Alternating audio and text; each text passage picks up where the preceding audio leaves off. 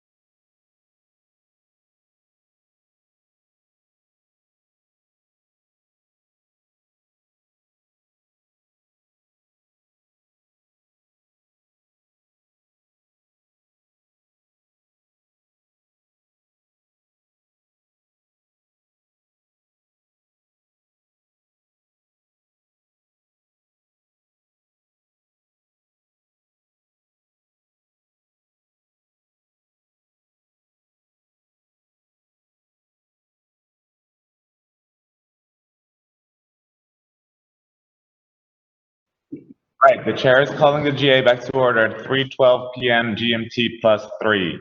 We will continue with the discussion on nominees, so I will hand over to Katarina from the Election Committee. Hi guys, it's me again.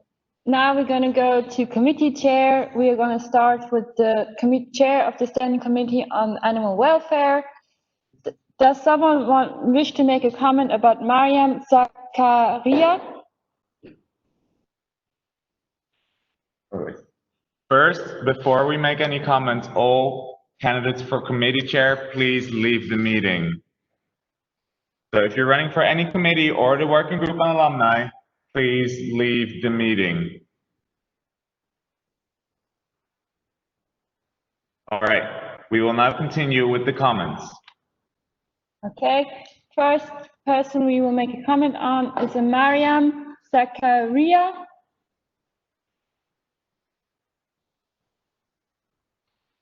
Glenn? Okay, my name is Energy from IVSA Kumasi, Ghana. Mariam is someone who is hardworking, open to new experiences, and can adapt easily to challenges. She's someone that puts her mind to whatever needs to be done and she makes sure she achieves an excellent result. She is good for the position because I believe she has so much potential to offer if given the chance. Thank you.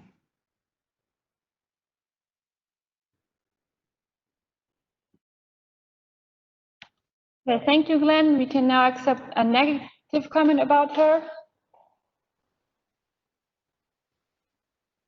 Okay. Then next will be Mubarak Aliyu from IVSA Nigeria. Does someone wish to make a comment about him? Laure Chevalier. Laure Chevalier, IVSA France. I was the current chair of the Standing Committee on Animal Welfare, and I know that the two other members have asked me questions about the projects that the committee has been doing, and Mubarak has not. And I'm concerned that he might not be aware of all the projects that school is carrying out, and therefore that he might have issues catching on to everything that the committee works on. Thank you. We can accept now a positive comment about him.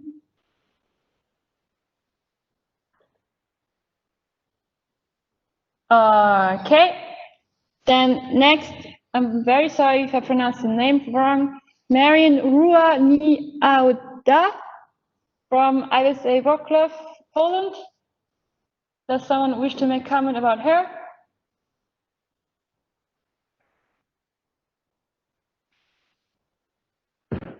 Laure?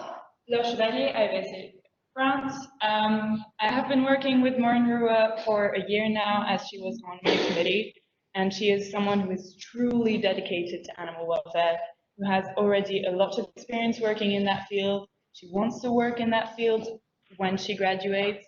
She knows a lot of things and a lot of associations and people in that regard, and she's also very aware about how the committee works. She has a she is capable of handling a large workload and managing her time. And I believe she will also be capable of leading the team very effectively. Okay, thank you for that. Does someone wish to make a negative comment for her? If not, we're going to move forward to the Standing Committee on One Health. Starting with Adetona Mutiat Adenike from IVSA Nigeria. Dashi? Yeah, can you hear me? Can you hear Sorry? Yes, we can hear you. me? Dashi Godiet from IVSA Nigeria. Mutiat is a dedicated person. She has a good communication and teamwork skills. She's committed. She can you can trust her to carry out and delegate tasks efficiently. She has worked effectively at both local and national levels, and I feel she's best for this position. Thank you.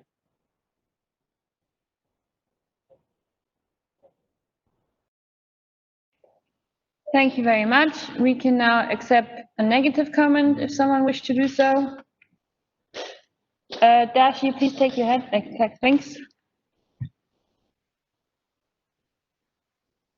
If not, we will move forward to Safak Hamdi Arjun from IVSA Ankara, Turkey. Does someone wish to make a comment about him?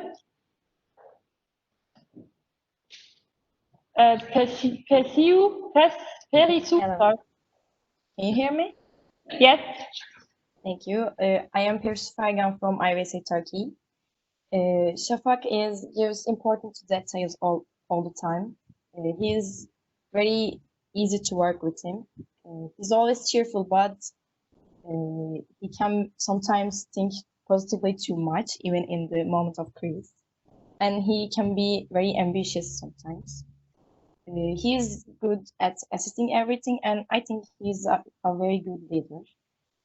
Despite all this, he's a good fit for this position. Thank you.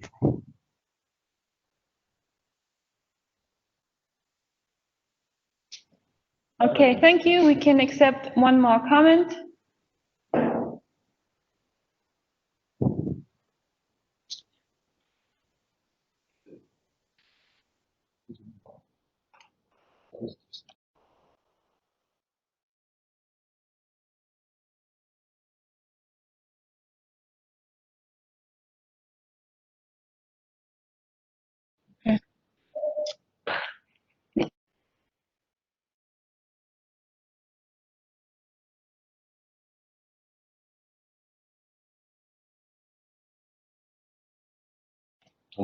Okay, thank you guys.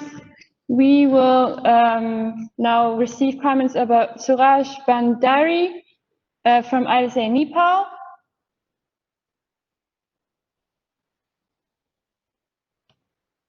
Nabila?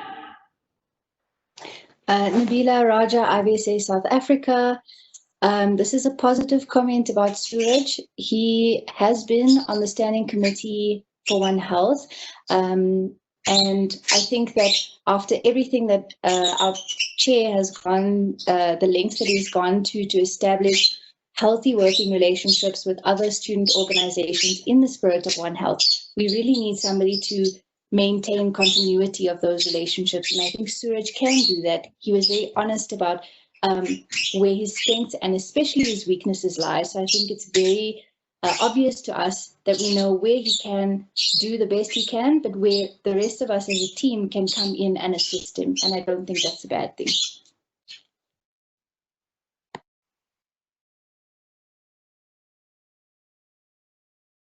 Thank you, Nabila. Does someone wish to make another comment about Suraj, but it has to be negative?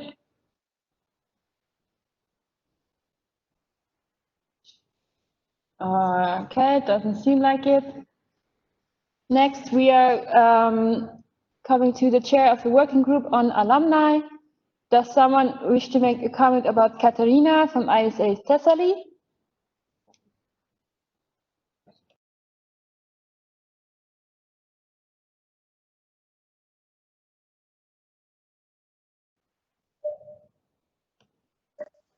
Julia? Julia Neves, IVSA Switzerland. In my time working as secretary to both PRC and to Arrow, I have on multiple occasions received materials that we needed from Wellness and from Katarina, not only 1 or 2, but even maybe a month late. And this was not just one time, this was multiple times. We have had a project with Arrow that was basically delayed by at least 2 months because of her sending in projects late, and that is my concern about Katarina. Thank you. Thank you. Nabila, could you please take your hand down if it's not a comment about Katarina? Thank you. Jordan, we can only accept a positive comment now. Okay. Jordan? Okay. Jordan Egan, IVSA UK and Ireland. I would like to make a positive comment about Katarina. So Katarina has been a fantastic chair of the Wellness Committee this year. It was a very quiet committee last year, and she's really transformed the committee and done so many things for it. Whilst being a final year student, she has been instrumental really, and together with her passion for wellness, with the passion of alumni, she will be a fantastic leader of the working group of alumni. She has really strong leadership skills and she really knows how to bring the best out of people. I've had the pleasure of working with her on the bylaw amendments also, which will be presented in Indonesia. And I look forward to being one of her mentors on the Alumni Mentor Mentee program that's upcoming.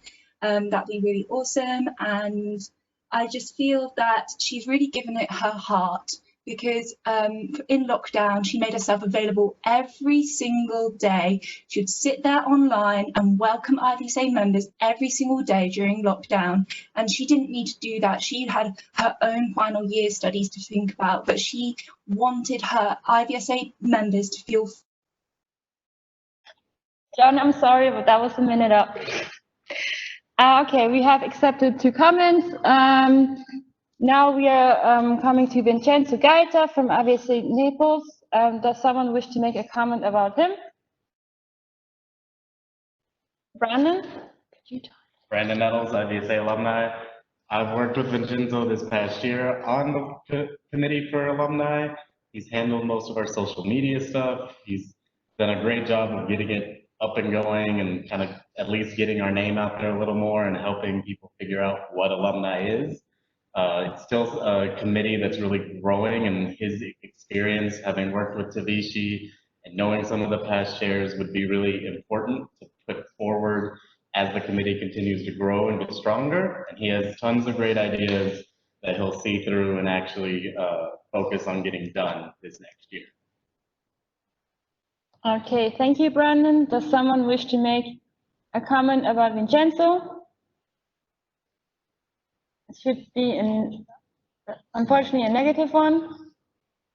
Jordan, is that still a hand?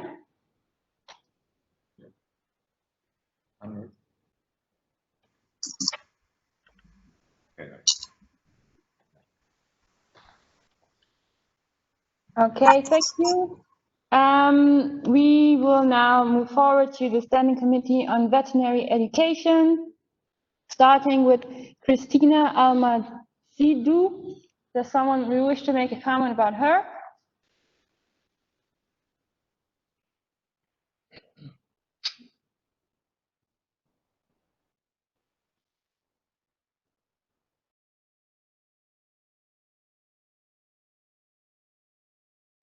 Okay, doesn't seem like it.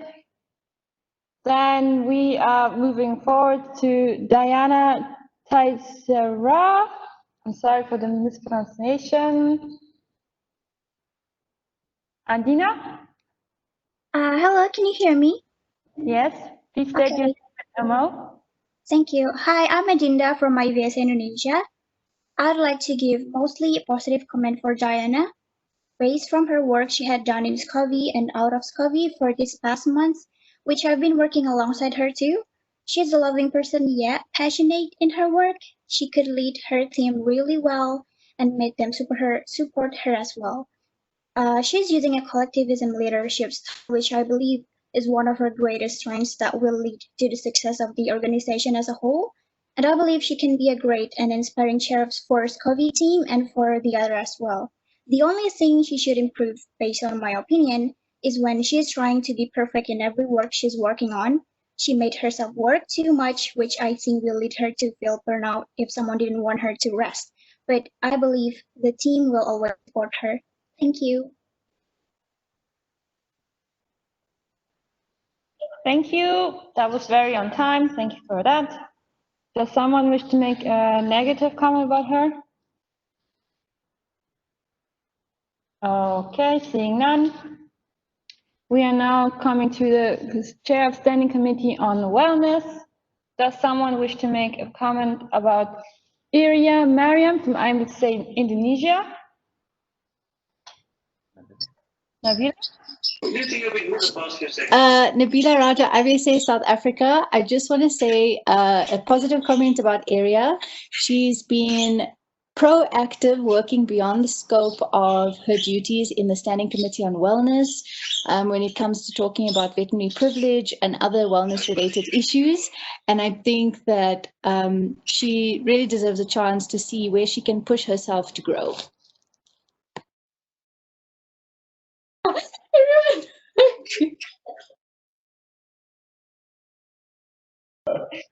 Thank you, Nabila.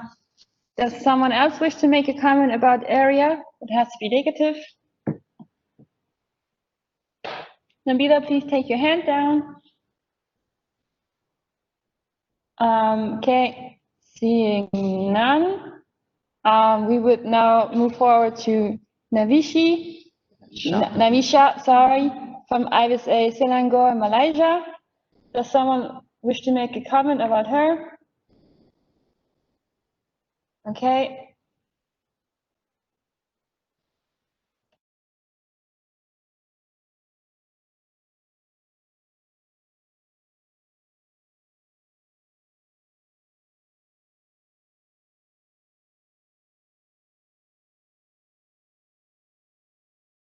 Yeah. Lorraine from Planta, IVSA Zurich, Switzerland. I have met Navisha in Morocco on the symposium and post-symposium. We had a lot of discussion about being project manager for the committees, and she was full of a lot of cool ideas for the future, also for better collaborations between the committees and better involvement on like social media and local level. And I think she will be a perfect fit for next term as a chair of the Standing Committee of Wellness. Thank you. Does someone wish to make a negative comment about her? Nabila, your hand is still on. I'm gonna assume that you just forgot it. Okay. Then next.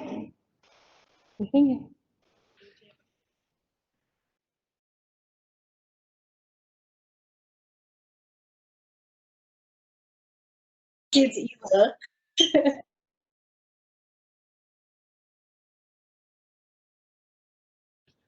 Okay. So next will be the Standing Committee on Career Attributes. We will start with Talia Williams from IVSA SAVNA. Does someone wish to make a comment about her?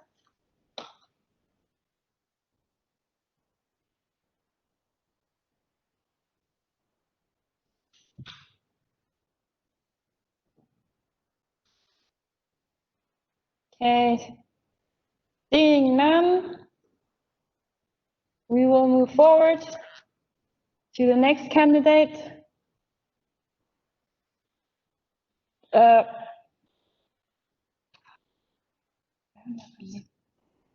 Isabella from IVSA Poland. Does someone wish to make a comment about her?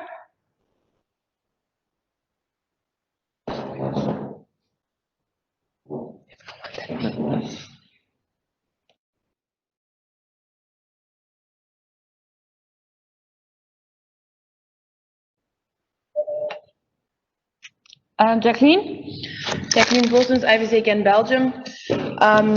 I've met Isa last year in Croatia, and I have got to know her better since. And I've talked with her a lot about her running for chair. She's very motivated, even though she is stressed sometimes and doesn't know how to express herself. But I know that she has a whole lot of great ideas, and that she would be a real catch to have as a chair.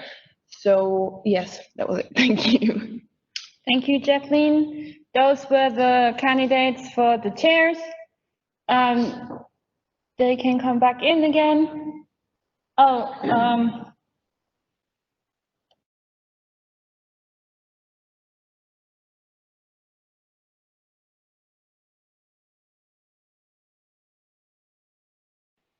We just received a message from Sophie from IVSA SAVMA that would like to make a comment for Taylor Williams from IVSA SAVMA for Chair of the Standing Committee on Career Attributes. Sophie, if you can't get your audio to work, we will send you a personal message and we will figure something out so you can make the comments. Please bear with us. I think you got it to work. Okay, can you guys hear me? Yes. Okay. Hi, this is Sophie from IVSA SAVMA. I just want to speak on behalf of Taylor. She is currently my vice president at our local school's IVSA chapter, and she's extremely hardworking and very eager to get involved with IVSA in any way she can. So I think it would be a great idea to give her a chance to kind of explore where she might fit in with IVSA. I know she's full of great ideas, and I'm excited to see where she can take our chapter. Thank you. thank you very much. So that was it for the chairs. We are now moving forward to secretariats. Can the secretariat candidates please leave the room?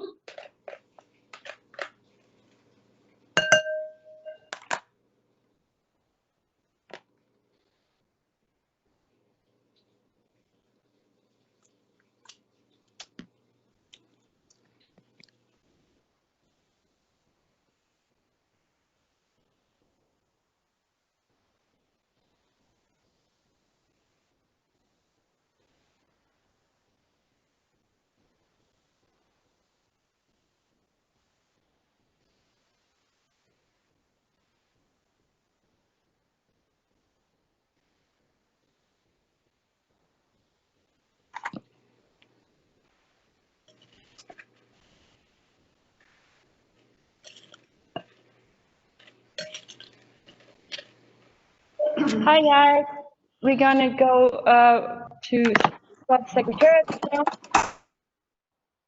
now. If you don't wish to make a comment, please unmute yourself. Okay, same spiel. So we are gonna start with Caroline Amo from IVSA Norway. Does someone wish to make a comment about her?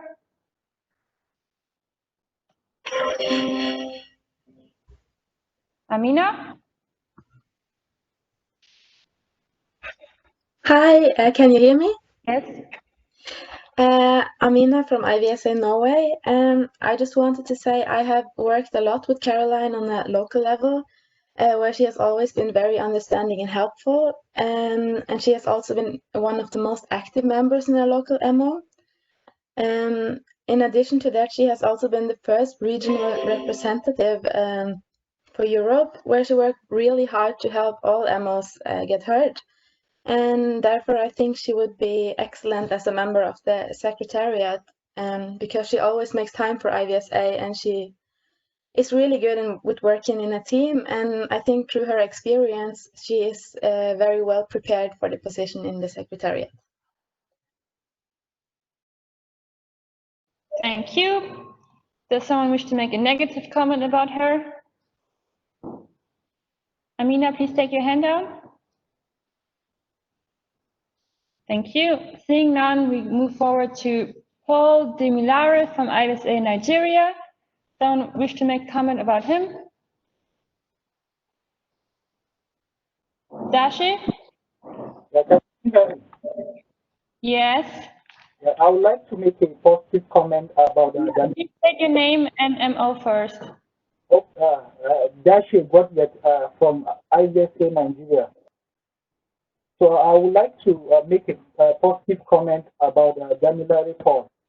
I have worked with Paul for over 2 years now on different platforms. He's presently the National Committee Coordinator of IVSA Nigeria, and I must say he's one of my favorite team members. He has shown high level of competence, every responsibility given to him, and he delivers. Hello, can you hear me? Yes, you can hear me, but not very clear. Can you maybe increase your volume or something like that? No. Can you hear me? Yes. Hello? Yes, yes. I think now it's better. Okay, I said I would like to make a positive comment about Damilare Paul. I have worked with Paul for over 2 years now on different platforms.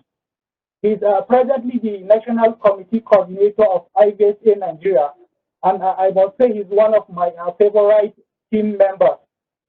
He has shown high level of competence in every responsibility that is given to him, and he delivers in time and also to detail. He also possesses good communication skills, and he's also a good team player. I have no doubt in my heart that when he's given the opportunity at the Secretariat, he will function very well and beyond expectations too. Thank you.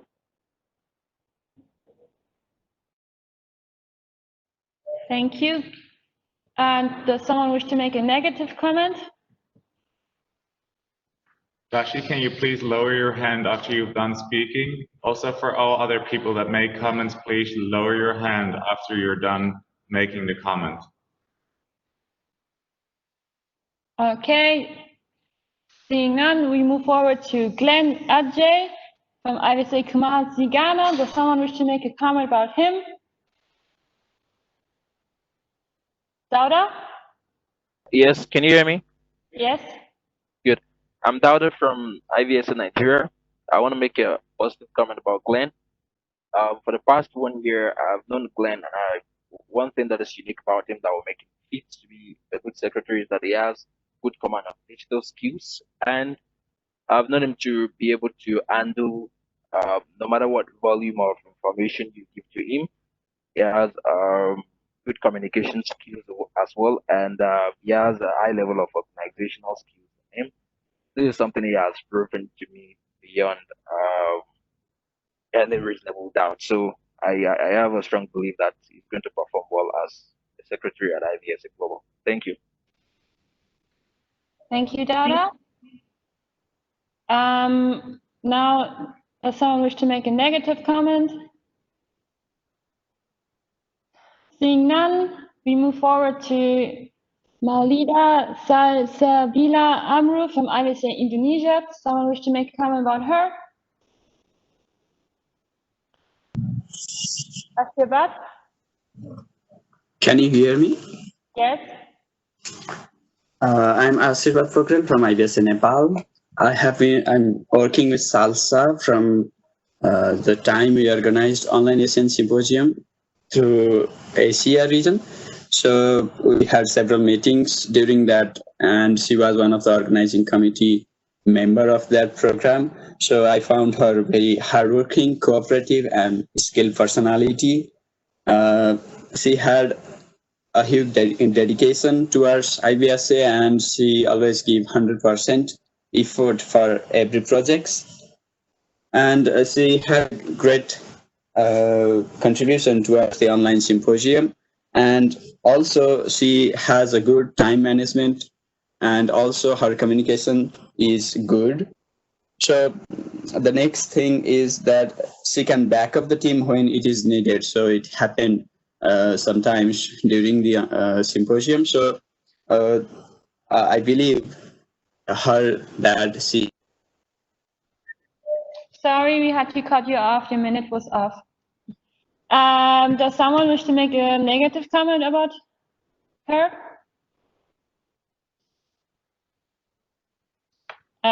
Seeing none, we move forward to Irem Islioglu from IVSA Ankara, Turkey.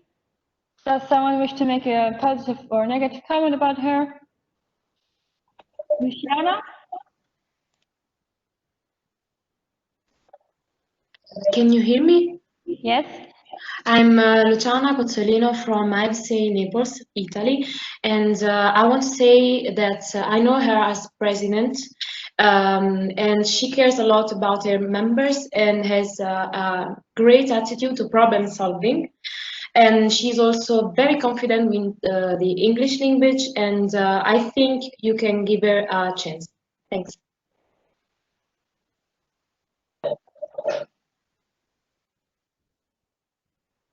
Thank you.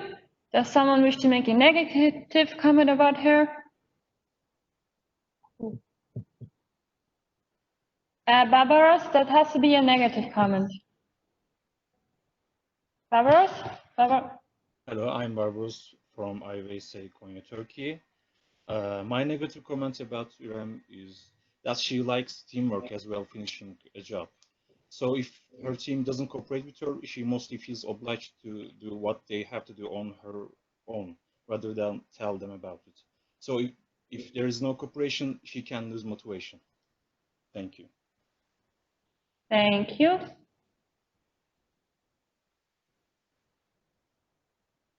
Okay, now we will move forward to Lina Serna from IVSA Colombia. Does someone wish to make a comment about her?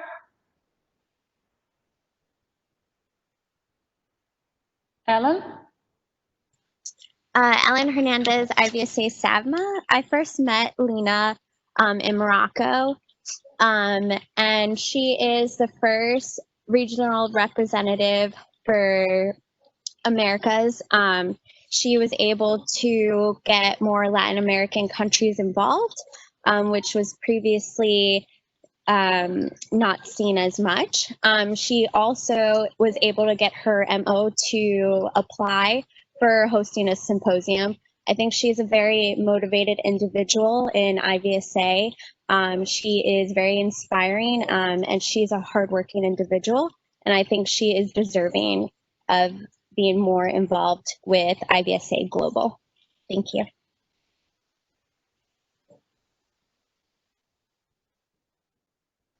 Thank you. That was it for the secretaries. No, wait, we can accept one more negative for her. If someone wants to wish to make a negative comment. Barbaros, is that still a hand up? Do you wish to make a comment? Barbaros? Sorry, I forgot it. Oh, no worries. Okay.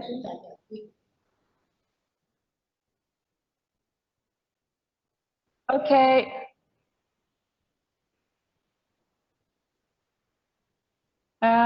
Then the secretaries can come back in, and we will do now regional representatives. So please, all regional representative nominees, leave the meeting. And then we can start.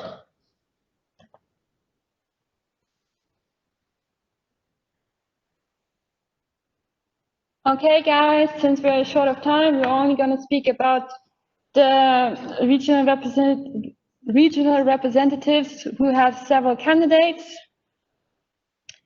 We will start with Aurélie Cornière.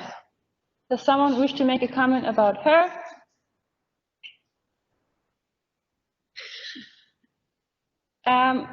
Wait a second, I just received a comment.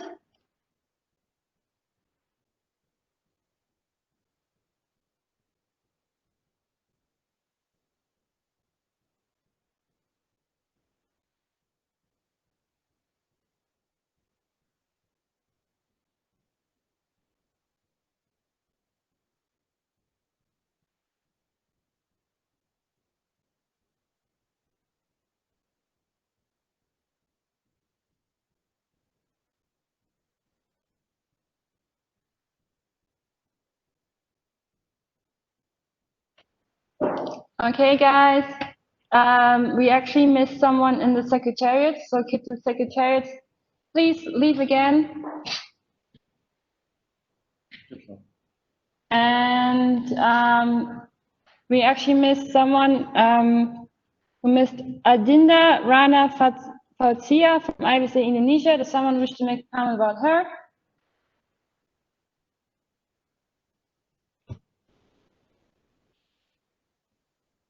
Diana?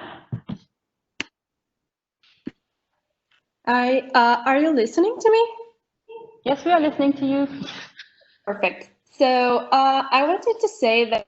Diana, please state your name and MO. Oh, sorry. Diana, IVSA Portugal. So Adinda was my procedure on SCOBY Ambassador Managing, and she is one of the most kind and inspiring people I had the chance to meet in IVSA. I think she's really humble, despite the fact she had a great experience and is still one of the top best students of her faculty. And most of all, I think she loves IVSA, and I'm sure that she will be a wonderful secretary because all of her passion and dedication.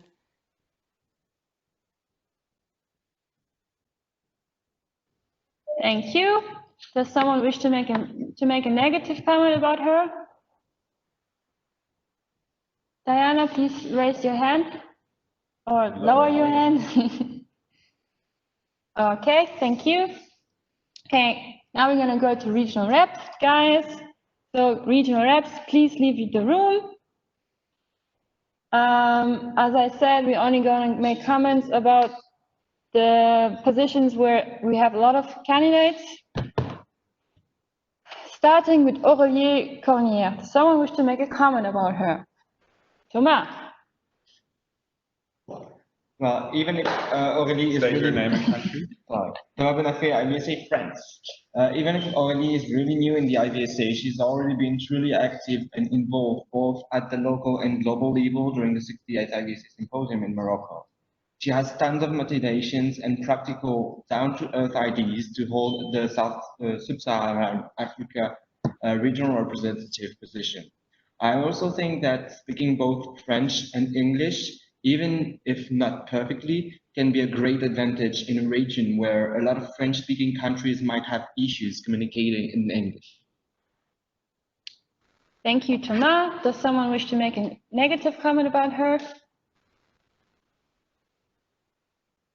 Seeing none, we accept now comments about Ludwig Botschwey from IVSA Kumasi, Ghana. Someone wish to make a comment about him?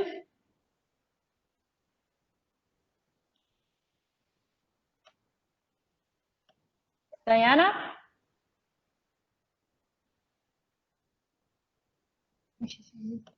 Diana? Sorry, are you listening now? Yes. Yes. Oh, okay. Diana Teixeira from IVSA Portugal.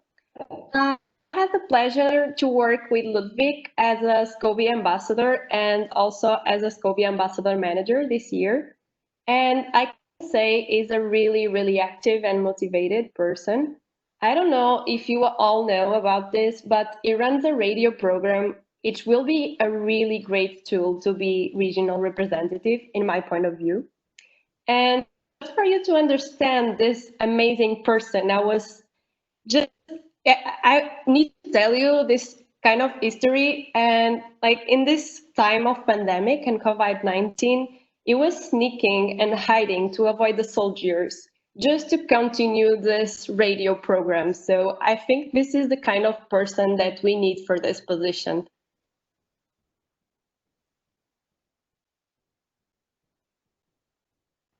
Thank you, Diana. Do we have a negative comment about Ludwig? Seeing none, we would now accept comments from Gabrielle Oneka from IVSA Nigeria. Does someone wish to make a comment about her? Diana, your hand is still up. Would you like to make a comment about? Okay. Okay. Seeing none, We would now accept comments from about Abdul Muez Abiola Abdul Karem. Really sorry about the pronunciation, guys. From IVSA Nigeria. Paul? Hello, can you hear me? Yes. Okay, this is Tamilare Paul, IVSA Nigeria. I had the opportunity to work with Abdul Muhiz, one of the national executive in my HEMO, and I can say that he is a very hard worker.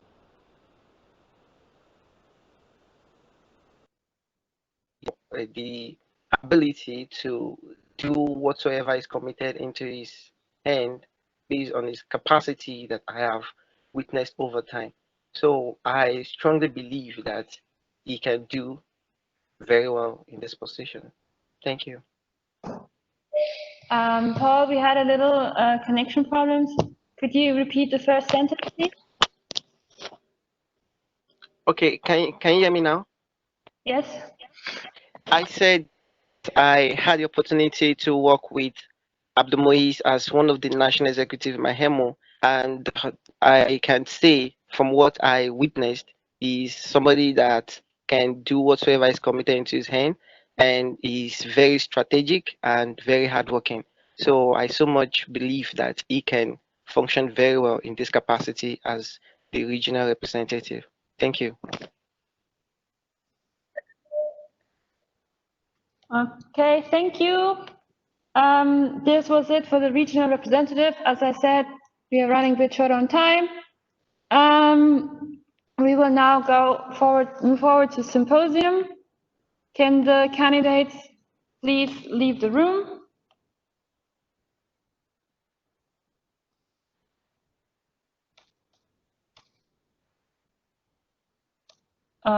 We're not, okay, guys.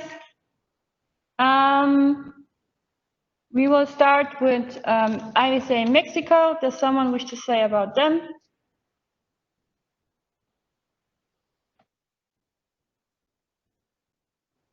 Paul, would you still like to make a comment about IVSA Mexico hosting the symposium? Else you can take your hand down. All right. Anyone would like to make a comment about IVSA Mexico? Brandon? Brandon Nettles, IVSA alumni. I've been talking with a few of the Mexican students who are planning this event and kind of help give them a little bit of guidance along the way. They're super motivated. They've started working hard on finding a ton of sponsors, finding partnerships with different places in the city of Guadalajara where they're wanting to have the event. And I think that a lot of their hard work will come through in a really great event.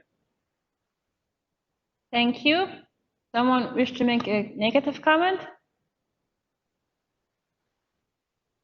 Seeing none, we will now accept comments about IVSA Colombia. Does someone wish to make a comment about them?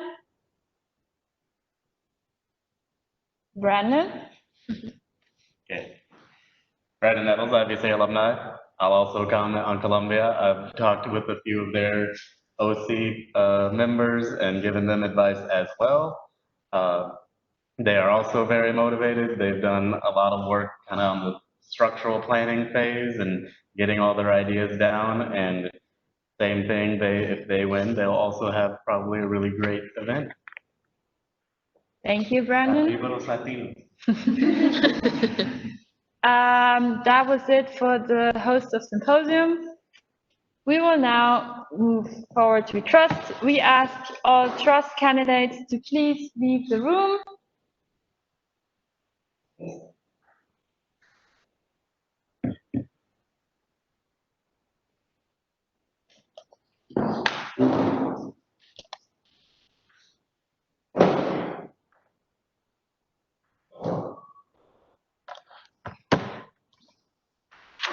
Okay.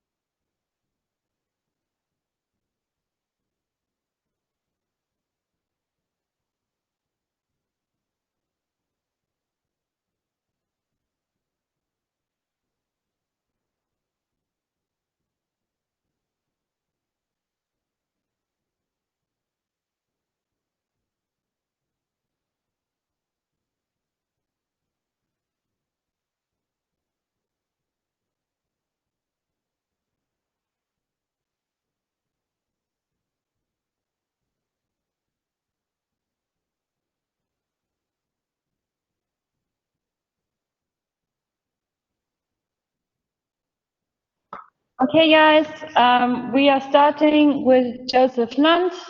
Does someone wish to make a comment about him? Kirstin? Kirsten Abraham, IVSA Austria. So I want to start with that show, and I are very good friends. But he made comments the last few days that, and me, Trust, and EXCO have to make a statement about that. First off, he stated in his speech that he contributed in founding the scholarship fund that he claims has now led up to 600,000 euros, which is factually incorrect. After review of the past finances, our income and expenses do not match up with this high of a number.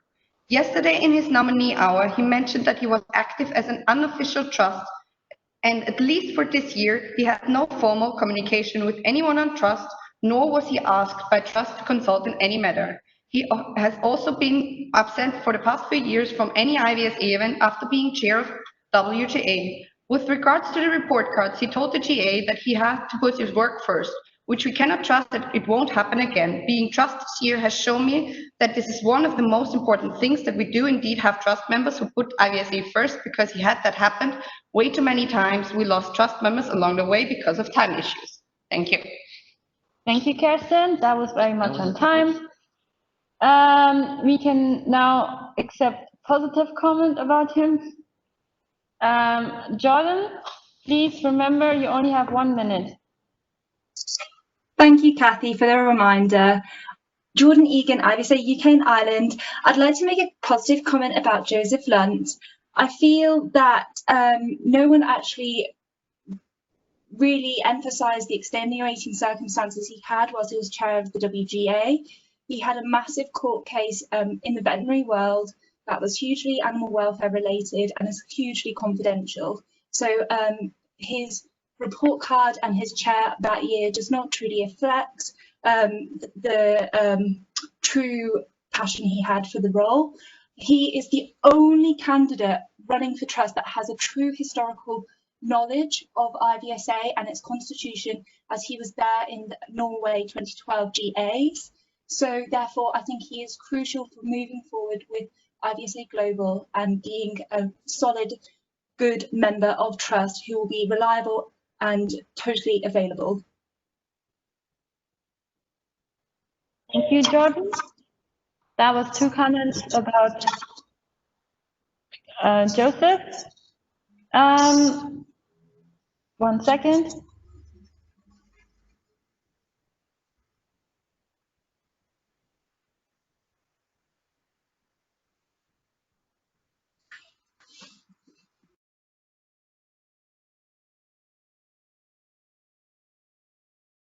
Okay. We will now accept comments about Anya Chikiewicz. Does someone wish to make a comment about her?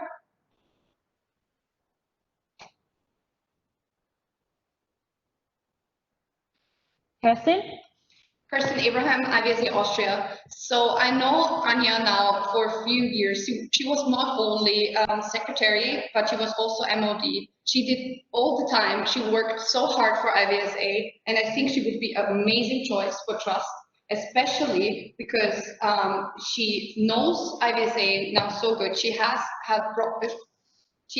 projects she still wants to continue, and I think she would be an amazing help for the next MOD. Thank you. Thank you, Kirsten. Does someone wish to say something negative about her? Okay, seeing none, we move forward to Elvin van Oldenburg. Jordan, was that a comment still about Anya? Yes, it was, yeah. Okay. Is it a negative one? Is it a negative one? You can only accept a negative one. Yes. Okay, you can go. You have 1 minute. Jordan Egan, IVSA UK and Ireland. I appreciate Anya is a hard worker. However, I feel like this past year, with constitutional amendments she has proposed, she has not fully done her research or reached out to the correct people that this constitutional amendment will affect. with someone that is not really reaching out to the MOs on the local level as membership organisation director, I feel like this is a huge mistake, and therefore I feel that Anya might not be the best person for trust because she does not take this into consideration. Thank you. Thank you, Jordan. We can now move forward to Alvin van Oldenburg. Does someone wish to make a comment about him?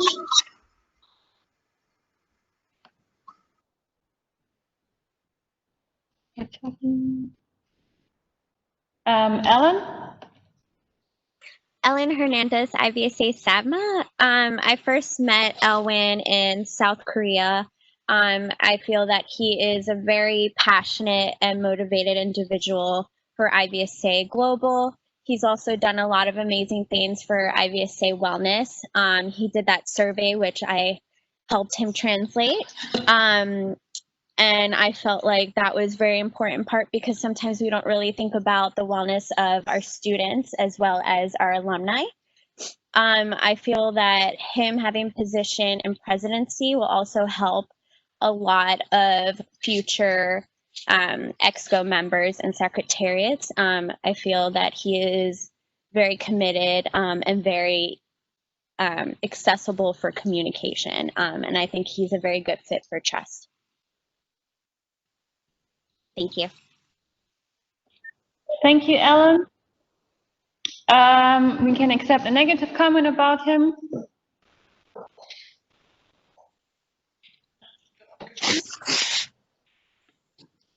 Okay, seeing none, we move forward to Brandon Nettles. Does someone wish to make a comment about him?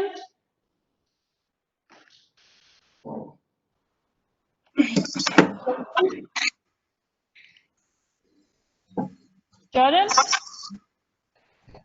Hello, Jordan Egan, IVSA UK and Ireland. I wish to make a negative comment about Brandon Nettles. I worked very closely with Brandon Nettles on my executive committee year, and I felt there were quite a few issues during that year. He would be a bit unprofessional and privately reach out to me to sort of talk badly of a fellow EXCO member and to stimulate that. And then he also, instead of directly talking and sort of being more diplomatic, he was very sort of inappropriate with the role of vice president. So I do not feel like he has the best interests of IVSA at heart. Thank you.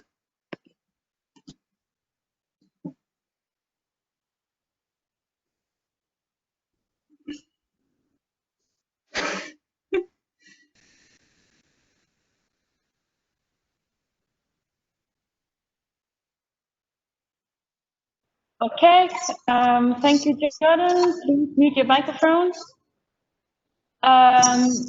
Sylvia, you want to Sylvia? Hello? Hello, Sylvia? Why can't I unmute you? Oh. Hi. Hey, hello. Hello. Hi, it's Silvia from Colombia.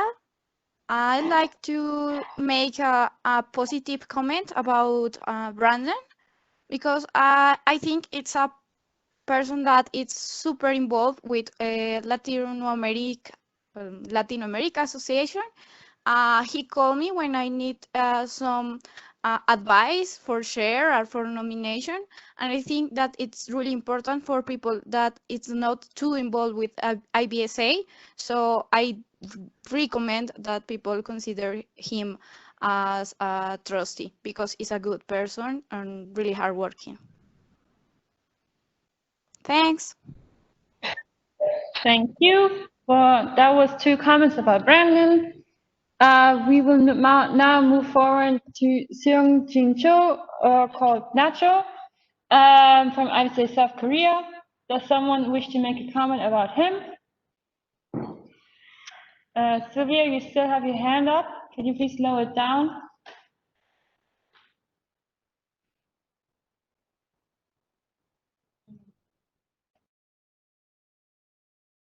Lisa? Mr. Bureau, I would say the Netherlands. I would like to make a positive comment on Nacho. So while I was an official, I got to work with Nacho for quite a bit when he was PRC. And I think not only because he is from South Korea that he offers diversity to the trust team that is about to be, but he's also very good in making sure the team gets along with each other, as in he has been a peacekeeper in many, well, arguments that have happened. So I think that's a very beneficial skill to choose into Nacho. Thank you, Lisa. Does someone wish to make a negative comment about him? Seeing none, we move forward to Pavishi Pandya from IVSA Alumni. Does someone wish to make a comment about her?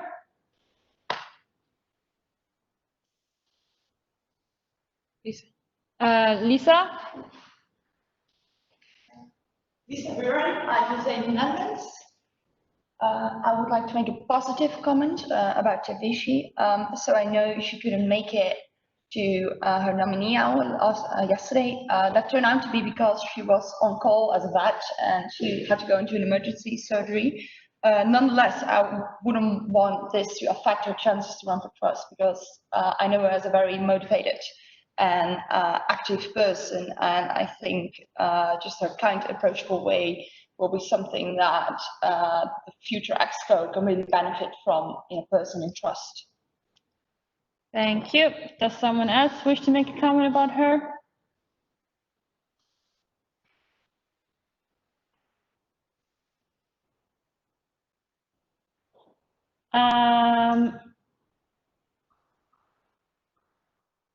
Okay, moving forward. Last person is Daniel Lund from IVSA Denmark. Does someone wish to make a comment about him?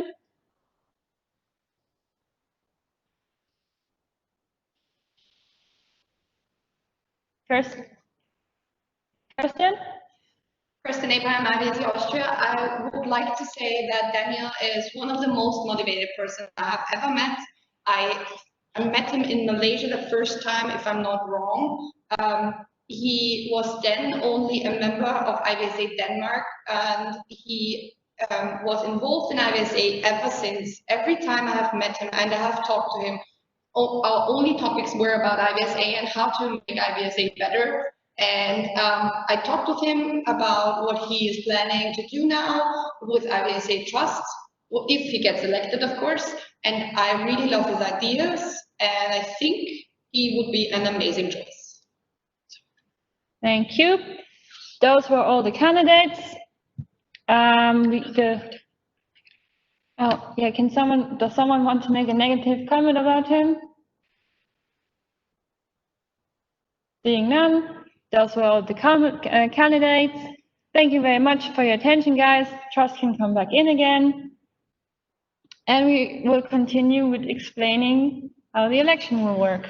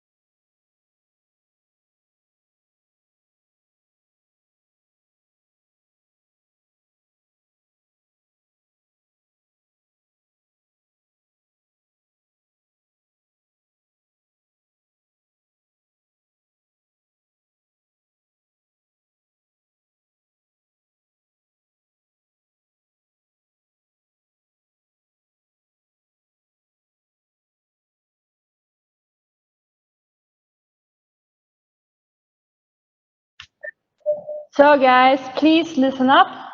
This is very important. I'm going to explain you how the election will run. Okay? The election of Executive Committee, Regional Representatives, Committee Chairs, and the 17th IVSA Symposium host are elections that shall be by preferential digital voting to obtain an absolute majority. Secretariats and trust shall be by plurality at large. The nominees with the highest numbers of votes are elected to fill the available positions whether or not they have a majority. Okay? Next one.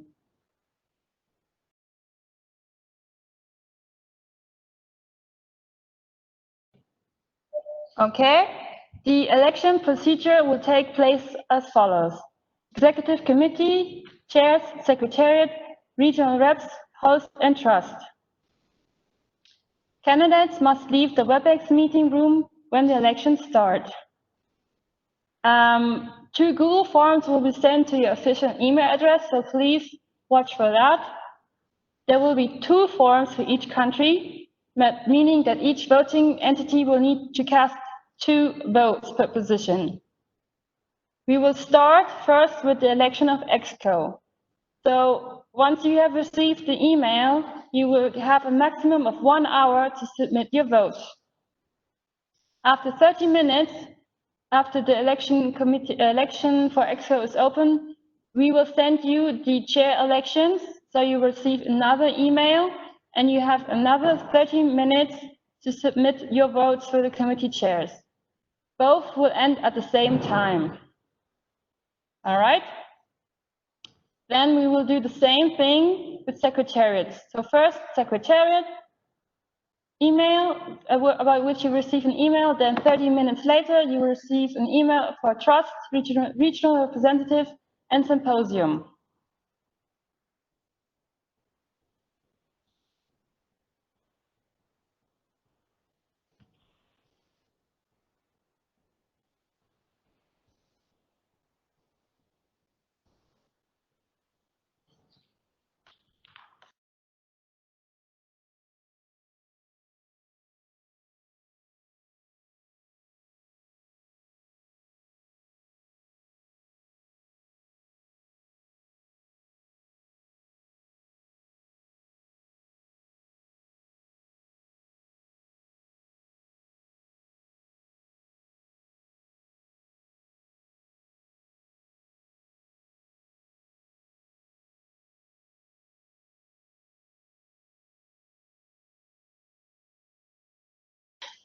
Okay, I will explain a bit more about the voting procedure.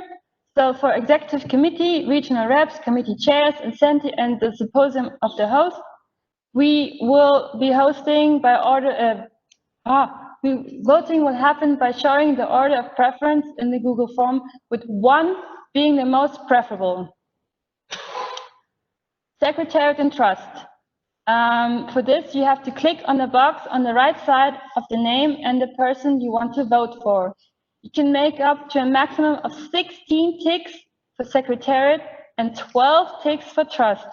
This means for a maximum of 8 for secretariats and 6 for trust per column. Okay, guys, easy math. You cannot vote against someone, but you can abstain by not expressing your preference for 1 or more candidates up to all candidates. So maximal abstain votes. Hey guys, for 1 minute, we have technical issues.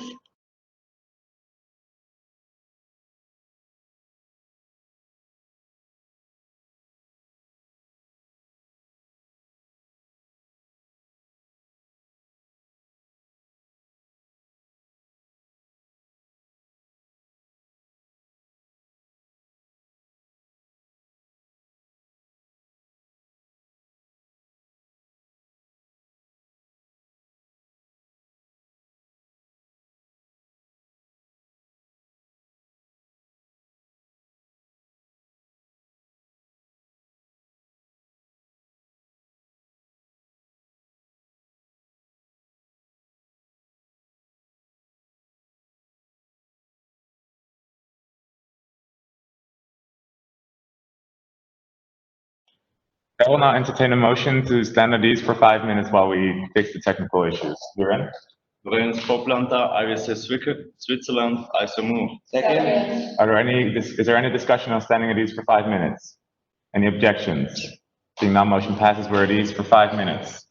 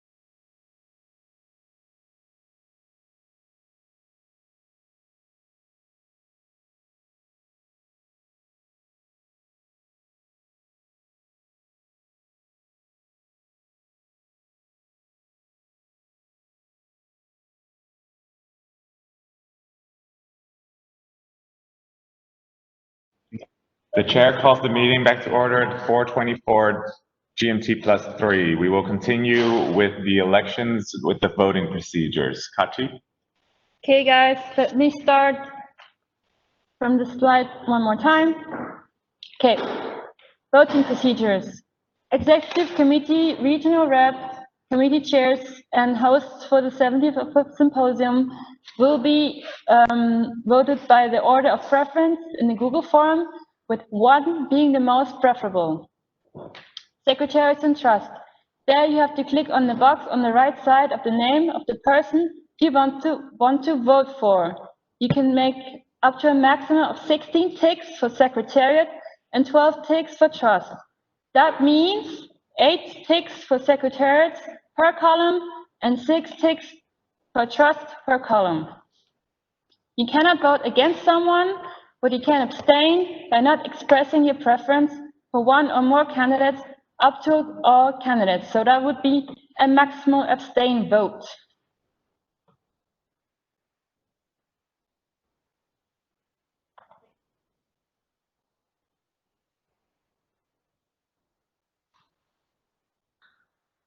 Okay, here guys are some practical examples. You can see for executive committees, chairs, and regional reps and symposium, you will receive one link, and you will have to fill in your number, your 2 numbers that you receive once in each on each document. You can see at the bottom your options: vanilla, chocolate, strawberry, melon, and mango. And if strawberry is your favorite ice cream, you put a first on there. And on your second vote, if melon is also very tasty to you, then you put melon as a first preference. Okay? Sorry. Okay, guys. So you should really put a tick to each preference. If you don't, your vote will be invalid. So as you can see, in the first example, that person did not indicate a first preference. Therefore, the vote is invalid. And also didn't put a third preference, so therefore the vote is also invalid.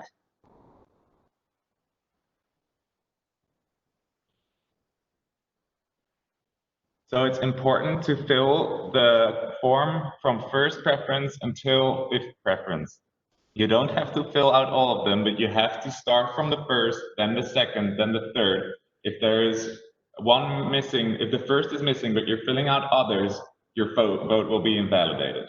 That is very important. Okay, guys. So in this case, sorry, one more back. So in this case, you would actually, on the example on the left, you would actually abstain for the fifth preference if you don't fill anything in, but you have to fill something in at least for the first preference. Okay, next slide. Okay, guys, so for secretariats and trust, it's different. You can make per column a maximum of 8 votes, or for trust, only 6 votes. Therefore, you see 2 columns, and you, in total per each column, you make a total of 8 for secretariats or 6 for trust. Okay? So guys, please make sure your votes are valid. So please read the information on the election procedure carefully. We have sent them out previously. So that means that you only select the box in the plurality at large votes. That means the secretariats and trust. And for executive committees and committee chairs, you mark from number 1 onwards in the preferential votes. Okay, again, you're only allowed to make 16 crosses for secretariats and 12 crosses for trust. If you do more than that, your voting ballot will also be invalid. Each country has 2 votes. Okay?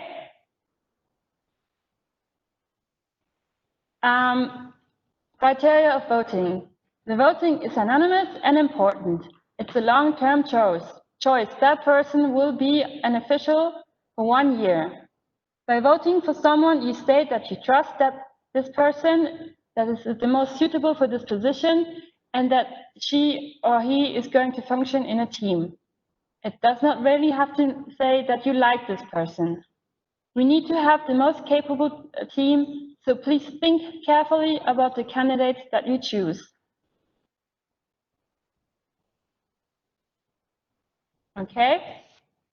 Things to take into consideration are personal attributes, their capability to work in a team, how compatible their personal skills are with the skills required for the position, motivation and dedication to IVSA, relevant IVSA experience, and other experience that might be relevant for this position, and just an overall, the person you think is most suitable for that position. Any questions?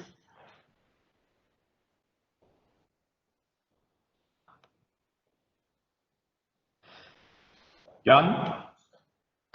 Jan Mattila, IVSA Finland. I have a couple of questions. First, why are you telling me what and based on what to vote? That's inappropriate. The second question, what is with the preferential thing? Every country has 2 votes. Why do we have to make a preferential list for any voted position? So to answer your first question, that's just a guideline. We're not telling you who to vote for. That is still your own decision. This is just a guideline, what you can base your decision on. Then on the second, you still have 2 votes, but the IVSA uses preferential voting as its voting system for candidates for the executive committee, regional representatives, committee chairs, and hosts for the next event. So in this case, the symposium. So you will have to fill out the form twice and indicate your preferences. That is how the IVSA voting system works. Does that answer your question?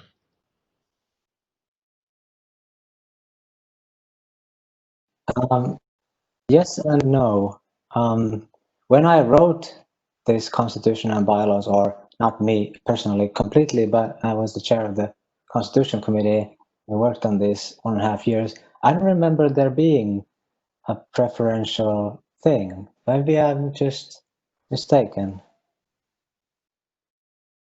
The way the bylaws are currently written, they state that IVSA uses a preferential voting system for its elections. It is in the bylaws. Can you please point to the section of the bylaws where it's stated, if that's okay? After the parliamentary inquiry, the parliamentarian will look this up. Thank you.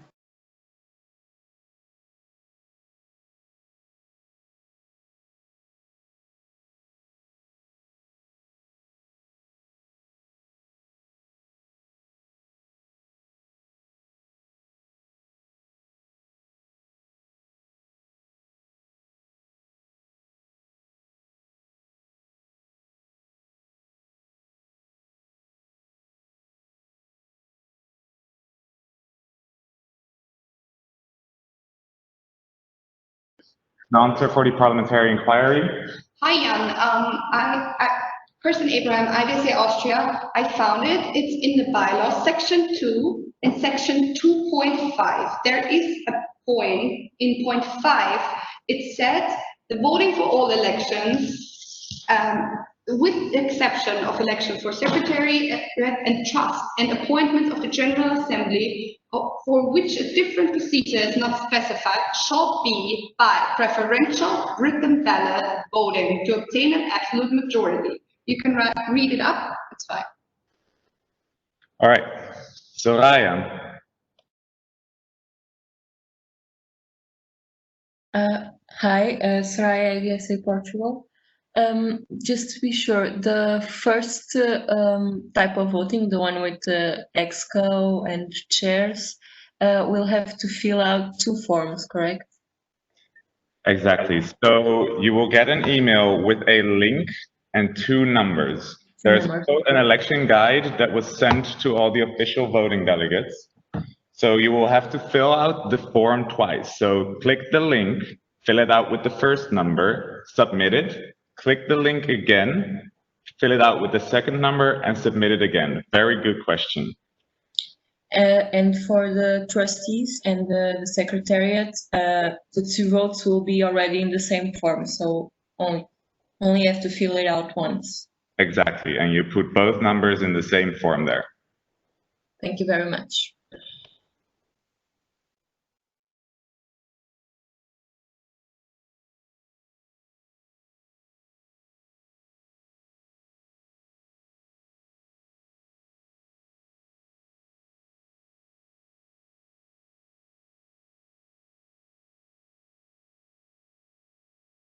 We got a question from Katarina from IVSA Greece about the preferential voting system. So we don't have to fill all of them, but we have to fill them consecutively, which means from 1 till 5, which is exactly correct, Katarina.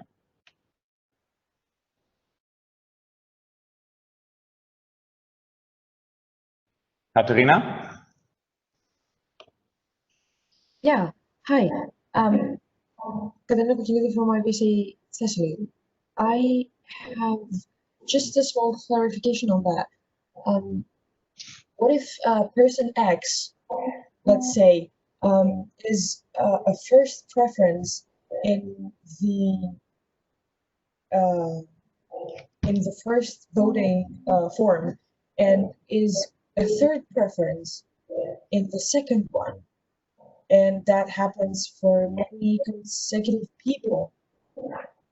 How is that going to work for you? How are you? So the way that preferential voting works, I will just explain this real quick, is that, Yeah, thanks. yeah, so we will first look at everyone's first preferences. If anyone obtains an absolute majority just by first preferences, the vote ends there, that person gets elected.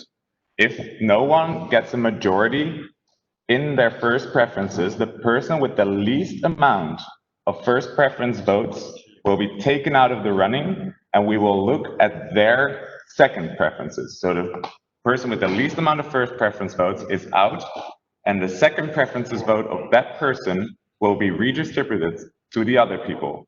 And then if there is someone that has over 50% of the vote, they will be elected. If there's not, again, we look at the person with the least amount of preferential votes, or then also in total with the least amount of votes. Take them out, their votes will be added again until there's someone with a majority. So in the end, it could be that there's only 2 people left that get the votes, but in the end, there will always be someone that has a majority. Aria? Oh, wait, this is in the Q&A. Oh yeah. So you're... Thanks for the clarification. All right, I hope it's clear now. Yeah, Aria, since you are the official voting delegate for IVSA Tunisia and a nominee for the CC position, you unfortunately will not be able to vote in the CC election.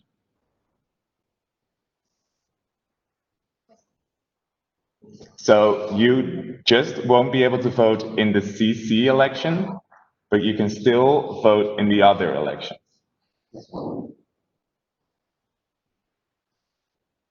Tunisia won't have a vote in the CC election. This was communicated to you before, but they will still be able to vote for all the other EXCO positions.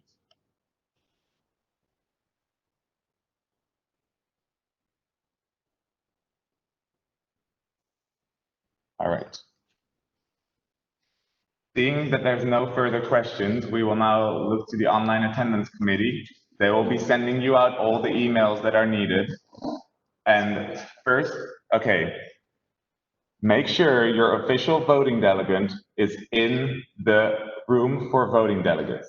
We are going to lock it in 1 minute. Then you won't be able to vote for the EXCO elections anymore if you're not in the voting delegate meeting in 1 minute. Please make sure you're there. All right.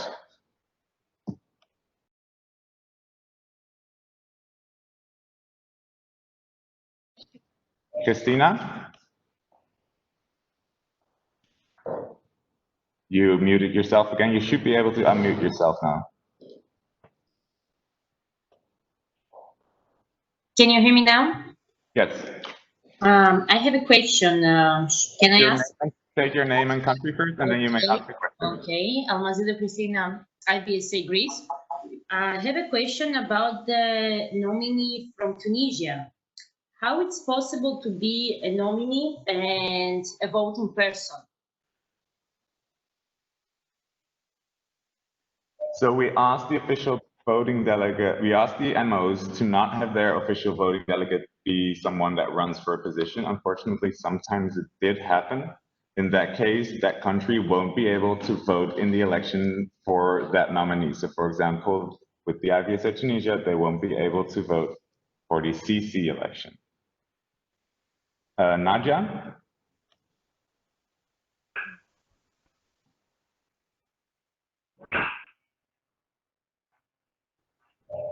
Nadia from IVSA Indonesia, would you like to say something?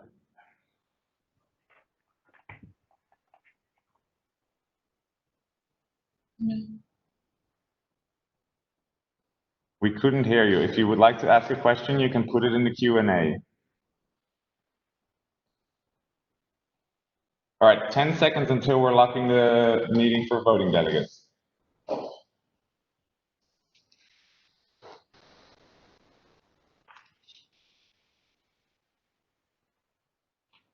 Okay, we are locking the meeting for voting delegates.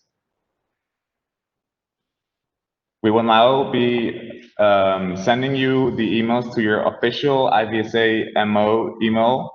This might take about 10 minutes, so please bear with us. We will let you know when they're all sent. So the chair would like to entertain a motion to stand at ease until further notice. Thomas? Second. Is there any discussion to standing at ease? Are there any objections? Hearing none, we're at ease.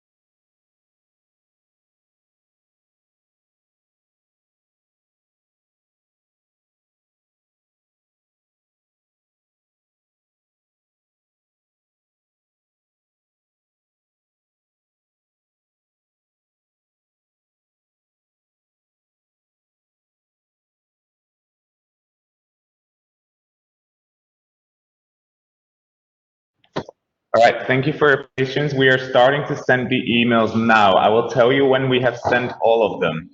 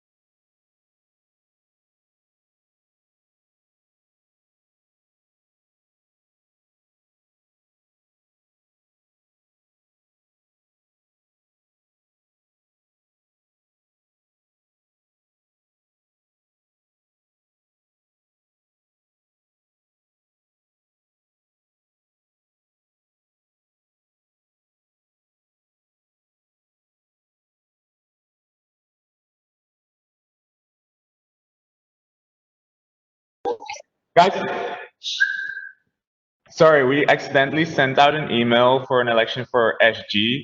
That is wrong. Please don't fill that one out. I'm very sorry. That was an accident.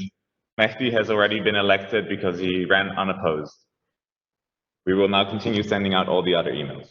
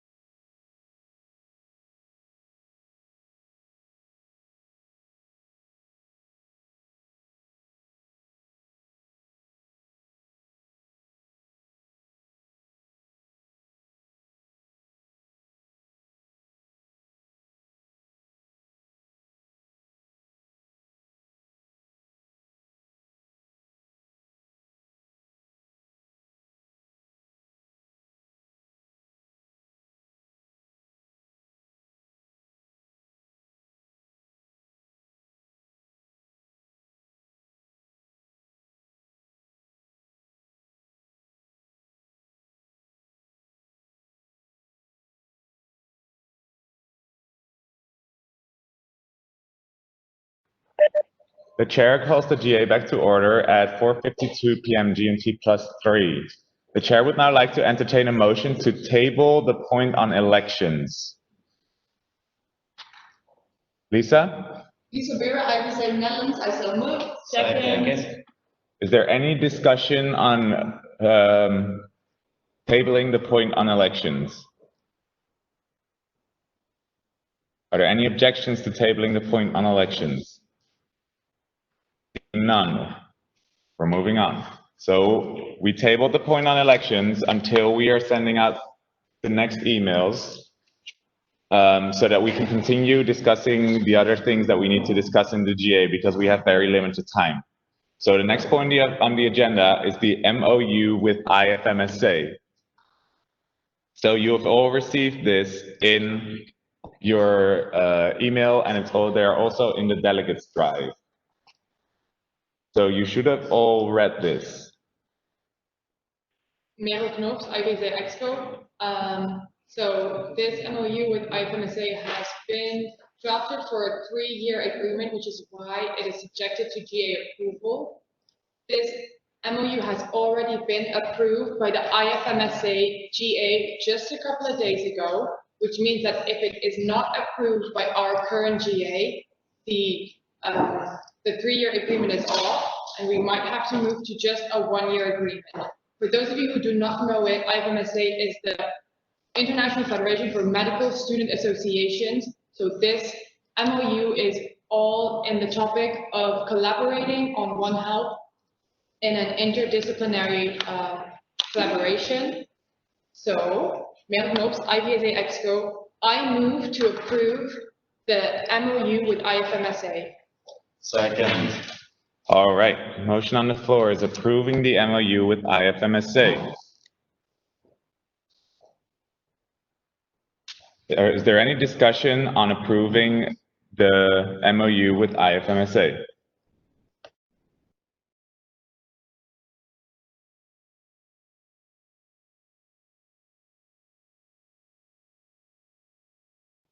And I see a question, point of information, can you start voting? Yes, you can. You have an hour to fill out your preferences for the expo, but we will continue discussing the MOUs and the other points on the agenda while the elections go on to save time. If at any point you feel like you can't do both at the same time, make a motion and call for a recess. Christina. Christina Almazido, IVSA Greece. I think that it's not possible, especially when we have new people in the GA, to be involved in the GA as it continues and to vote at the same time.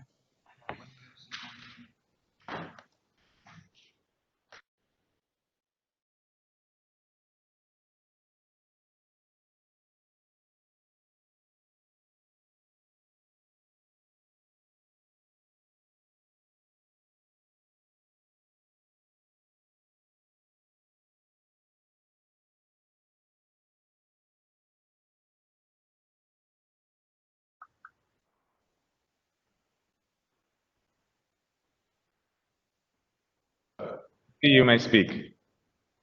Yeah, Mary said she's up. We're discussing MOUs. Sorry, I didn't ask before. I just wanted to discuss with Thomas that I couldn't raise my hand. All right. That's all. All right, no issue. All right, is there any discussion on the MOU with approving the MOU with IFMSA?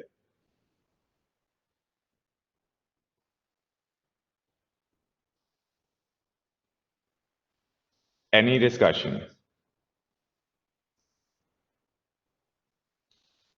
Jan.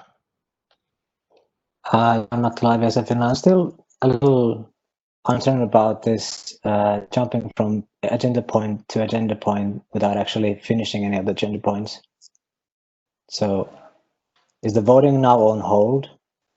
We've already jumped from 9.7 to 23, then we're going to 25, then we're going to 10.1. Did we pass 9.8? Like, what's happening here?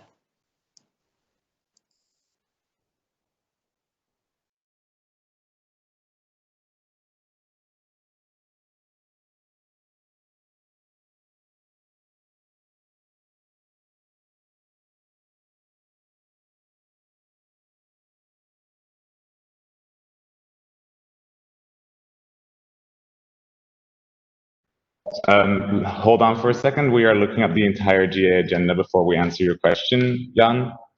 Daniel, do you want to speak? If yes, please keep your hand raised because I can't unmute you elsewhere. Daniel Lund, IVSA Denmark. So the reason we went from point 20 something back to point 10, 10.1 is because we tabled the elections and point 26 is continued with the agenda from GA1 onwards. And now we are back at the next point of order in our GA session 1 onwards, which is approval of MOUs. Thank you for that explanation, Daniel. And as for point 9.8, which was, if I recall correctly, the bylaw amendment on member duties and inclusivity, unfortunately, we can't discuss that at the GA as we didn't get a unanimous vote on discussing both of those bylaw amendments yesterday. So, is there any discussion on approving the MOU with IFMSA? Jan, is your hand still up? Yeah, Jan, IVSA. I had the impression that we voted for unanimous consent to entertain a motion for 9.7.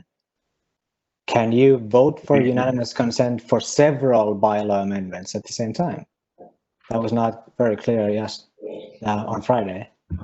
Yes, we were voting on both bylaw amendments and they did not pass the discussion. There were 2 votes against, so we can't discuss either of them. They will have to be resubmitted for the 69th IVSA symposium in Morocco, in Indonesia. Okay, but I only cast 2 votes. So I cast 1 set of votes, which should mean that 1 issue was decided. Did they somehow get bunched up? I mean, it is a different thing to have a bylaw amendment about member rights and a bylaw amendment about member duties, isn't it? Aren't those 2 separate things? There was a motion on the floor to discuss both bylaw amendments. It did not pass. Okay. So, is there any discussion on approving the MOU with IFMSA? Are there any objections to approve the MOU with IFMSA? Seeing none, motion passes. MOU with IFMSA is approved. Next up, the MOU with EAEVE.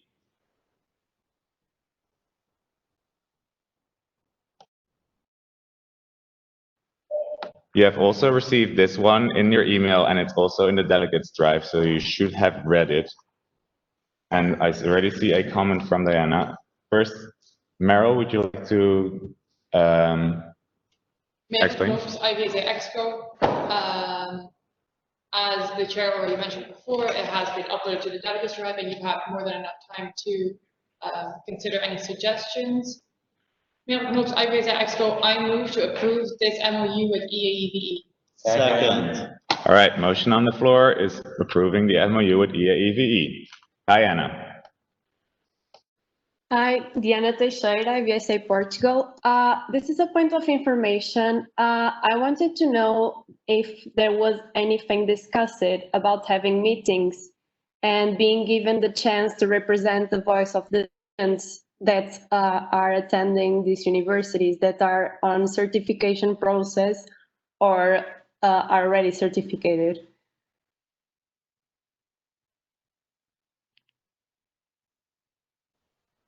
Sorry, I do not exactly understand your question. Can you maybe rephrase it a little? Yes.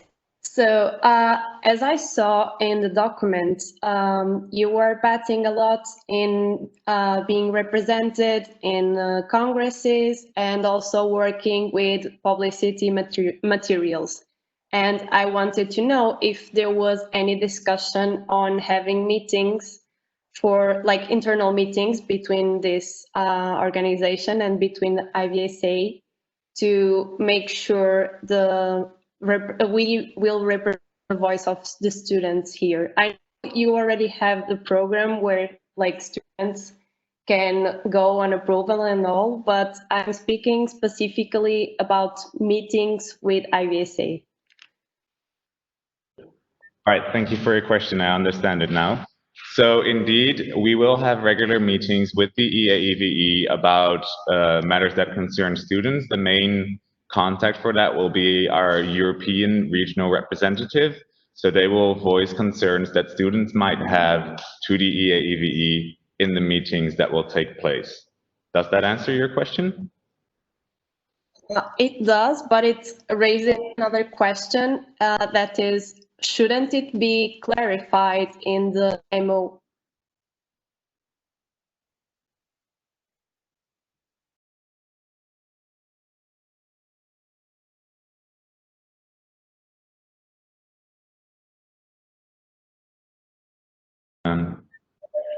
So if my memory serves me correct, I am pulling up the MOU right now. It says that the EAVE and IVSA will be in constant communication or something like that. I will look up the exact wording and we'll get back to you.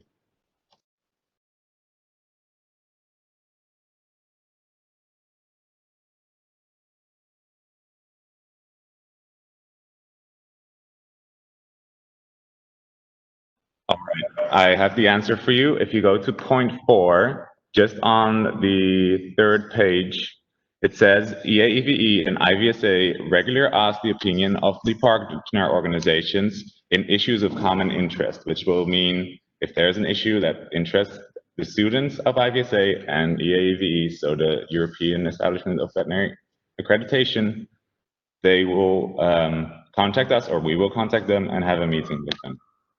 Does that answer your question? Yes, I'm clarified. Thank you. All right.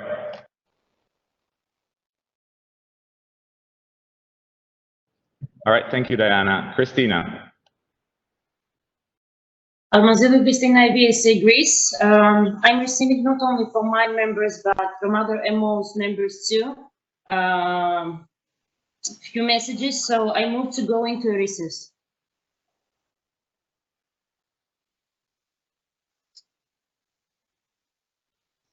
Is there a second? Okay, you need to specify a time, Christy. At least like 10 minutes, because we have to explain to our new members, and each MO has to explain to their members what exactly we have to do during the elections. And to be honest, I want to see what exactly is going on during the GA. So I cannot do 2 things at the same time. 10 minutes, I think it will be enough. All right, so you make a motion to go into recess for 10 minutes. You have to say it. I have to say my name again. Yes. Sorry. Christina, IVSA Greece. I moved to go to a recess for 10 minutes. Is there a second? Yes. All right. So any discussion on going into recess for 10 minutes?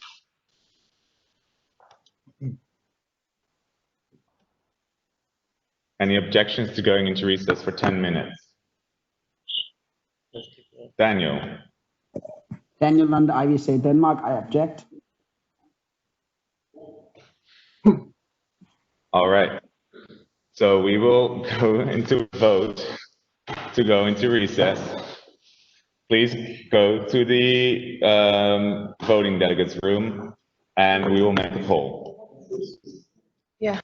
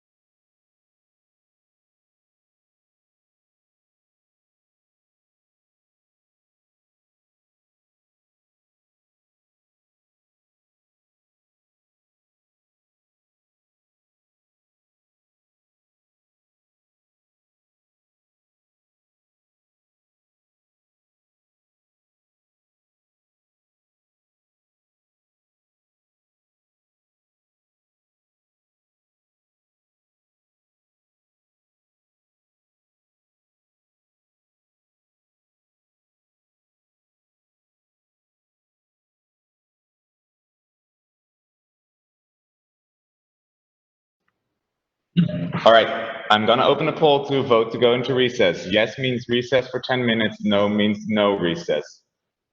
Well, as always, 1.5 minutes to vote.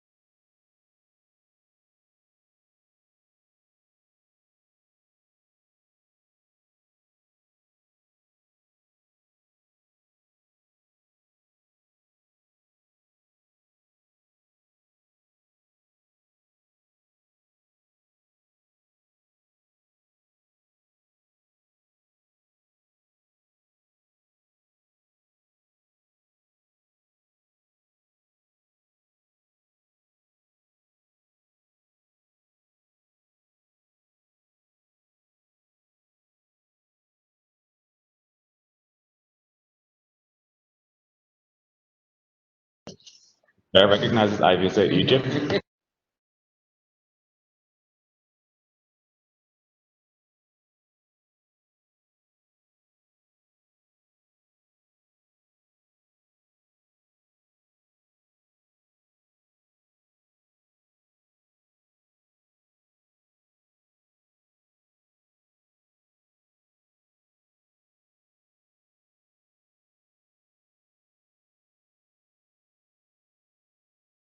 All right, from the voting on the motion, we have 30 votes in favor of going into recess and we have 37 against. Motion fails. We will continue discussing the MOU with EAEVE.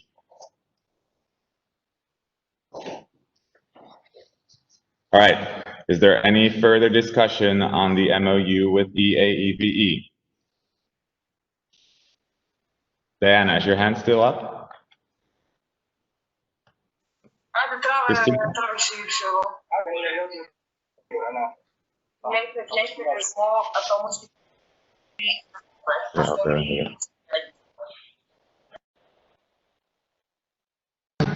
Is there any discussion on approving the MOU with EAEVE? Are there any objections to approving the MOU with EAEVE? Hearing none, motion passes. Next point on the agenda is the MOU with IPSF.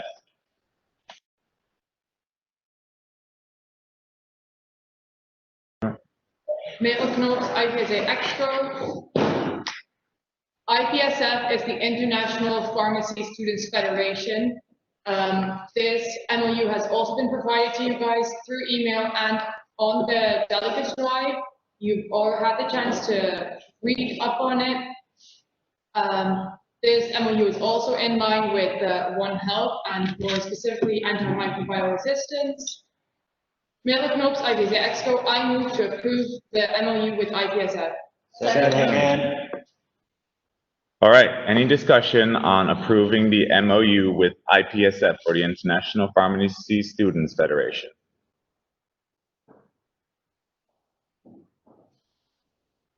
Any discussion? Any objections to approving the MOU with the International Pharmacy Students Federation? Seeing none, motion passes. The MOU is approved. Next point on the agenda, an MOU with the International Students One Health Alliance. Middelknops, IVSA Exco, I move to approve the MOU with ISOA. Second. Is there any discussion on approving the MOU with ISOHA or the International Students One Health Alliance?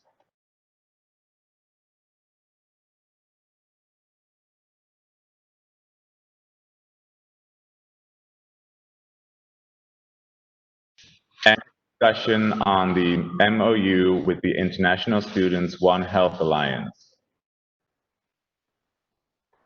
Are there any objections to approving the MOU with the International Students One Health Alliance? Seeing none, motion passes. Next point on the agenda, point 11, EXCO meetings, reports on executive sessions. Normally, this report, okay, so to explain, next page. Okay, go back. So, the minutes of the normal EXCO meetings, go back. Minutes of normal EXCO meetings are made available to on the website for everyone to see. If the executive committee feels that there is a topic that is sensitive or in nature, they can call what's called an executive session, which means the minutes will not be published and the meeting will not be open to anyone else but EXCO, and those who EXCO approve can be in the meeting. At the General Assembly, the Executive Committee will have to state how many executive sessions took place since the last General Assembly, which was the 68th IVSA Symposium in Morocco. Normally, this will have to be done by the President, but since he is otherwise occupied chairing a GA, this will now be done by the Vice President, Meryl Knoops. Meryl Knoops, IVSA Exco. This half term since the 67th IVSA Symposium in Morocco. 68 IVSA Symposium in Morocco. I'm very sorry. Our executive committee has had 15 executive sessions. Muzamal. Oh, the refugees to be firmly segregated from the migrants to be able to do the refugee. Muzamal, would you like to speak? I'm going to unmute you so we will be able to hear you. Environmental disaster. They haven't left their houses, their homes, their loved ones for a better life, better chance in life. Question in the chat. Muzamal, if you would like to speak, please state so in the chat. We are not sure if you were addressing the General Assembly there. Jan. Yeah, Jan of IVSA Finland. So you stated that there has been 15 of these sessions.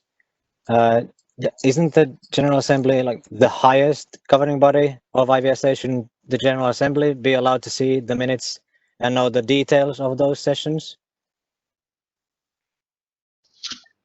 Thank you for your question, Jan. So the General Assembly has the right to request the topics of the executive sessions. They do not have the right to request the minutes, but they do have the right to request the topics which were discussed in said executive sessions.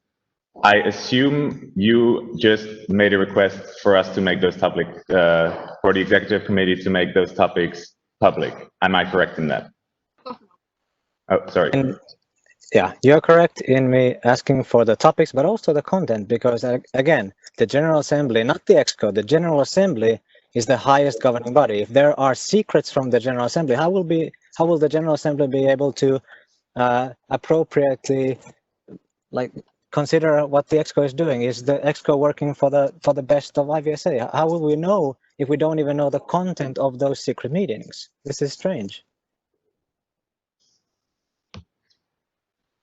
Daniel, would you like to? We have a part. Wait. Okay, Daniel, would you like to speak? Point of information: there are no minutes from the meeting. Is that a question? If there are no minutes from these meetings? Daniel Lund, IVSA Denmark. No, it was not a question. It is just what is generally done for those sessions. The minutes taking usually stops for the executive session due to the sensitive nature.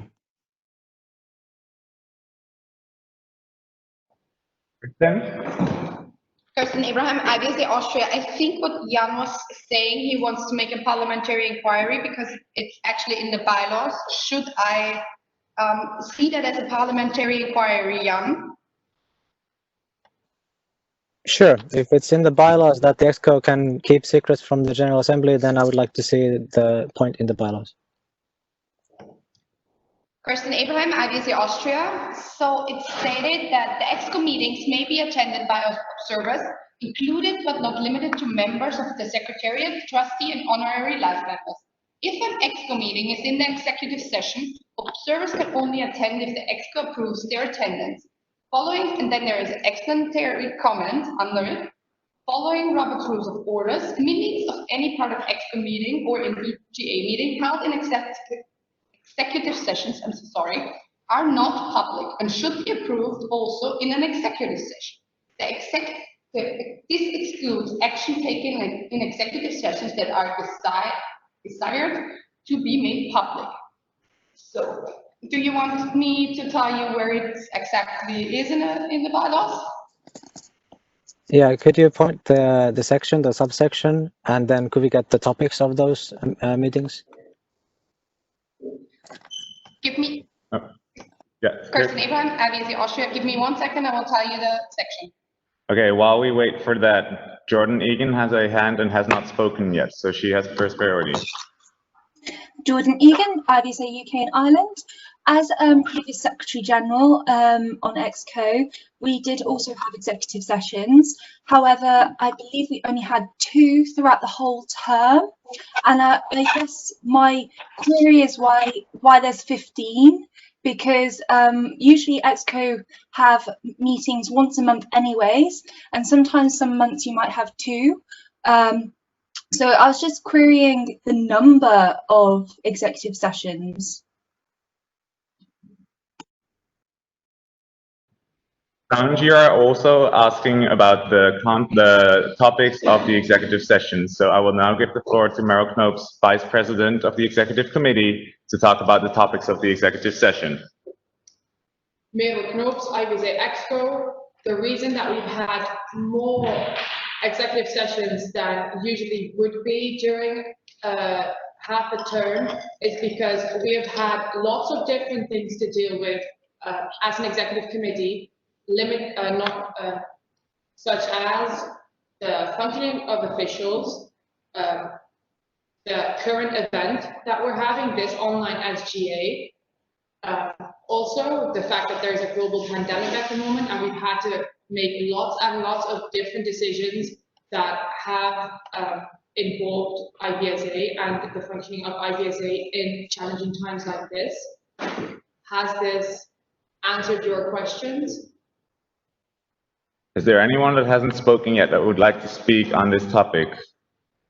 Jordan. In response to, John Egan, IVSA UK and Ireland. In response to Meryl's question, does this answer my question? It's created another question, like why would the online SGA not be in the minutes and be in an executive session? Because normally all GA discussions that the EXCO have in their EXCO meetings are made public through the EXCO meeting minutes, which are approved by the following EXCO meeting and made public on the website. Thank you.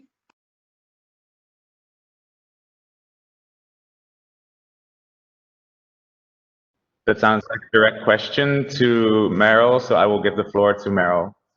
Meryl Knopes, IVSA Exco. Before this event became an online event, it actually was a real-life event in Greece, and that event, before the pandemic happened, also had quite some different issues, such as budgetary problems, that were discussed in executive sessions and did not need to be made public to the general assembly. Okay, we have an answer to the parliamentary inquiry from the floor. Person Abraham, IVSA Austria. Sorry, Jan, it took me a while, but it's in point 5 and it's exactly 5.7. It's in meetings of the executive committee. And there you scroll down and it's the third last paragraph. I hope you can find it. Is there anyone who would like to speak that hasn't spoken yet? Jan. Yes, Jan Mattila, IVSA Finland. Thank you for pointing out that subsection in the bylaws. I believe the last paragraph states, at the following symposium or congress, the EXCO must report to the GA that an executive session has taken place. You've done this. Any MO or any individual supporting members, I believe that includes honorary members, may then request more information after that time. So this is me requesting more information after that time. I'm especially interested in the reasoning behind making these special sessions, because what you said mostly sounds like a regular order of business. And yeah, there's a pandemic, but this is what the EXCO does. I've been there.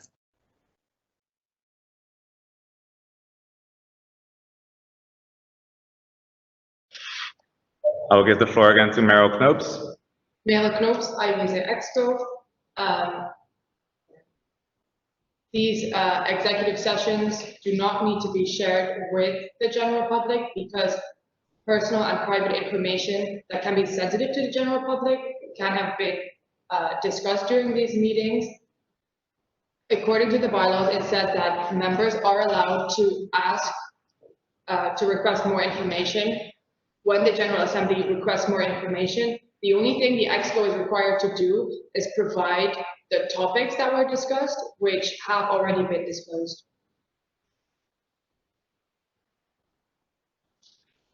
Anyone who hasn't spoken yet?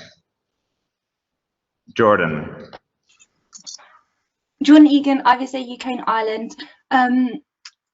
This is more about the technical difficulties at the moment. It's very, very echoey. And I think when Meryl was talking about the online special general assembly and why that is an executive session, it was really hard to hear. And I would like her to please summarize again if she can. Thank you. It sounds like both a point of privilege about echo and someone is not muted.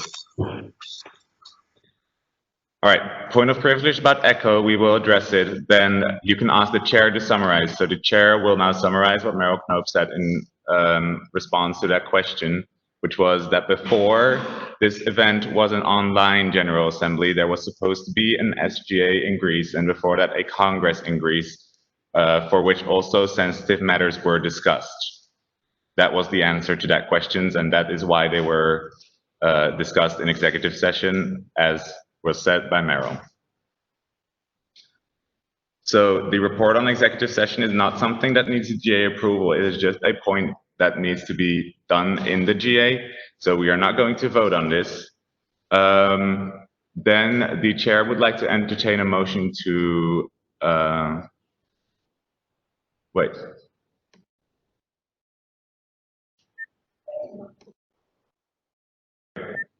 Sorry, I need to move to the next point first. I am very sorry about that.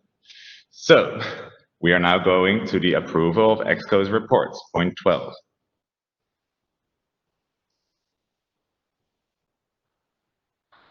So any member of the executive committee, and actually any official at the end of their term, must hand in a report to state what they have done throughout the year. These reports have to be made twice a year and approved by the General Assembly. So we approved the first reports in Morocco. We are now approving the second set of reports. They have been made available in the delegates drive and should have been read by you.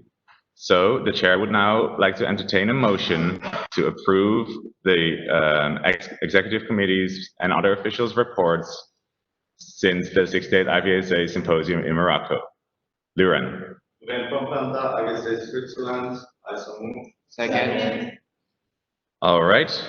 So any discussion on the approval of the reports of the executive committee and other officials?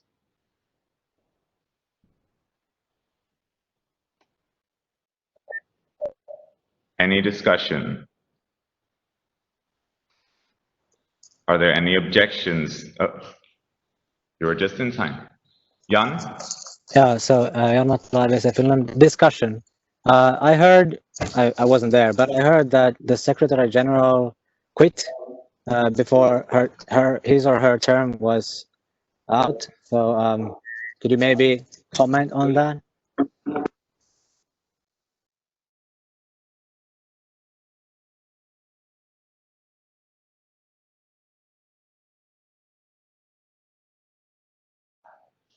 All right, so the representative of the executive committee, Meryl, as vice president, will answer this question. Meryl Knoop's IVSA Exco. Meryl Knoop's IVSA Exco, the Secretary General stepped down before the end of her term. All right. Is there any other discussion on approval of EXCO's reports? Jan, is your hand still up? No, it isn't. Any discussion on the approval of EXCO's report? Any objections to approving EXCO's reports and the other officials? Hearing none, motion passes.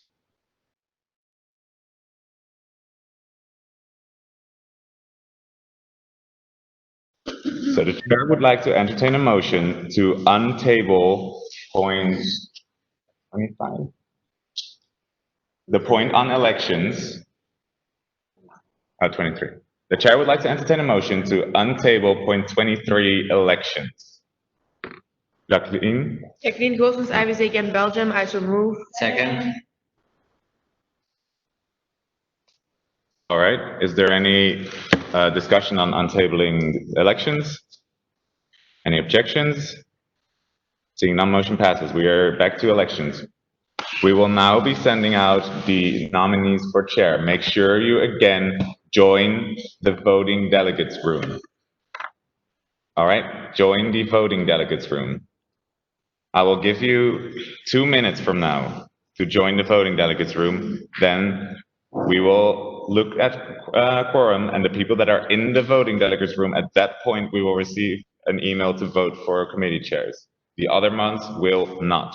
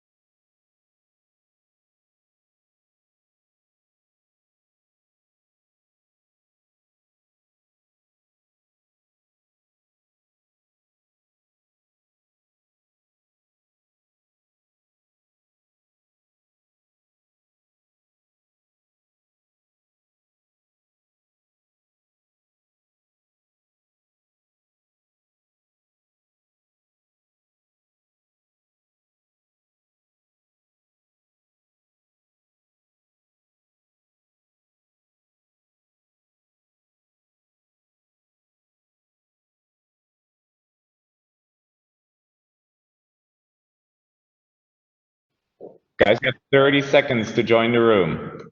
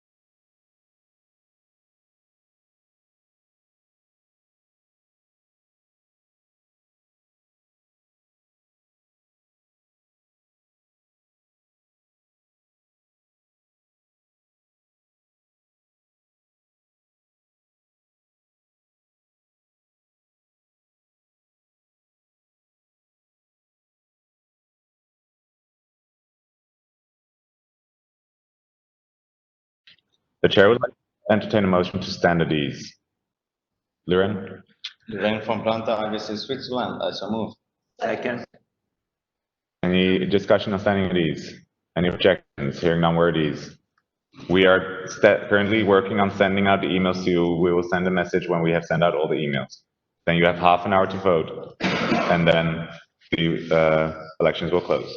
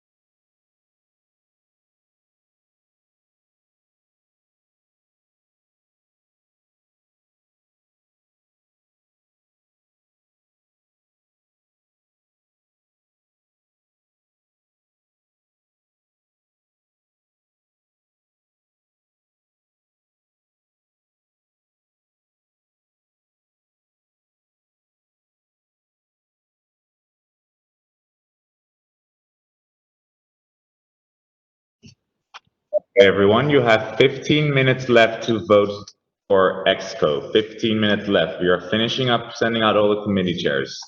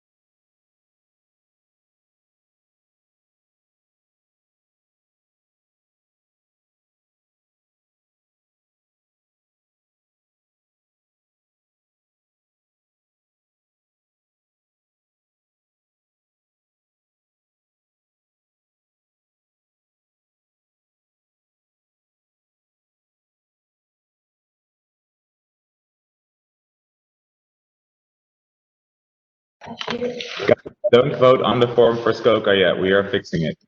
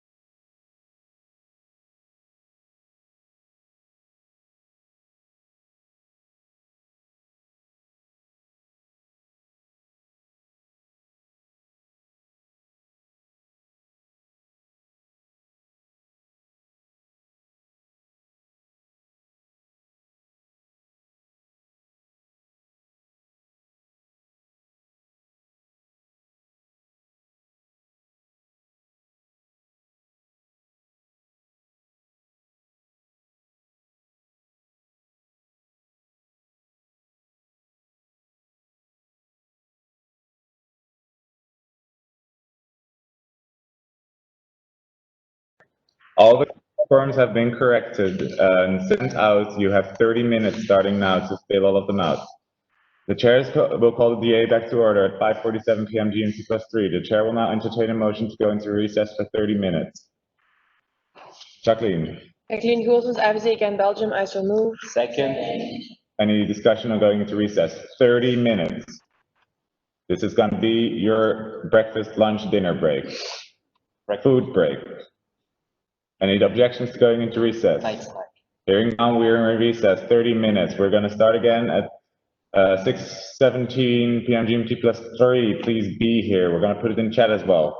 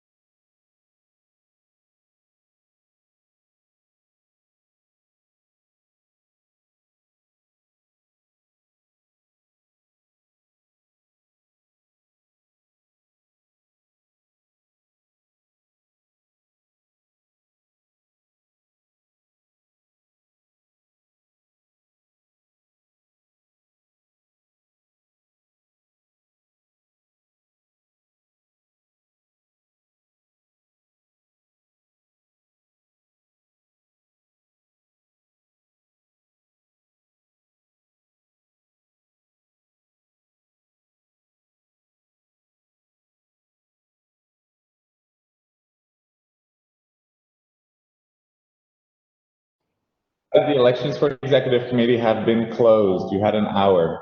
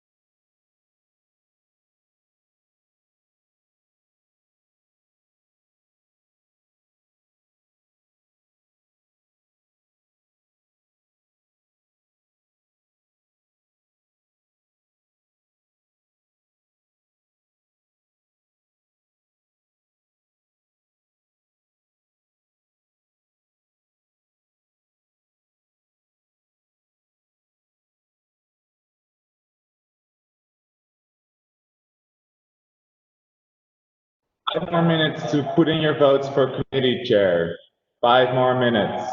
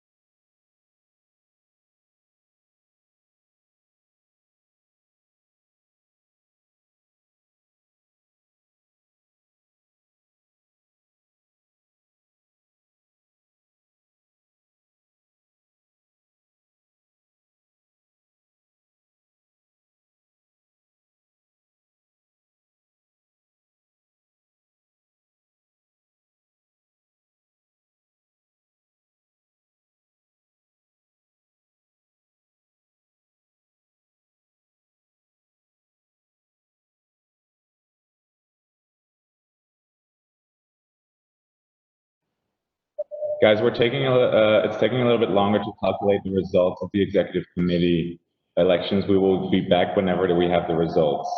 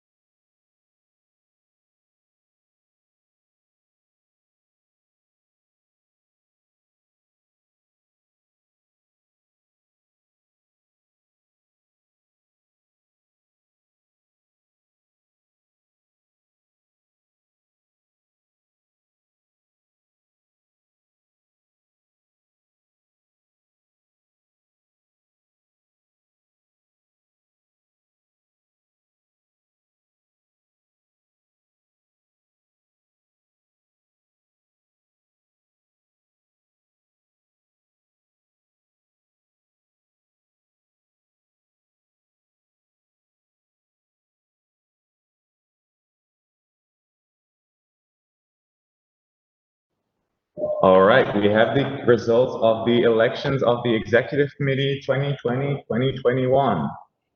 So the chair calls the GA back to order at 6:42 p.m. GMT +3, and I will now give the word back to the Election Committee.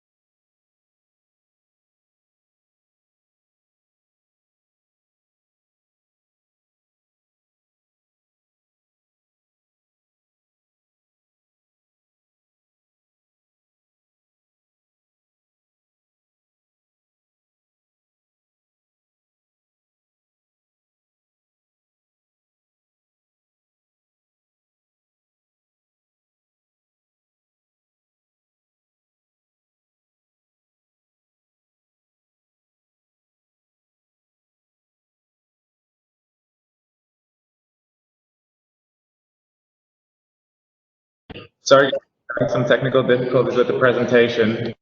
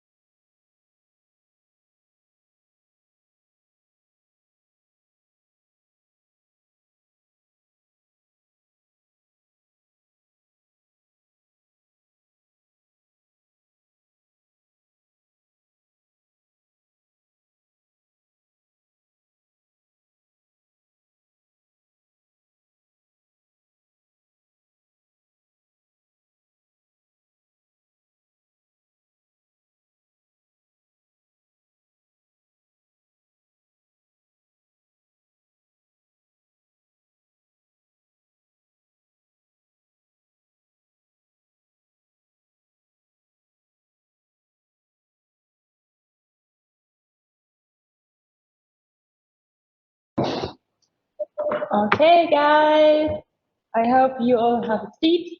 We are ready to present the election results for EXCO.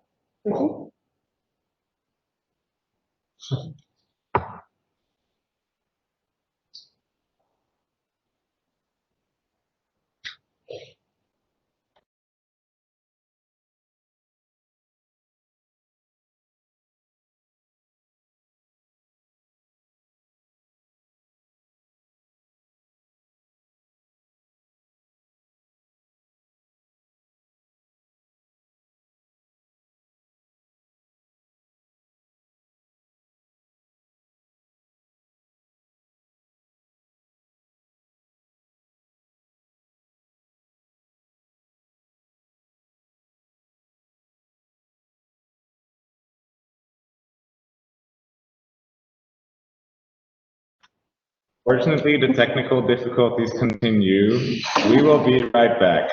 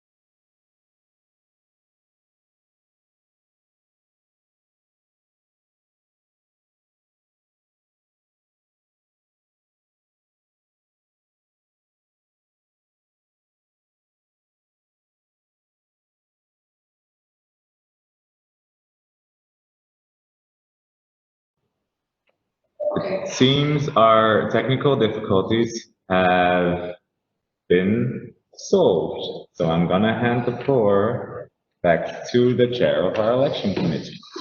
Hi guys. We are finally ready. So I will present you the results. Next slide, please. Okay, for committee coordinator, we had the nominees Emily Freeman, Dada Onurola, Avia Ahmed.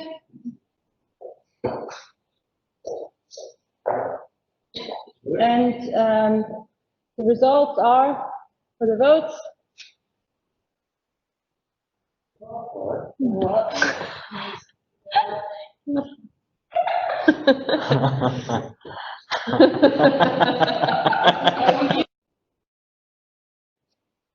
It seems we again have technical difficulties. I am very sorry about this. We will fix it and be right back.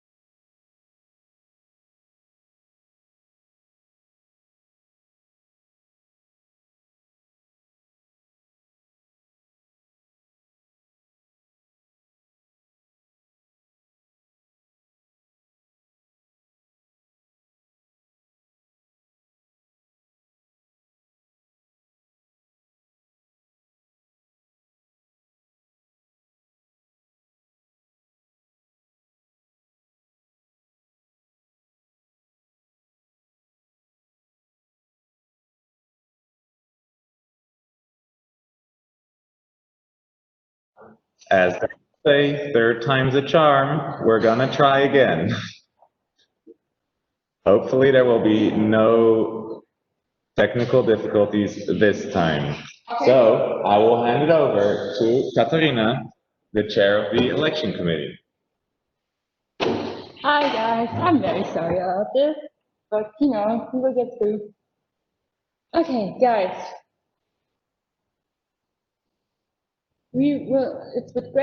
It gives us great pleasure to present you the election results.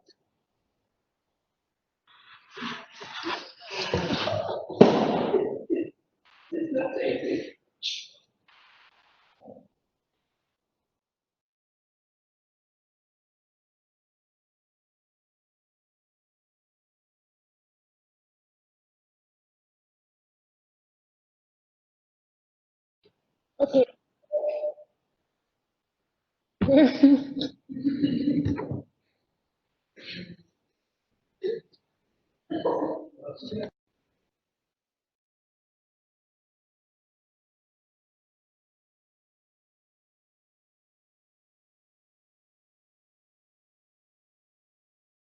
Okay, guys. All right, we are going to announce the election results now. Okay, first up, executive committee, committee chair, Coordinator. committee coordinator.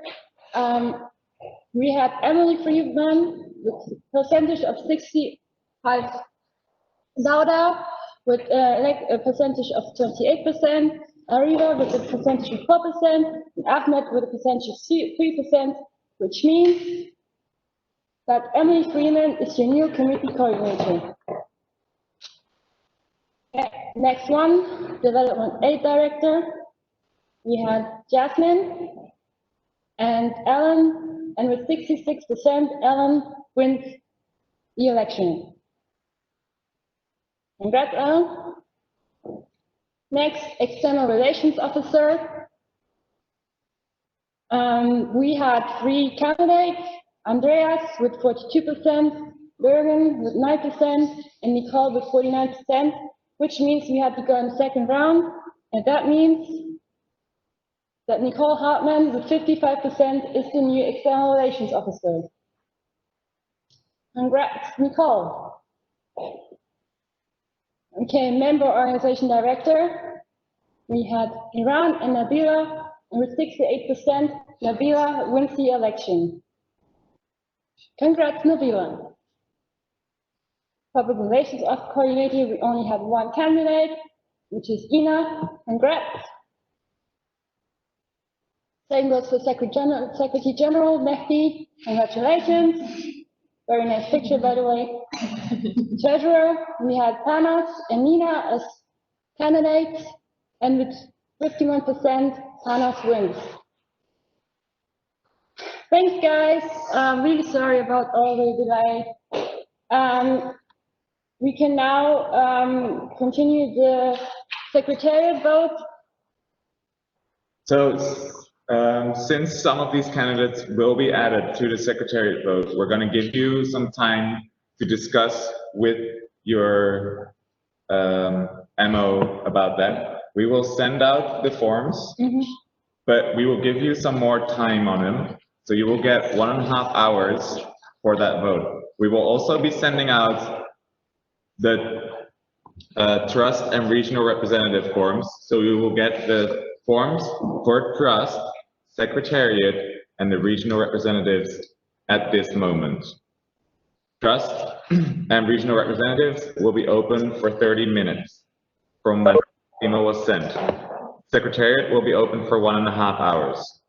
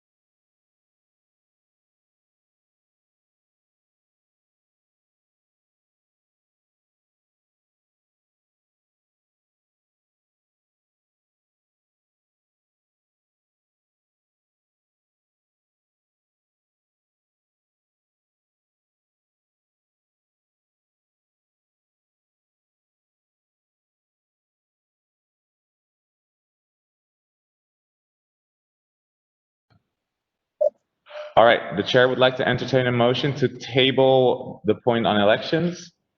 Luren? Luren von Planta, IVSA Switzerland. I so move. Second. Any discussion on tabling elections? Any objections? Hearing none, elections are tabled. You will still get the emails and have to vote on it. Again, if you feel like you can't do that both at the same time, make a motion for it. We will now continue with the GA.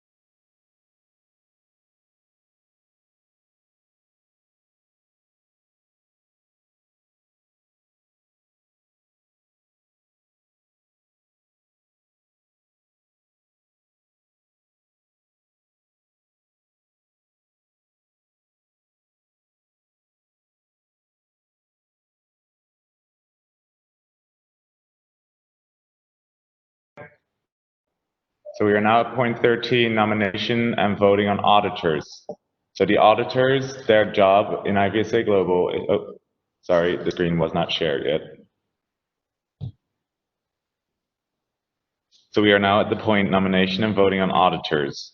So auditors, they audit the financial statement of IVSA to ensure that it's that there are no faults in it, basically. Are there any nominations? The chair will now open nomination for auditors. Are there any nominations? Lisa. Lisa Bura, IVSA Netherlands. I would like to nominate Catharina Rose from IVSA UK and Ireland for auditing. Catherine Ross from UK and Ireland. Do you accept? You can put up your hand or type in the chat.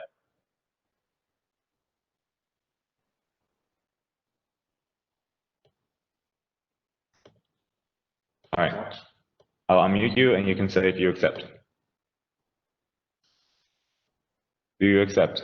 IVSA UK and Ireland. All right. Any other nominations for auditor? Luren. Luren von Planta, IVSA Switzerland. I nominate Gerd Schlitt from IVSA Munich, Germany for auditor. Okay, Guts is not in the GA. Does he accept? We know, we got a message from him that he accepts. Are there any nominations for other nominations for auditor? Catherine, do you have a nomination or is your hand still up? Or because you left it up? All right.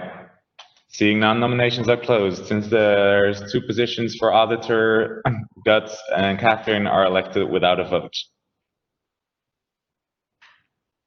Next point on the agenda.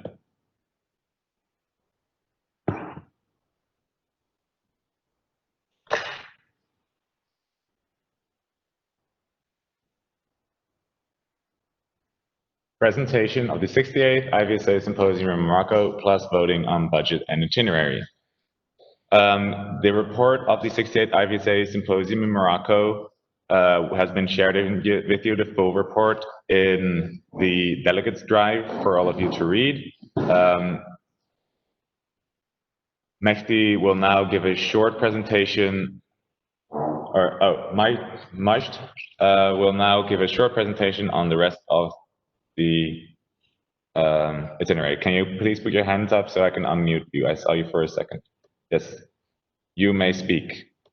Hello everybody, I am Majd IVSA Morocco treasurer and the treasurer of EOC, the symposium. So I will make a small presentation of the itinerary and budget. So when it comes to the itinerary, so you can find the detailed ones on the delegate drive. So I will just say a summarized one. So The symposium was held from the 18th to the 27th of January in the city of Rabat, the capital of Morocco. And then the post-symposium was held from the 27th to the 31st of January under the theme of Going Global. So we had 96 attendees, and first of all, we had an opening ceremony and the first GA the first day. Then we had some international stands. Then at night we had the piano concert. Then the Mike, other can day, you speak up? I'm very sorry. Can you speak up a little bit? oh yeah, of course. Can you hear me? Yes, that's better. Okay, so I was saying we had the first day an opening ceremony and the first GA. Then we had some international stands. Then a piano concert later that night. During the second day, we had a city tour. We had a cultural evening. When we had to see other cultures from all over the world. We had also a lot of GAs, lectures, committee workshops, and OEO workshops. We had a DAD silent and live auction. We had 4 streams as well: a bovine stream, equine, small animals, and beekeeping as well. When it comes to the optional activities, we've gone to Mohammed V Mausoleum, the Mohammed VI Museum of Modern Arts, and then the Hassan II Mosque. Then we had a vaccination day on Friday, 24th. We had a formal dinner on the 25th, and then we had the white t-shirt party. It was during the last day of the symposium. It was Sunday, 26th. So that was the summarized itinerary. Then we'll go on with the budget.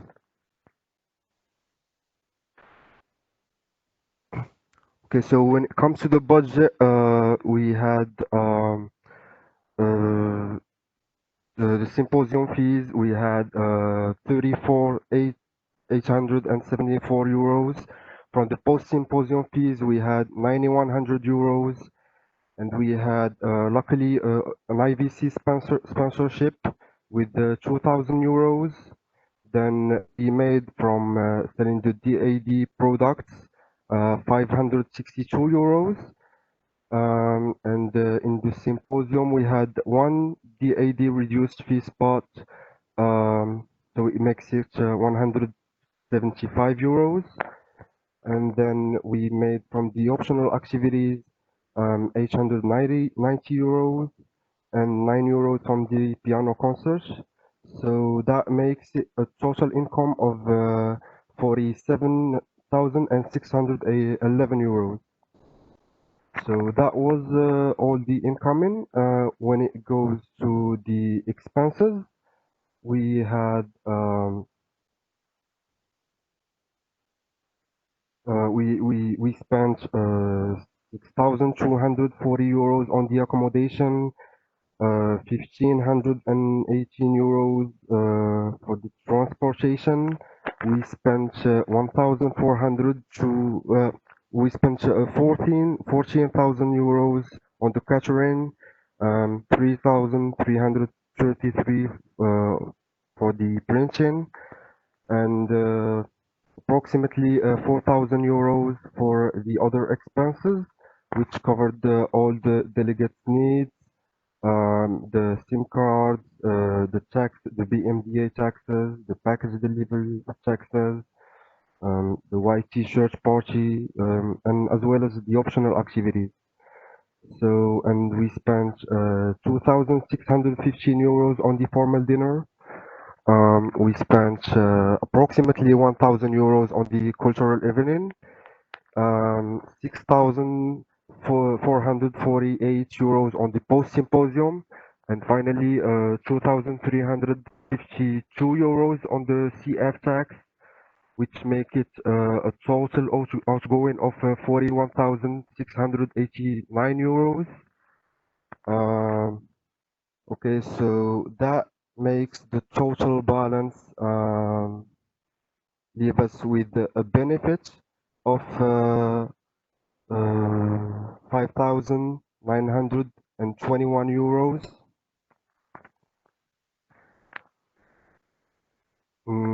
Hello? Can you go on with the next slide, please? Okay, so which leaves us with a benefit of 5,921 euros. So with this benefit and after a lot of discussions with the Exco, we thought we will be making a donation to the DF of 2,500 euros to promote their work and help more delegates attend future IVSA events. Okay, and the other remaining funds, they will be dedicated to promote IVSA Morocco objectives locally, as well as helping IVSA Morocco members attend future IVSA events. Thank you.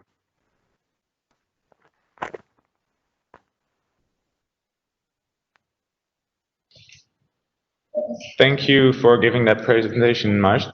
The chair would now like to entertain a motion to approve the budget and itinerary of the 68th IVSA Symposium in Morocco. Lisa. Lisa Bera, IVSA Netherlands, I so move. Second. Is there any discussion on approving the itinerary and budget of the 68th IVSA Symposium in Morocco? Are there any objections to approving the itinerary and budget of the 68th IVSA Symposium in Morocco? Seeing none, motion passes. Well done, guys.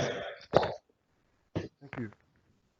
All right, then a quick announcement in between. Voting delegates, be sure to stay in the meeting for quorum reasons, the voting delegate meeting, because we will be sending out the election forms for regional representative, secretariat, and trust.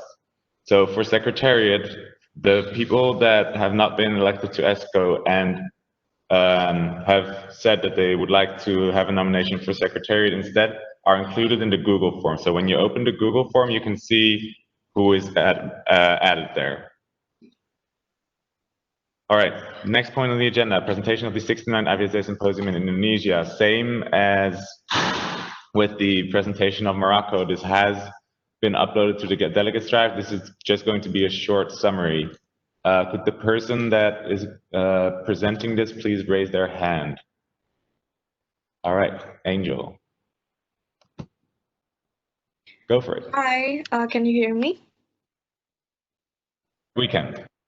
All right, so hi everyone. My name is Angel, and I'm here to give you a presentation about the 69th IVSA Symposium in Indonesia.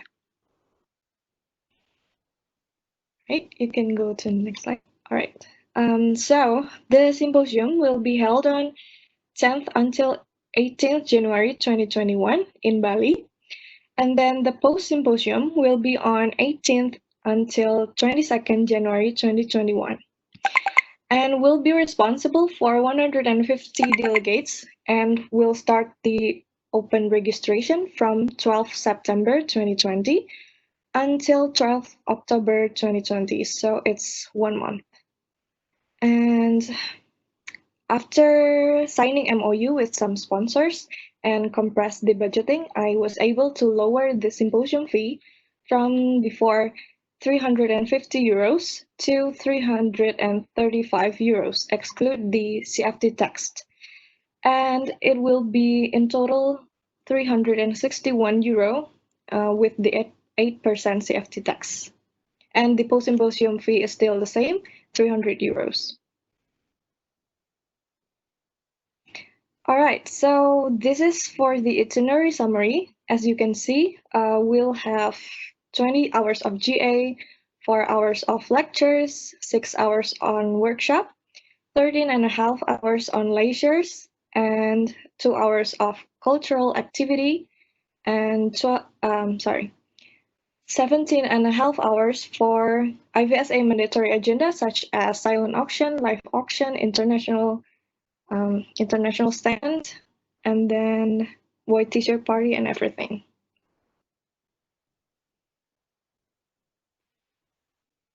And for the budgeting summary, I calculated the total income will be 48,550 euros coming from the delegates, executive committee, and also the reduced fee spot.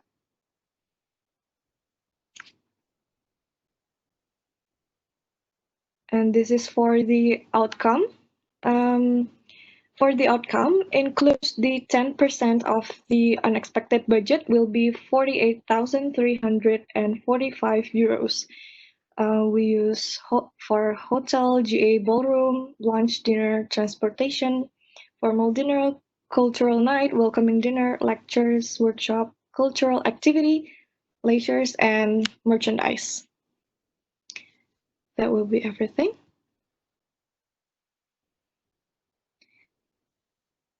And if I may add something, you can find the detailed presentation on the video in the delegates drive, and feel free to ask me questions after the GA. And lastly, I want to let you know that the OC team has already made a website that contains helpful information if you want to attend the symposium. You can go to the following link, 69thivsasymposium.wixsite.com/home. And also please follow our Facebook page, 69th IVSA Symposium in Indonesia.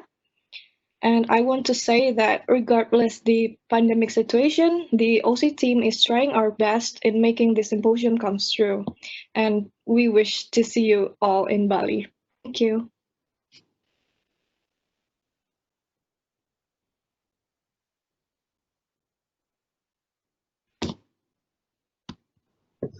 Great, thank you, Angel. Are there any questions for Indonesia? Jordan. Jordan Egan, IVSA UK and Ireland.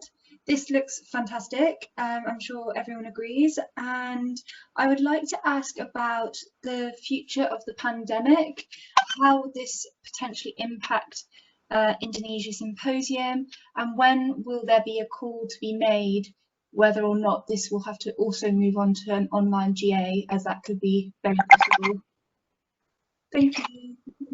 Is this a point of information about the process of moving to a special GA also?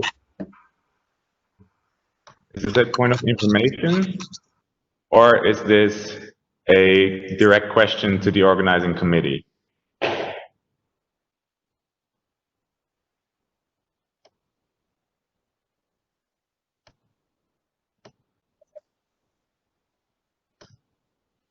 You can type it in the chat if you want.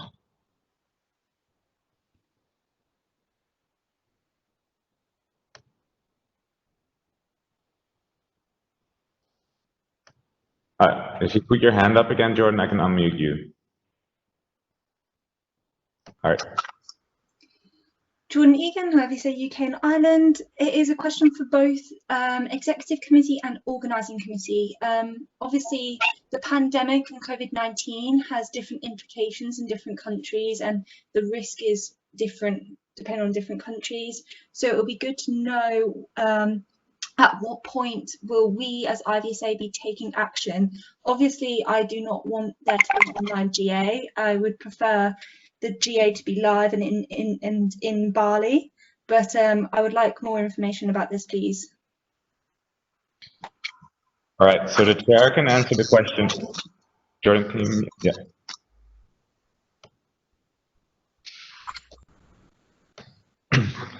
So the chair can answer the question about the regulations of having a special session of the General Assembly, which is that a special General Assembly shall be announced at least 60 days in advance of the actual event happening. Then regarding the risk of the current pandemic, the chair cannot answer that question and will hand it back to the member of the organizing committee. Angel, you may answer that. All right, I may have some information for you guys that tourism in Bali has already preparing to be reopened, and the update is 9 July 2020. The touristic places is reopened for Balinese, and 31 July 2020 is reopened for Indonesian, and also soon on 11 September 2020 it will be reopened for international tourists. And I also do some research on international flights. Indonesia has already opened their international flights to our country, so I hope that helps.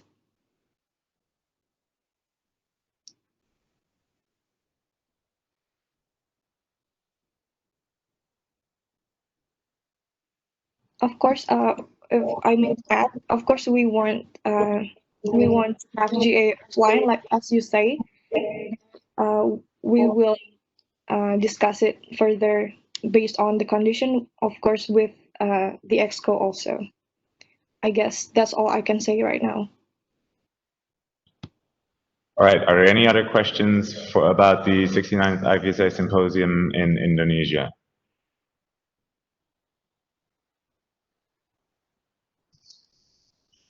All right, seeing none, I am sure we will receive further updates through the social channels of the 69th IVSA Symposium in Indonesia, so please follow them.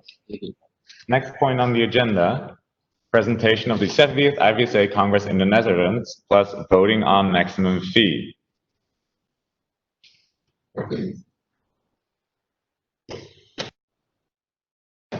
Lisa Buren will be presenting this on behalf of the organizing committee of the 70th IVSA Congress in the Netherlands. Hello everyone, thank you for bearing with us for so long. I promise I'll keep it short. My name is Lisa Buren. I'm from the Netherlands, in case you hadn't noticed, and I am the OC president. So first of all, some general information. The Congress will be held from the 19th to the 29th of July in 2021, and we'll be hosting 140 delegates. This number has changed in comparison to our previous presentation. That is because due to the COVID-19 outbreak, our accommodation was forced to lower the amount of places they had, and due to that, we have been forced to lower the amount of delegates. So that has changed. In regards to visa, we have many countries that don't require a visa for the Netherlands, among which the majority of the European Union and some other countries. We've added in a link so you can check it for yourself whether you need a visa or anything. You can find that on the socials as well. What we do have to keep in mind that there is a current change in European legislation in regards to travel authorization for travelers from outside the Schengen area, which is called the ATIAS 2021. We as OC will keep you posted on developments in regards to this. Healthcare-wise, travel insurance is obligatory for entering the Schengen area. And other than that, no additional vaccinations are necessary for entering the Netherlands. This is our itinerary, which compared to a presentation in Morocco hasn't changed much. I'd say the biggest changes we have is that we added in a bit more free times in evening, but have made sure to leave plenty of time in GA. I think what will be interesting is to know that our country is extremely small, as in you can drive through it in 3 hours. So in regards to travel time, we are currently considering for excursions and workshops to do several in one day because we have very little travel time. So that is something I will tell you more about in our video, which you can find on the delegate drive. So this is the part where things really get interesting, obviously. This is our budget. So incoming from the delegates, we have now recalculated for 140 delegates. That is including 3 reduced fee spots, EXCO, OC, and our volunteers, which will be there in addition to the OC. And we've not changed sponsors in the budget in regards to the presentation we had in Morocco. That means the total amount that we expect to come in is 72,800 euros. Now, where do we need that for? Well, to start with accommodation, since the Netherlands does not have dormitories for their students, we cannot rely on universities to give us dormitories. So we have to rent a location. That location, as things in the Netherlands tend to be, is rather expensive. So that is going to be the main part of our costs. We're still talking to the accommodation to lower these costs, but that we can only say for definitive as soon as we know what the COVID-19 situation is going to do. In addition to that, they might lower the cost depending on whether or not we take catering from the accommodation. In regards to catering the food, there is no set contract yet, but we have had several talks with different caterers.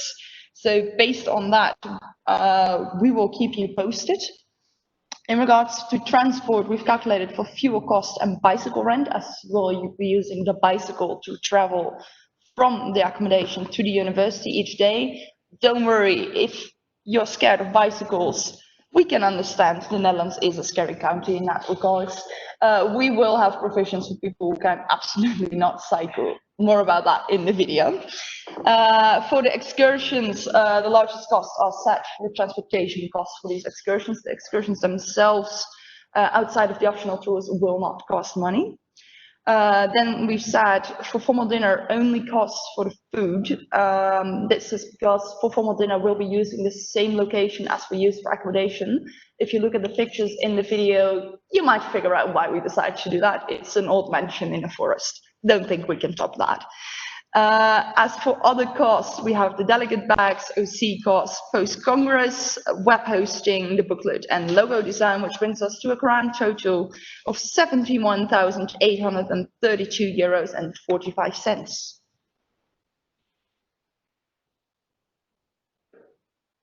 Oh, right. So we can go back.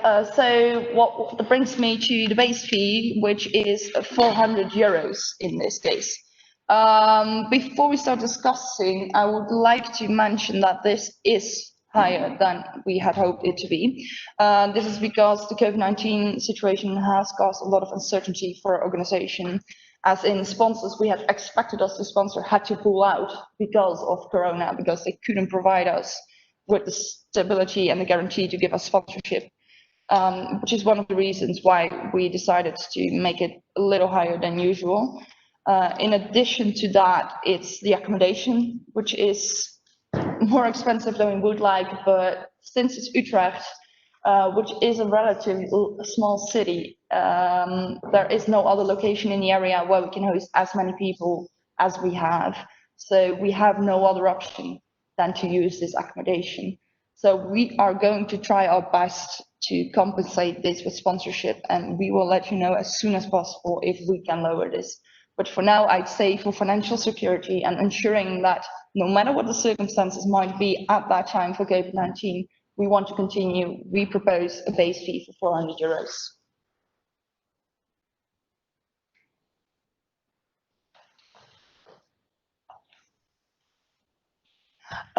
So to conclude, I move to set the base fee for the 70th IVSA Congress at €400. Second. All right, is there any discussion on setting the base fee of the 70th IVSA Congress, the maximum base fee of the 70th IVSA Congress in the Netherlands at €400? Any discussion?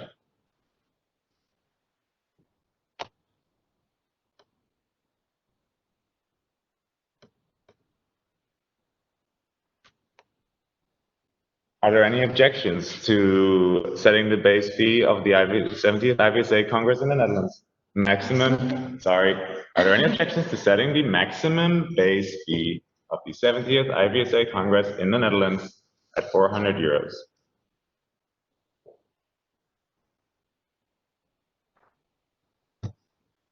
Seeing none, motion passes.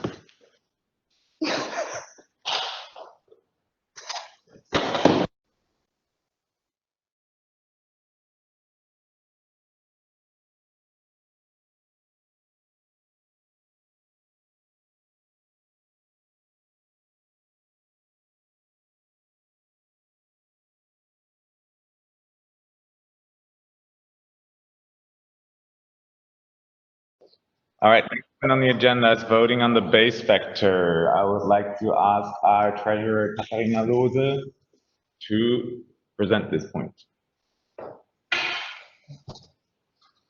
Hey guys, we are going to vote on the base factor. Please pay attention to this because it's finally going to determine how much you will pay to the next treasurer. So the base factor is used to calculate membership fees. It's timed by country GDP factor and size factor.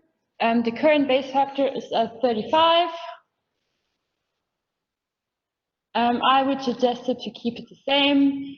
I wouldn't increase it at the moment as some countries do have some struggles to pay during COVID-19. So I wouldn't increase it at all. I would keep it the same. So I'm Katharina Lose, IVSA Exco. I move to keep the annual base factor at 35 for the term 2020-21. Second. Is there any discussion of keeping the annual base factor for the term 2020-2021 at 35? Are there any objections to keeping the annual base factor at 35 for the term 2020-2021? Seeing none, motion passes. Next one in the agenda, voting on the currency conversion rate. Our treasurer will also present this. Hi guys. So as you might know, we have an American bank account and a European bank account, which means that we have two currencies. In order to actually do proper bookkeeping, it's easier to calculate everything in one currency. So last year we added this paragraph to our bylaws that €1 will be equal to a US dollar value decided annually at Congress by IGA. Any currency discrepancies will be accounted for in the budget. Last year it was set to €1 equals $1.2.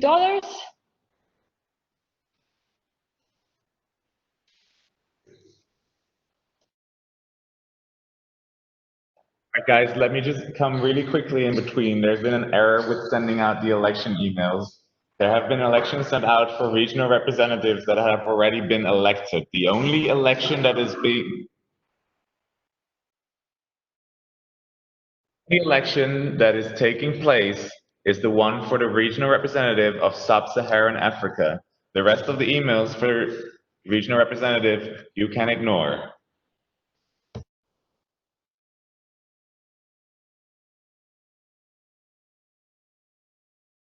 Also, the secretary email has been sent out, so the 1.5 hours have gone into effect.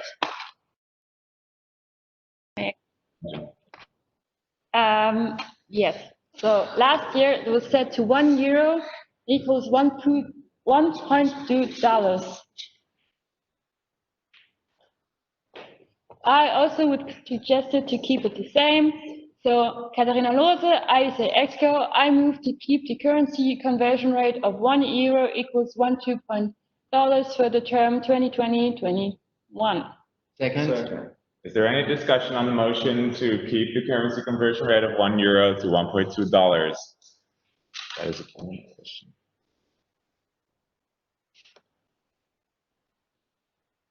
Any discussion on the motion on the floor?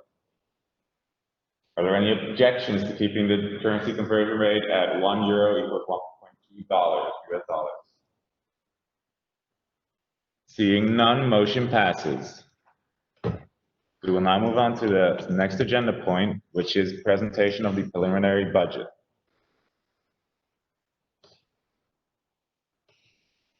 We will also have our treasurer, Katharina Lose, present this part. Hi guys. So please pay attention one more time. I will present to you the new budget that Meryl and I have drafted. At the end, you get to decide whether we want to keep it or not. So you can see at the very far right the budget that was last year and how much we actually spent. And then you can see That's how much budget we are preparing for this coming term. So first we have the second EXCO live meeting, through which the EXCOs get reimbursed. We have kept the same budget as last year for 2,000 euros. Then the next event will be the symposium in Indonesia. You can see the budget is for 9 people, as the post treasurer is also reimbursed for attending the symposium, which is then in total of 7,200 euros. Then the next event will be the 4th live meeting, where the president-elect also participates. So we have a budget of 2,250 euros. And then the Congress in Utrecht, where we reimburse also the secretariat and officials to attend the Congress. And we also pay half of the fee of secretariat and the chairs. As the fee was now elected to be 400 euros, you can see that actually means that we have to spend a bit more than last year. Well, no, I mean, Congress in Greece didn't happen, but we would have spent a bit less than now. So in total, we have a budget of 23,000 euros planned. Then we have the additional travel expenses. That means events throughout the year to which normally Meryl attends, because she's the president, or she will be the president. Last year, the budgets were drafted for each event. We decided to be a bit more flexible this year. You can see at the bottom, after my nice perfect circle, that we actually wanted to keep it a bit more flexible. So we have the official travel whenever Meryl needs to go to Brussels, where we are based. We have the partner events. For this, we have a budget of 5,500 euros. We have sponsor events. For this, we have a budget of 3,000 euros. And the other relevant travel expenses for events that we couldn't couldn't really foresee now. But as you can see, in total, the amount is. Can you go back, please? The amount is still the same. So in total, we have 11,500 euros planned, and that's nearly the same as last year, or this year, or last financial year. Okay, next slide.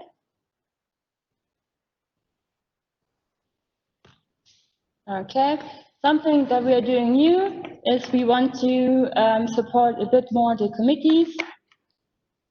For last year, for all the committees, we only planned a budget of 3,000 euros. But for this year, we have split up the budgets for each committee. So we still have 2,000 euros planned for the Standing Committee of Career Attributes, as this is still a very new committee, and we think that money is needed to get the committee up and running. We have 750 euros planned for Scobie and SCO. SCOR receives from a sponsor 4,500 euros for their project. Standing Committee on Wellness receives 500. The Working Group on Alumni receives 2,000. And we have a small budget for the OAI campaign, which is directly funded by the OAI, of 2,000 euros. So in total, we want to spend for committees 10,000 euros and 700 euros. So 10,700 euros. All right. Then we have the MOD expenses. That budget is used for prizes given out by the MOD, such as Best Exchange or Best MO. And normally those prizes go into attending the Congress, as they couldn't be handed out this year. We would take the prizes into next year, so we had to increase the budget there to upward to 800 euros.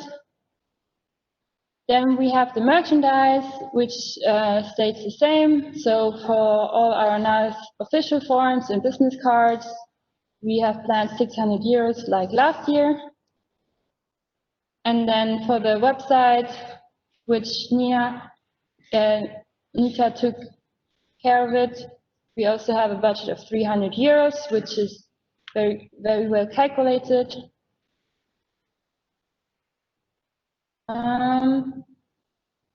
Jordan, you have a hand? Jordan Egan, IVSA UK and Ireland. On the events list, there was the American event, and I would like that to be more specified if we are to approve this budget.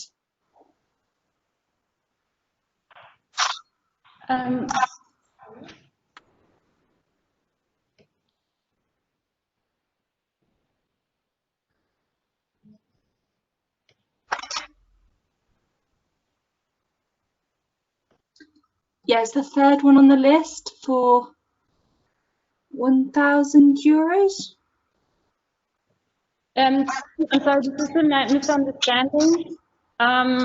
We have to look at the bottom where it's from official travel onwards to sponsor events. That's the only budget that we're going to spend on. American events and such, that was last year. I'm just showing how we did it last year and how we're doing it this year. Yes, but the American event is not specified. I'm assuming it's SAVMA Symposium like it usually is. Yes, Meryl. Yes, Jordan. But that was from last year.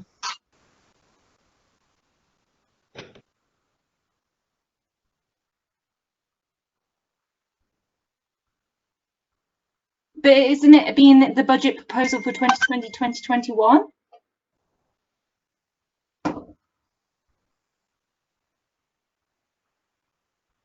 It says at the top, budget proposal 2020-2021. Meryl would like to answer. Meryl? Jordan, you're definitely not understanding the budget right now. There's different columns, one that says, that explains the budget from last year, from the last term, so those are at the right side. And as you can see, that's where we have one column for the budget we use and one column for the money that we actually spend during the 19-20 term. And then on the left side is the budget for this year. And we've included all of those events before to ensure that you guys understand that we're using a very different system right now that's going to ensure the president to travel with more flexibility.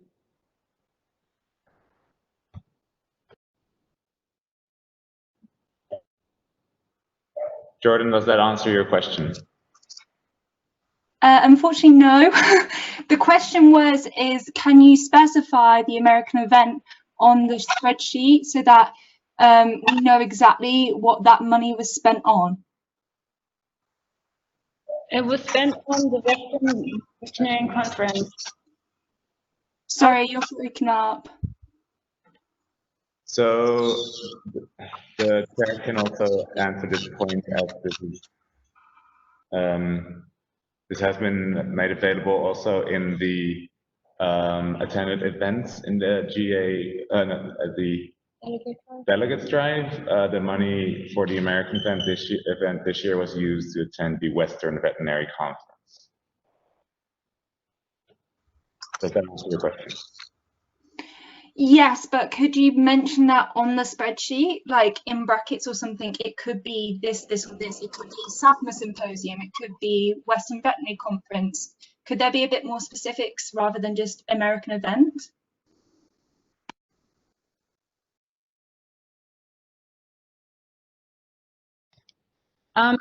Jordan, I will happily add that information to the final financial update at the symposium, but this is the new budget. I understand it's the new budget, but can we sort of have a bit more of a general guide and rather than just not say just an American event, like it could be any event in America, but is there a bit more guidance for the delegates so they know roughly what type of veterinary event you're attending on behalf of this money?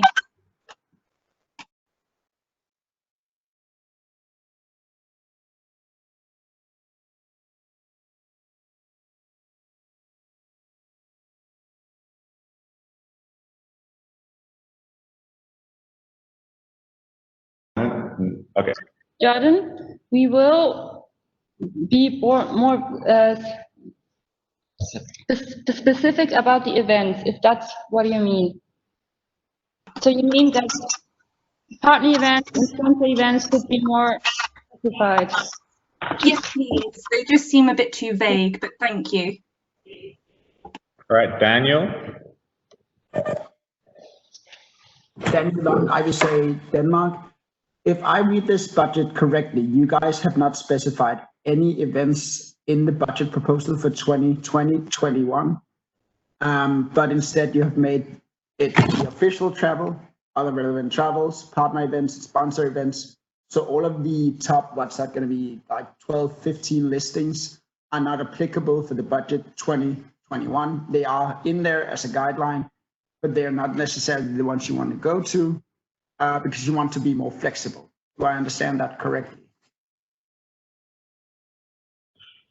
Yes, Daniel, we would like to be a bit more flexible.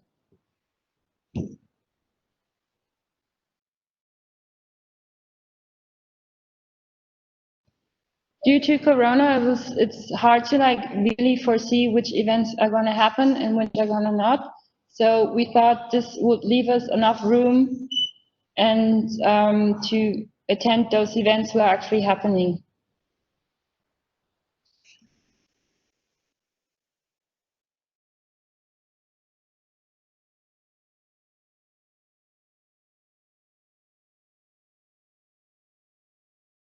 Daniel, would you still like to speak?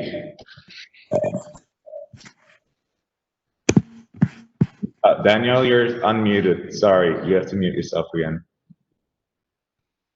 Is there any other discussion on the budget of 2020-2021?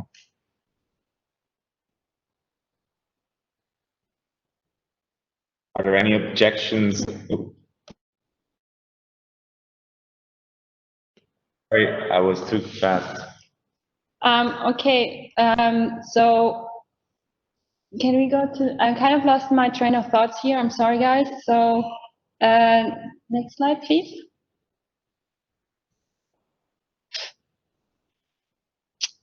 Yes, I think I was at website. Okay, so for, okay, I'll explain the website. Okay, for this year, we won't be using the budget to print out the IVSA journal anymore because we don't do that anymore. It's online. The GA booklet sometimes needs to be printed out, so it's always good to have a budget for this. And what's new, we would like to have an online meeting platform like WebEx for EXCO meetings and webinars. So we have a budget for this. Then bank office costs, which is unfortunately a necessity, for which we also have a budget. So 500 euros for fees and 300 euros for currency discrepancy. And then we have a reserve fund of 5,995 euros. So in total, we will have an expense of 65,945 euros. Okay. Now let me present you the income. We generate a lot of income from our membership fee, so thank you guys. We have a budget of 6,600 membership fees. This does not include the alumni fee anymore since we voted that that should be separate. I haven't updated it since. I'm very sorry about this. Then we generate central fund tax from Indonesia and Utrecht. So of all of this, we should have an income of 23,240 euros. Then sponsorships is a bit difficult due to Corona. We have a certain contracts with SIVA, OIE, and Corona Institute of 17,000 euros. But we also can expect unexpected income, so we also have a budget for this. Okay.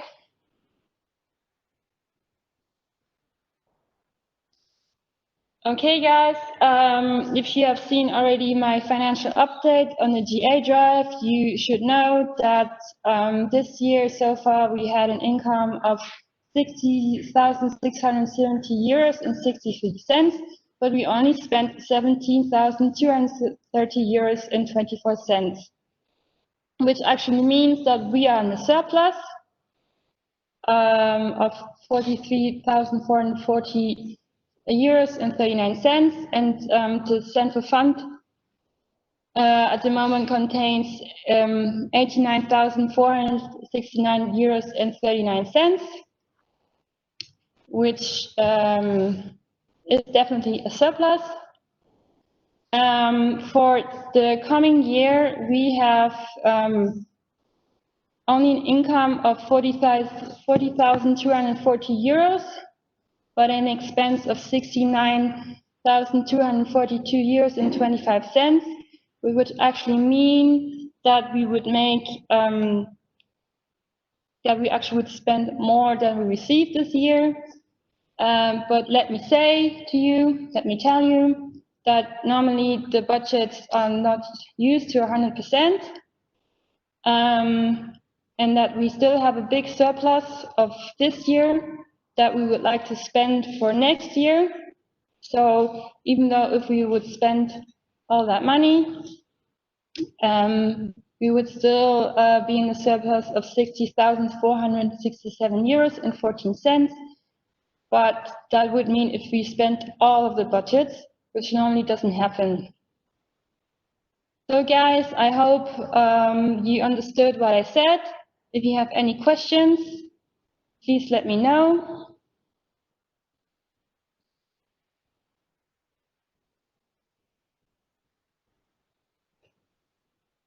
Okay, if not, then Katharina Lose, IVSA Exco, I move to approve the IVSA budget as presented for the term 2020-21. Second. Is there any discussion on approving the IVSA budget 2020-2021 as presented?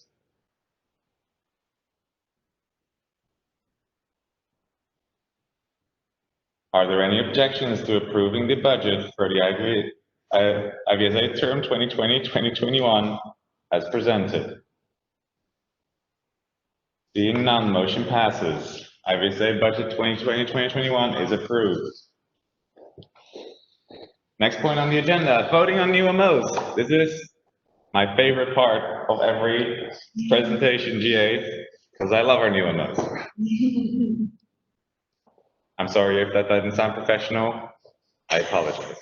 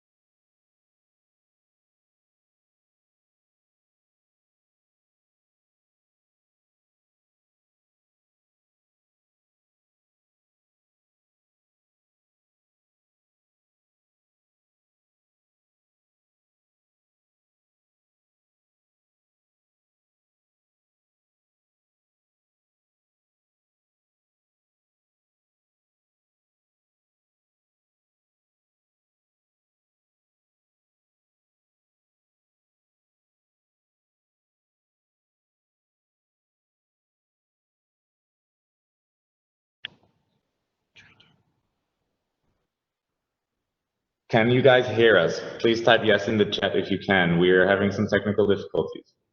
All right, perfect, thanks. So I will give it back to Anya. Yes.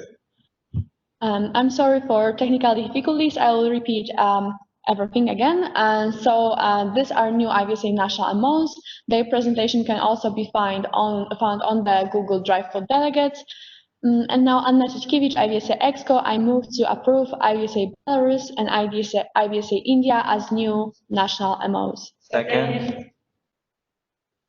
Is there any discussion on approving these two new national MOs in IVSA? Are there any objections to approving these two new MOs in IVSA? Seeing none, motion passes. All right, next point is top 10 member organizations, which will be presented by our MOD, Anya.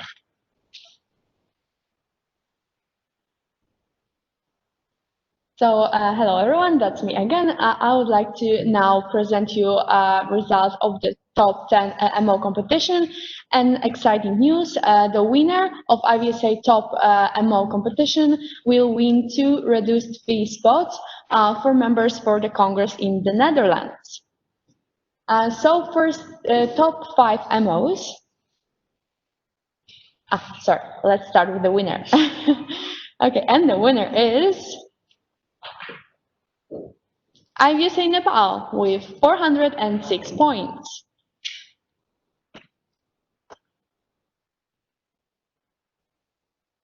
And these are our top 5 member organizations. Congratulations, Congratulations to all the top 5 member organizations. I guess we will get 60% as well. Yes, so I would like to announce one more thing. Unfortunately, the top exchange competition didn't take place this year due to the global pandemic. Unfortunately, many exchanges have been cancelled. That's why we couldn't have this competition. But congratulations on all the top 5 member organizations. All right, I saw in the chat that the vote on the local MOs that was not heard. Am I correct in that the vote on the local MOs was? So did you hear a vote on the new local MOs? Okay, so we will go back to the local MOs. Apologies about that. As we said, we were having some technical difficulties with our microphone. So right now we will go back to the IVSA local MOs. Anya. So hello everyone, these are our new local MOs.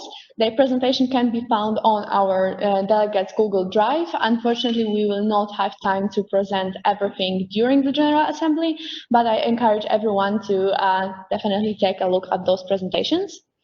Anna Tishkiewicz, IVSA Exco, I move to accept IVSA Rio de Janeiro, Brazil, IVSA Sao Paulo, Brazil, IVSA Lyon, Spain, IVSA Valencia, Spain, IVSA Bari, Sudan, and IVSA Khartoum, Sudan as new IVSA local MOs.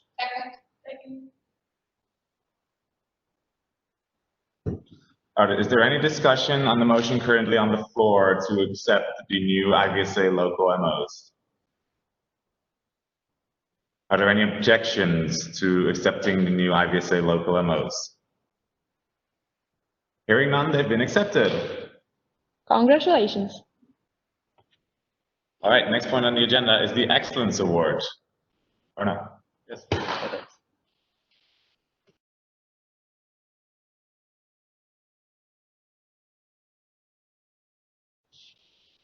Anya, take it away.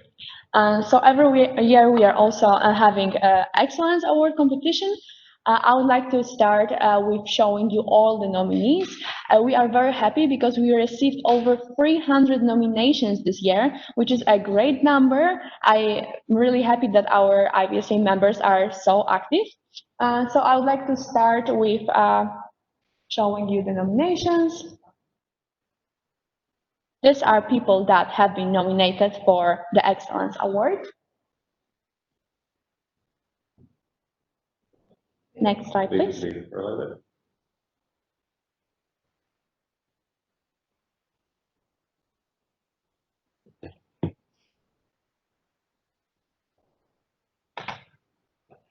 Congratulations to all the nominees. And the winner is Nabila from IVSA South Africa. Congratulations.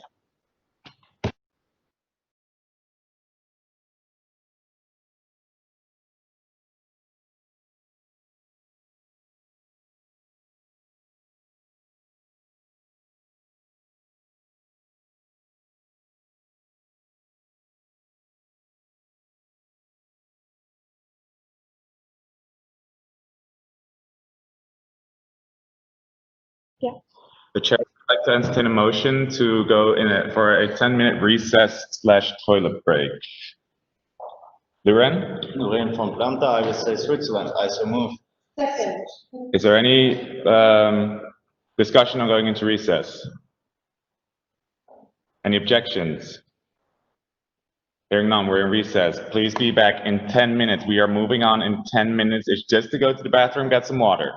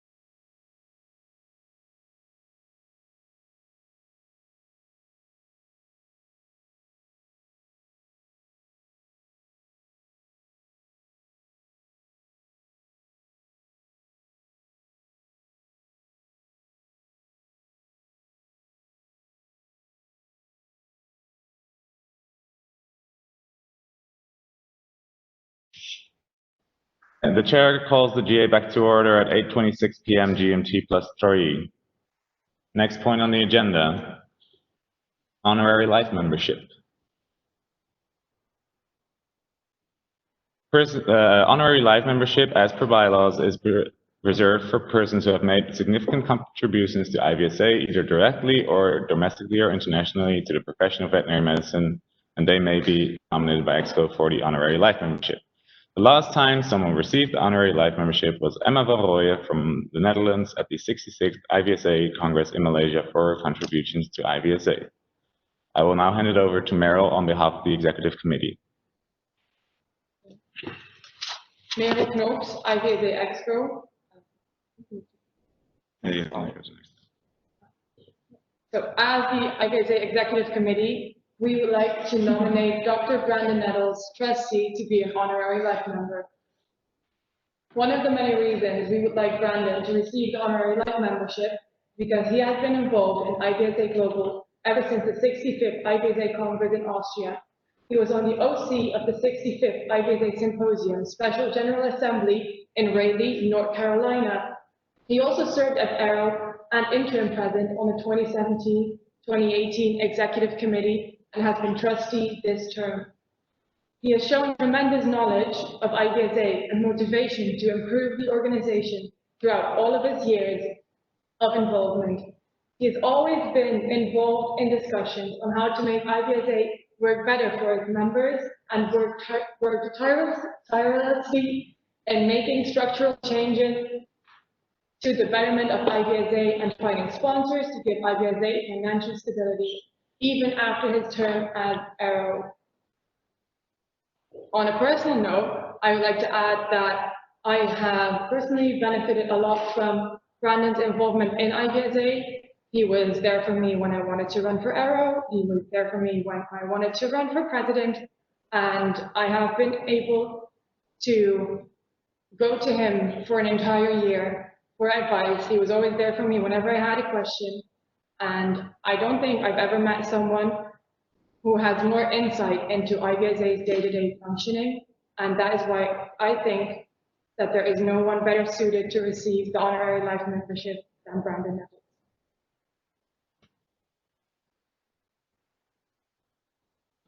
Meryl Knoops, IVSA EXCO, I move to grant Dr. Brandon Nettles, IVSA alumni, honorary life membership. Second. Is there any discussion on the motion currently on the floor? Kirsten? I would like to share. And state your name and country. Sorry. Kirsten Abraham, IVSA Austria. I also want to share my thoughts about Brandon. So I worked now a year with him in trust, and as Meryl said, there was never a time where I could not contact him and he did not reply almost immediately. Of course, only almost, because I was not in American time. If I would have been in American time, he would answer me immediately. So I do not understand why anybody would raise concerns about him being honorary life member, because I think IVSA can benefit so much of him being, because of honorary life membership, always involved. That's it. Thank you. Lisa? Lisa Bura, IVSA Netherlands. I'll tell how I got to know Brandon. I met Brandon in the 65th event, which was in South Carolina, which was the previous SGA before this one, which due to the circumstances had been impossible if it hadn't been for the effort Brandon and SOC put in there. Then I got to see Brandon grow throughout IVSA through positions of ARROW and president. And I think with all these positions he has held, he has always held the best interests of IVSA at heart. And I think throughout trust and his work he's currently doing within the South American countries and chapters of IVSA, he's always held the best interests of IVSA at heart. And I think that then and for the future, Brandon will be a great help to IVSA. Anya? Anna Chichkevich, IVSA Exco. I would also like to share a few words about my experience with Dr. Brandon. I got to know him when I was in the organizing committee of the 67 IVSA Congress in Krakow, and he was a great support, advising us on how to get sponsors, how to get partners, and he gave us many valuable advices because of which we could move forward with our Congress. And I also had the pleasure to work together with Brandon for 2 years now. For the past year in the strategic planning committee, where we had many long discussions about future of IVSA, and also this year on the position of trust, when I was an exco, Brandon was a true support to all of us. He gave us always valuable and very professional advice. He was always there for us in this very challenging term, I must say.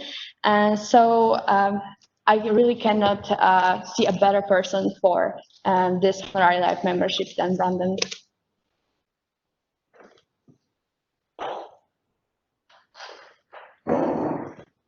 Ellen? Ellen Hernandez, IVSA SAVMA. I first met Dr. Brandon in Croatia. I've known him for a year now. I ran for a position in Croatia, and he was very helpful throughout the whole procedure, answering any questions I might have about involvement in IVSA. He was really good to have as a trust. He was very helpful, especially like Anya said, in this hard term because of Corona. I feel that he is very active when he is present in GAs. Especially now as an alumni when he is currently working as a veterinarian in the field. And he is also dedicating his free time to help us out when needed. He is also a great mentor right now with Latin America countries. Any questions they may have, he is there providing insight and trying his best to help answer questions. I've had the pleasure of knowing him for a while now, and I can't imagine anyone more deserving of this membership than him. Thank you.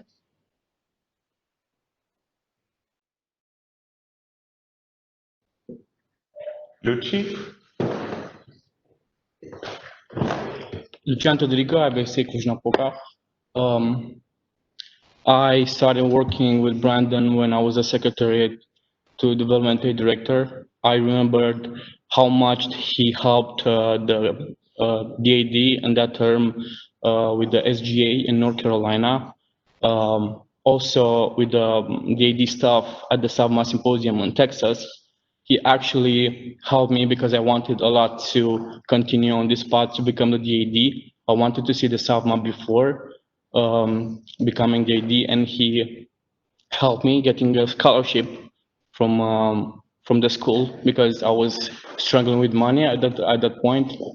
And then I had the opportunity to become the DAD, and Brandon was actually one of my colleagues in that term in EXCO. Our EXCO, I just had only 2 persons that I could have talked in that term.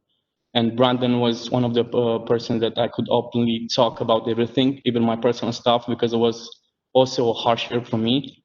So he helped me a lot, also with the work, but also like on an emotional level. So even though I'm not involved as an IVSA official anymore, I'm still in touch with Brandon. He still helps me a lot. Also, with the IVSA, with questions about my local stuff, about everything that I need, I can rely on Brandon with everything.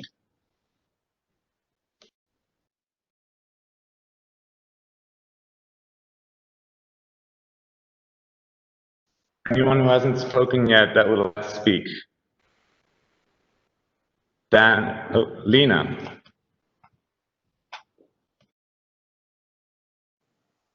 Lina Serra from IVSA Colombia. I just want to tell to everyone that I have been in contact with Brendan since 2016 when we create our MO in Colombia, and he has been a very good support to us, not just Colombia, all the countries in Latin America, and he has been a person who always have helping out with the solution presentations, with all the dubs that we are having during this process, that it was being a complicated process for our region, and he has been a great support. I think that Brendan deserve get this honorary life membership.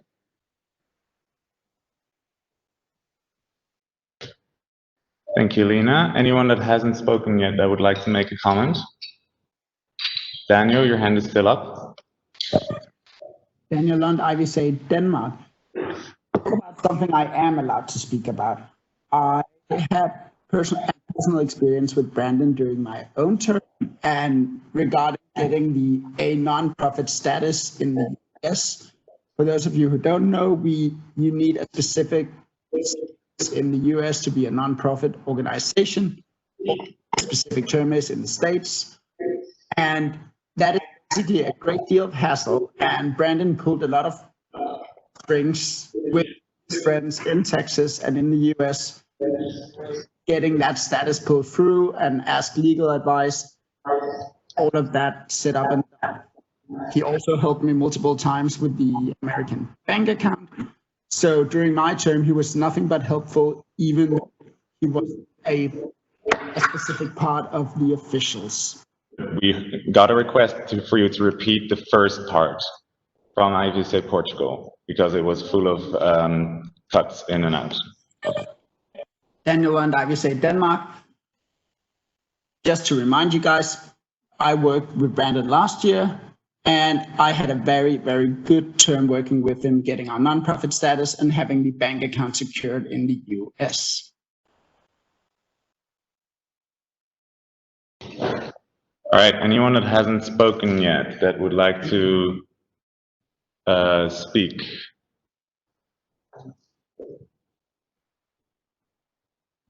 No further comments?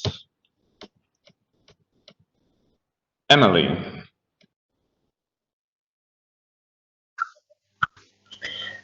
Hi everyone, Emily Freeman, IVSA Exco. I just would like to say some words on behalf of Exco and the president in particular, that Brendan has gone above and beyond his duties as trust, especially throughout this term, always being fully available even in the middle of the night answering questions. And he has given so much knowledge and experience and passed that on to the current and not only the current Exco team, but also a lot of other teams as well, in regards to talking to sponsors, how to attend events, and is still active in collaboration with the current officials team in acquiring those sponsorships, which have been really, really beneficial to our entire team this year. And I know that he will continue to always serve IVSA's mission and its members. And I think that he is an incredibly impressive individual. All right, thank you, Emily. Daniel's your hand still up? I think you made your point by now. All right, any other discussion? Anyone that hasn't spoken yet? Are there any objections to granting Dr. Brandon Nettles honorary life membership? Seeing none, motion passes. Congratulations, Brandon.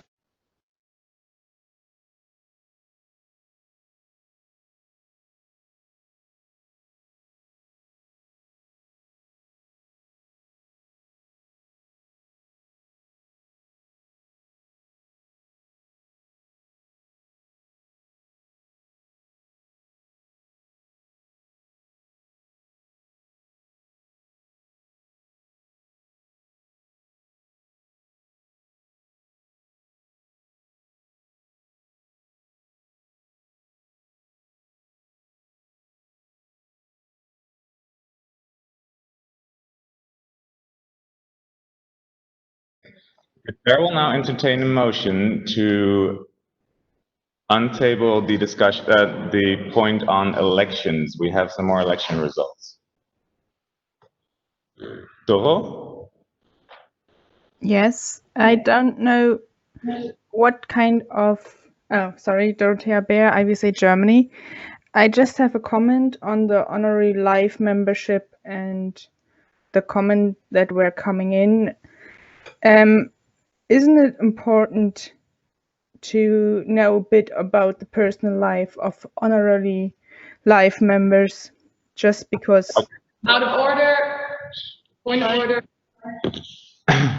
Sorry, Dora, you're out of order. According to Robert's rules, newly revised, we can't talk about personal lives of people attending the GA in the GA. That's not something we. I'm sorry. That's just what I wanted to know. Thanks. Okay.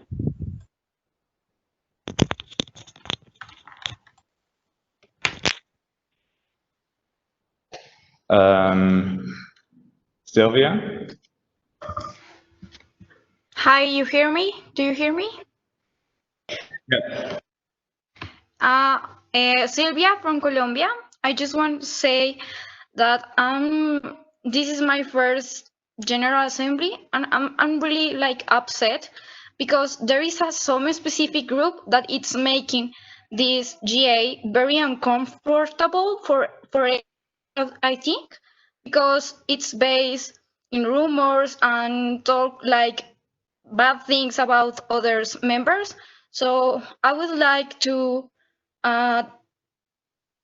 put that point on the table because it's very uncomfortable for us. So thank you.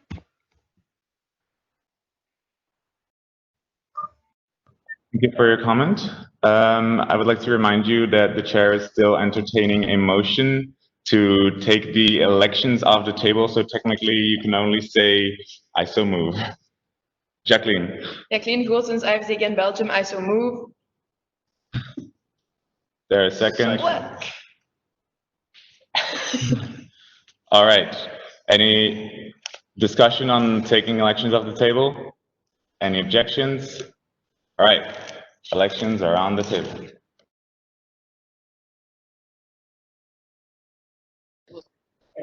We will have to put the presentation on the computer, so please bear with us for a couple of minutes.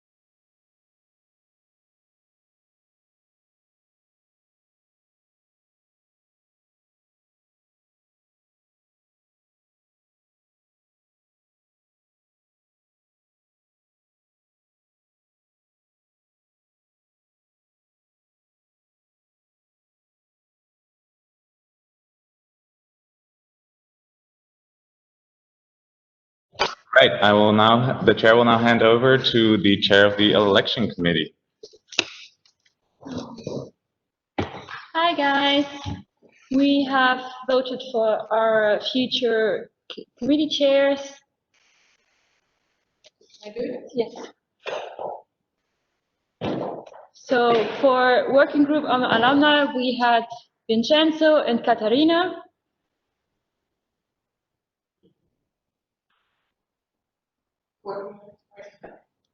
And with a vote of 54 and a percentage of 73, Vincenzo is our new chair of working group of alumni.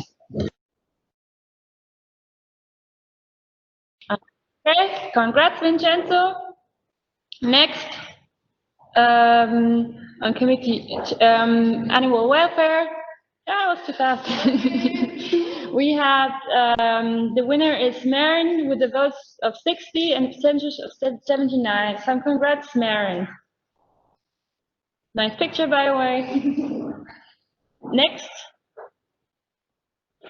is Standing Committee on One Health. We had nominees. Adunita Adituna with the votes of 44. Mubarak with votes of 11. And Safak with 21 votes. Adinuta won with the majority, with 58%. Congrats. Standing Committee on Veterinary Education. We have Diana and Christina, and Diana with 51 votes and 70% won the election. Congrats. Standing Committee on Wellness, Navisha and Iraya. With Navisha with 54 votes and has reached 72% and won the election. Congratulations, Navisha. Standing Committee on Career Attributes, we had Taylor and Isabel, and with 40 votes and percentage of 54, she has won the elections. Congrats, Isabella.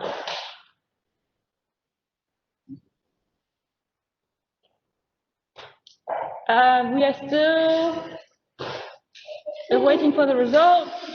Please keep paying attention. The chair will now entertain a motion to table the point on elections. Thomas. Thomas Benafi, IVSA Friends, I so move. Second. Any discussion on tabling? Doro, is your hand up about tabling or is it up for another reason? Any objections to tabling the motion, the elections? I'm very sorry, I'm tired. Seeing none, motion passes.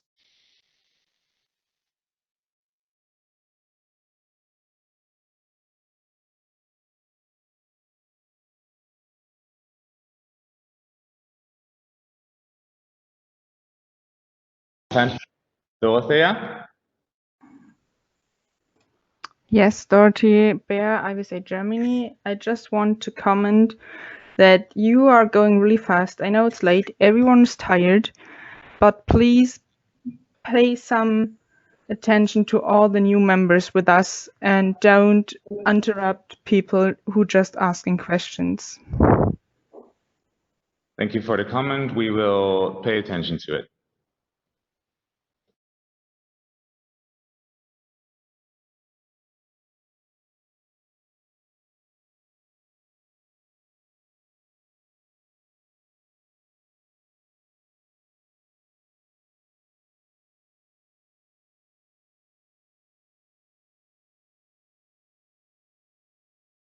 The chair will now entertain a motion to untable the constitutional amendment on IVSA structure. Amina.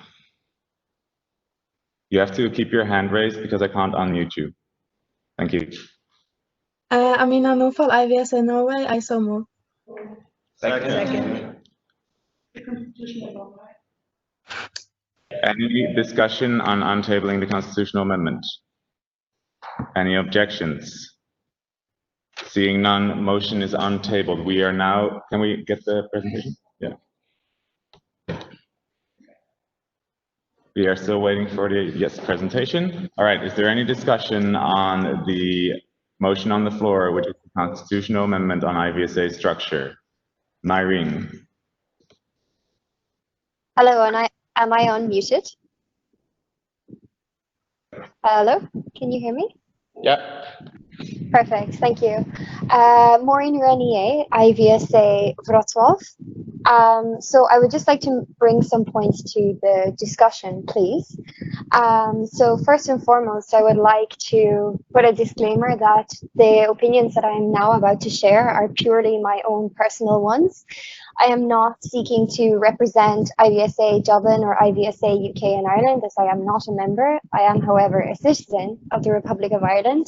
Similarly, I am not now representing IVSA Wrocław. These are just the point that I would like to discuss is there has been a lot of throwing around of the term cultural sensitivity, particularly in regards to Anglo-Irish relations. So I would just like to bring forward a very brief discussion of what that means and the significance of that for Irish people and for me personally also. So I am aware, of course, that IVSA UK and Ireland and IVS Dublin have their own objections and concerns and opinions. I will not be commenting on those as I'm not in a position to do so. So to begin, to give you some context, I'm a citizen of the Republic of Ireland. I am from Cork down the south, which is funnily enough known as the Rebel County. That will become apparent in a moment why. I was raised in what is called Gaelscoil, so all of my education, primary and secondary, was through the Irish language, through Gaelic. Okay, so to come to my point, I think when we would discuss cultural sensitivity, a small bit of context and history is very useful. Ireland, the Republic of Ireland as a nation, is a completely independent political and national body. It has no connection to the UK, although we do have some specific trade and travel agreements.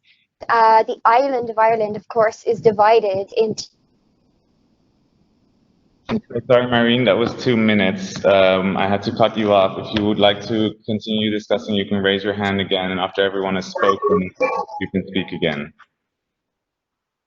All right, we will continue down the list. Dorothea. Yes. I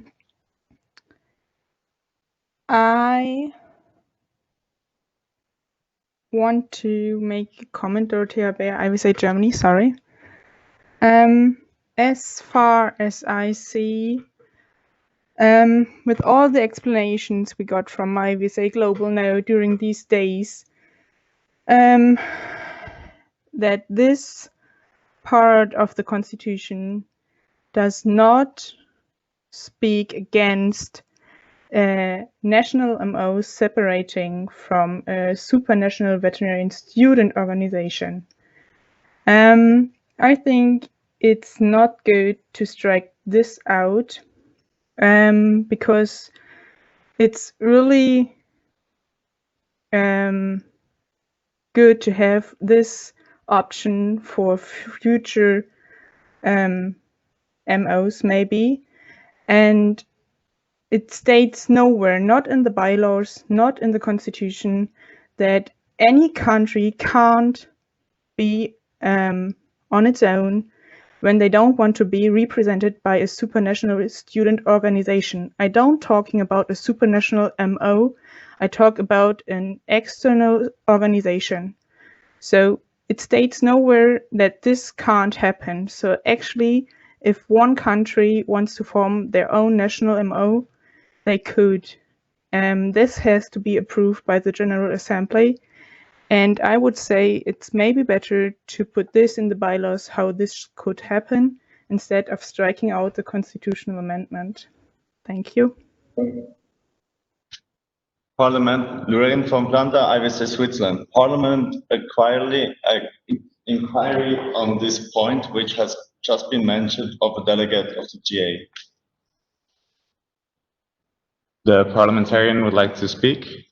Kirsten Abraham, IVSA Austria. So as we conducted business the last 5 years I was active in IVSA, we said that when it's not in the constitution or in the bylaws, it's not allowed. Since I'm parliamentarian today, I have to state that there is no section in the constitution where it states that any member organization can separate from the supranational itself. It only states that there is a supranational member organization and it will consider a single entity. with the respect to their votes and membership fee. It does not state anywhere that it can separate. So if we want that to happen, I think we have to make a bylaw amendment. Constitutional amendment, I'm sorry. Parliamentary inquiry over. All right, so some people here have already spoken yesterday, so I will give the floor to the only person here that hasn't spoken yet today, Jordan Egan. Jordan Egan, IVSA UK and Ireland. I'd just like to thank the student from IVSA Poland, who's actually from the Republic of Ireland, to try and explain Ireland's history, as it is really complicated and confuses people. Me, myself, I hold Irish nationality. I was born in the UK to Irish parents from the Republic. Ireland has a very complicated history with the UK because it was under British rule for hundreds and hundreds of years. In 1916, Ireland began its fight for freedom with the Easter Rising, which led to years of war and bloodshed.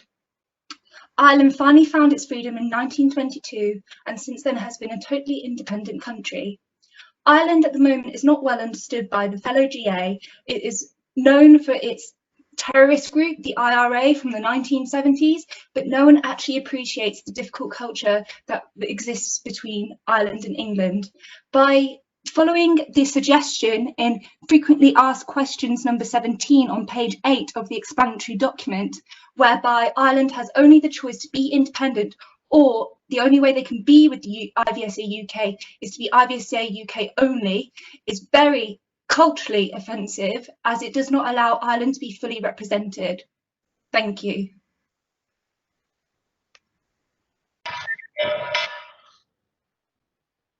I'm sorry, that was my alarm. Secretary elections have now been closed. All right, person that hasn't spoken yet, Lacey.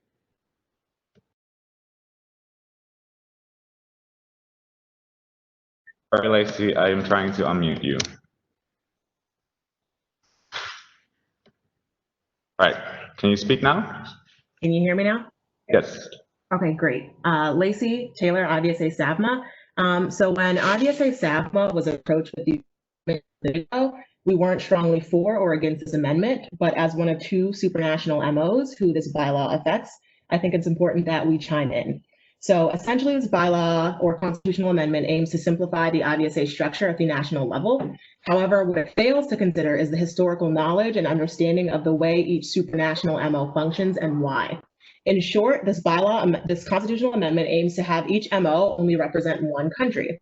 IVSA SAVMA represents the US, several schools, Canada, and a couple of UK schools. And I will give an example of how this bylaw would affect us. For example, one of the island schools we represent is Ross University in St. Kitts and Nevis. St. Kitts and Nevis has the option to either form their own MO or remain associated with IVSA SAVMA or IVSA USA, as we would likely be called.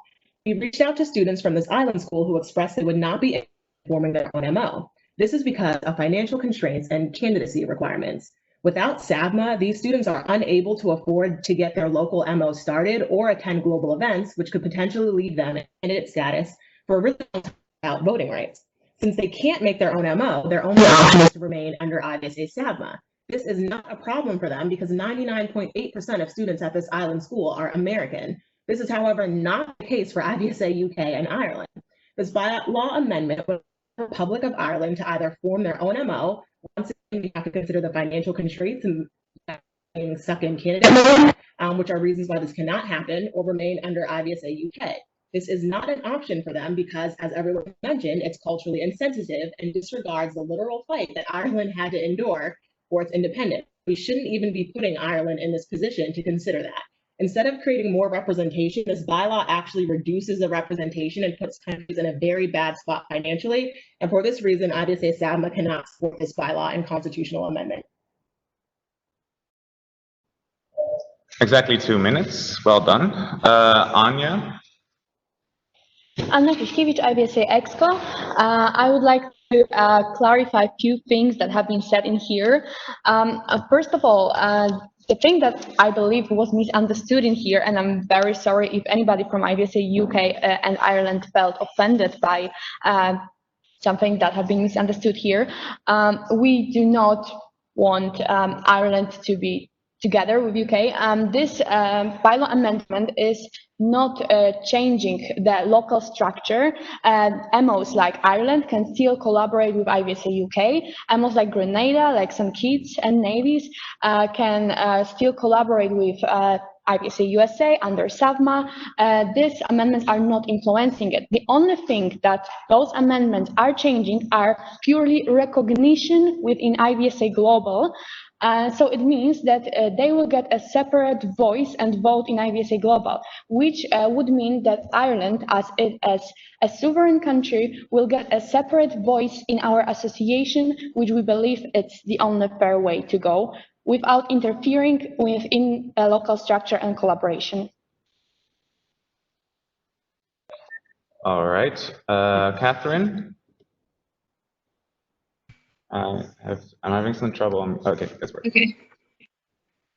Catherine Ross, IVSA UK and Ireland. I appreciate everything that's just said, but I would like to reiterate that that's not the case for us because of our relationship with AVS. But also, I'd like to thank you for uploading the documents, the statements from AVS and IVSA Dublin onto the delegate drive, and I got a chance to read these documents. I also want to reiterate that these are a very brief overview of all the intricacies, and that neither AVS, IVSA UK and Ireland, or IVSA Dublin had any previous knowledge of these changes that had been in the planning for the previous 3 years. Additionally, I would like to make a parliamentary inquiry. Does this constitutional amendment require to be passed at 2 separate GAs before this section is officially struck from the Constitution? And what majority does it need to pass at this GA? The chair can answer that question. The constitutional amendment will have to pass at the current GA with a majority of 75%, with at least half of voting entities present, and it will have to be confirmed at the next GA with the same requirements when it comes to voting. So there's a 75% majority needed, and also instead of the normal quorum of 40%, there's a quorum of 50% that is needed to pass a constitutional amendment, which also is for both times the constitutional amendment is on the floor. Does that answer your question?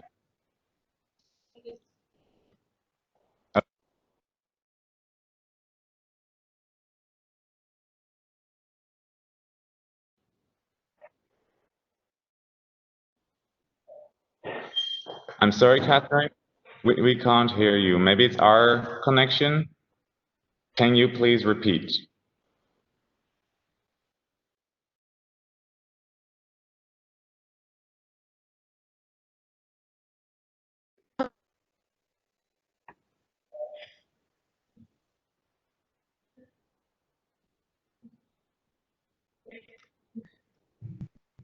Sorry, can I try again? I don't know if it, yeah. Is it correct that it has to pass at this Congress and symposium next January? Apologies, having some issues with our microphone. Give us 1 second to fix that.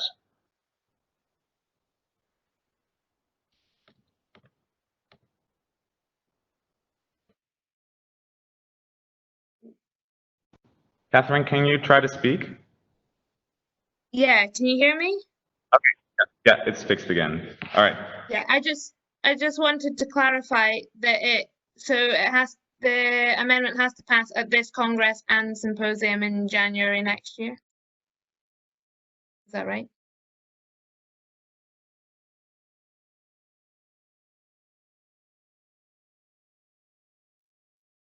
So the amendment is voted on today in this special General Assembly, and then again at the next session of the General Assembly at the 69th IVSA Symposium in Indonesia. After that, it is passed. Does that answer your question? Yeah, thank you. All right, Sylvia hasn't spoken yet. Sylvia. Hi, do you hear me? Okay, Sylvia from IVSA Colombia. I know there is an historical base around constitutional amendment, but I think that our rules must benefit all countries, and many people as possible. So I really understand that it's really difficult taking decisions like this, but I think that every country, no matter how big or located, where it's located, needs its own voice, and they are asking for it. So I think that we must not be selfish about this topic and let their have their voices. Thank you. Sorry, my English. Thank you, Sylvia. Anyone else who hasn't spoken yet that would like to speak? As we are going to go down the list. Jan? Right, Jan Martin, IVSA Finland. With respect to enabling other countries to separate from a supranational election Sudan organization, you don't need to strike this part out of the constitution. There's, you need one paragraph in the bylaws just describing how to how an organization might sell from a supranational member organization. It's a simple thing. A bylaw amendment would be enough to enable those MOs that want to separate to do so, and then we could still have SAVMA, and we could still have St. Kitts and Nevis who can't afford to come without, and we could still have obviously UK and Ireland who can't do the split, but we could also have obviously Canada. There's no need to strike anything out of the constitution. You just need a short bylaw amendment to make the separation possible.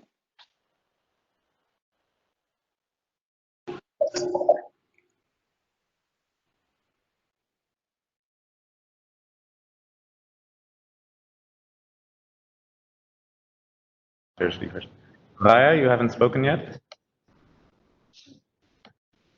Hi, Soraya, IVSA Portugal.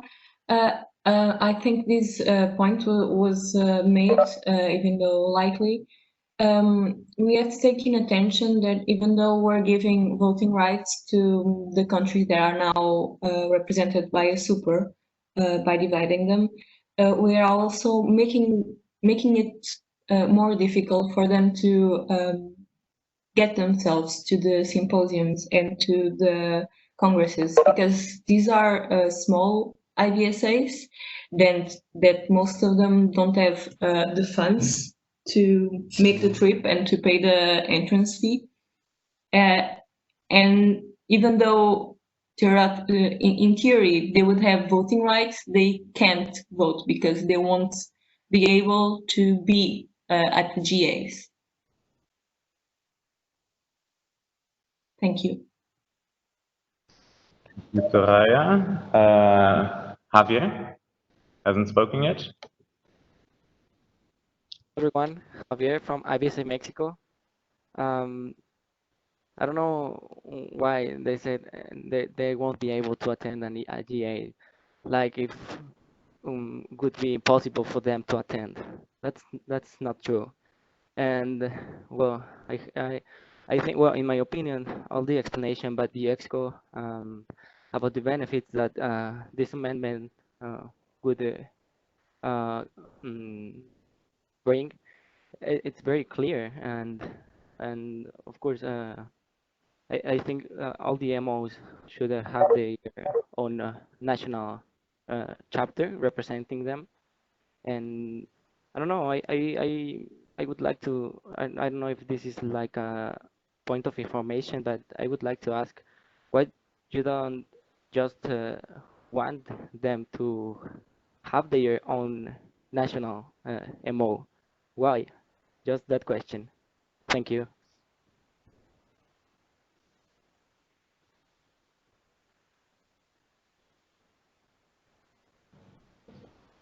Sorry, can you repeat the point of information? Yes, of course. It's just I don't know, a little question, a simple question. Why those people against are just don't want to those countries to have their own national MO? Simply why? They should have the right to do so. and the problems that they will face to attend symposiums or whatever. That will be their own local or intern problems, you know. Yes, thank you. Right, this is a direct question to the MOs in question, so I will call on the representatives of those member organization. I will start with Laura. You're the president of IVSA UK in Ireland. Would you like to answer this question? Oh, sorry, I forgot to unmute you. Oh, this is Jordan. I'm sorry. Laura? Thank you, Laura Turner, IVSA UK in Ireland. I'd just like to raise the point that it's absolutely not the case that we don't wish for these countries to be able to represent themselves as national MOs. We just share their concerns about, and I would like to just make reference to the previous point, it's not that they would not be able to attend a live event, it's that it would be incredibly difficult with such a small amount of students to ensure that they were always represented. So really, it seems like they are getting more opportunity to vote, but in fact, it may be the complete opposite, and that's our concern. And if you do refer to the statement made by the IVSA Dublin reps, you can see that they share that concern. Thank you.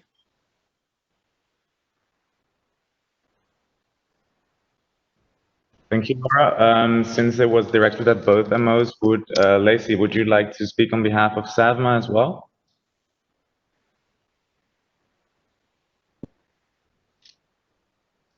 All right, can you raise your hand so I can unmute you? Thank you.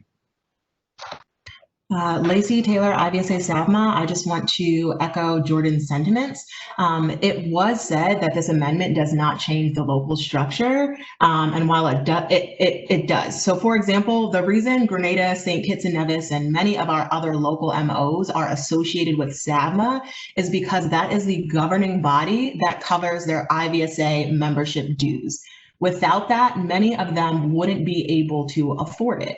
And so we're not saying that they aren't going to be able to attend these in-person GA or IVSA global events, but to echo Jordan's sentiments, it will be extremely difficult. And even with the scholarships that SAVMA provides, it is difficult. So in the past 5 years, only one student from one of our non-USA schools has attended a global event, and she was an international exchange officer, meaning that that was completely funded. So these other students from the local MOs have had a history of struggling to make it to these events. Mehdi, you haven't spoken yet? Yeah. Mehdi Amrani, based in Morocco, and I feel like a little bit of an outsider in this conversation because I will just say that I can't personally relate to what IVSA UK and Ireland are going through, nor what IVSA SAVMA is going through with this constitutional amendment. But I'd like to give my point of view as somebody who has a wish and a vision for IVSA, I would say. And from what I gather is I actually think that it is so crucially important that every single country gets represented and gets their own votes. And obviously, I do not wish for any country, whether it be Grenada, St. Kitts and Nevis, and or Ireland or any other country to suffer from this constitutional amendment. But at the same time, I think that a different question we might be asking ourselves, that we should be asking ourselves, is not whether this is going to work or not, but what could we actually do to make it work? Because if we focus on finding solutions rather than finding problems why this might not work, I think we would be better off. And I say this also while not diminishing any of the work that the EXCO or I'm very sorry, Mehdi, that was your 2 minutes. I have to cut you off. Anyone that hasn't spoken yet that would like to speak? Jacqueline. Jacqueline Goossens, IVSA in Belgium. I move to the previous question. Second. All right, we have a move to the previous question. Are there any objections to moving to the previous question? There's a lot of people with their hands up. I'll give you 10 seconds to put it down if you're not objecting to moving to the previous question. All right. Doro, are you objecting to moving to the previous question? Dorothea Bär, IVSA Germany. Yes, I object. All right, so we will go to a vote to moving to the previous question. I will set it up. Get your official representative to the voting delegates group. I'm sorry.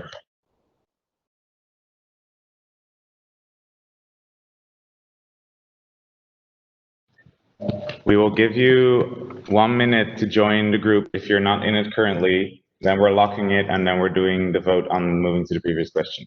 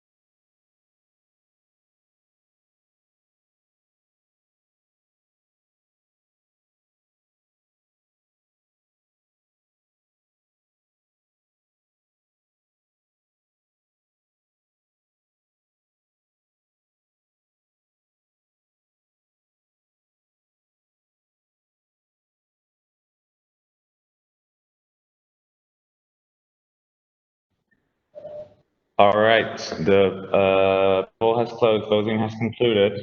We have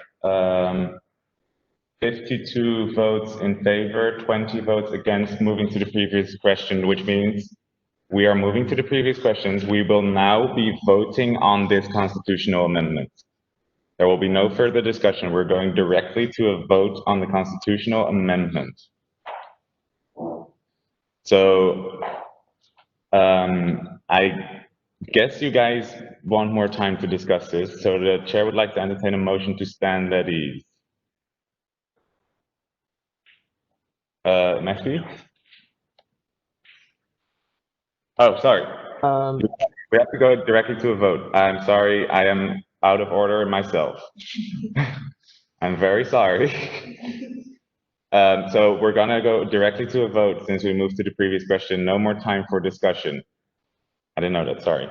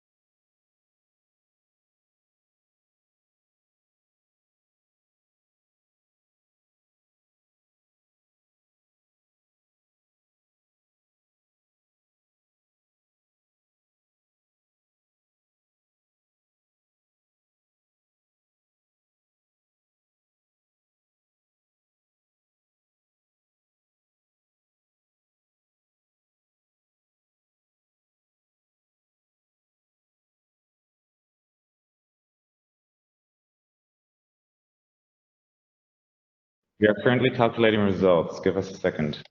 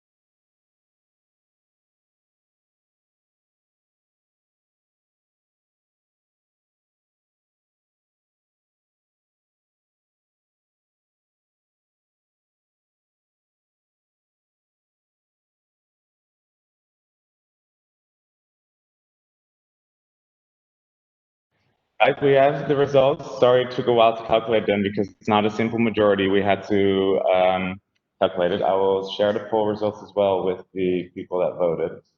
And there's 2 no answers. That is the officials that are in the group. They don't answer the polls.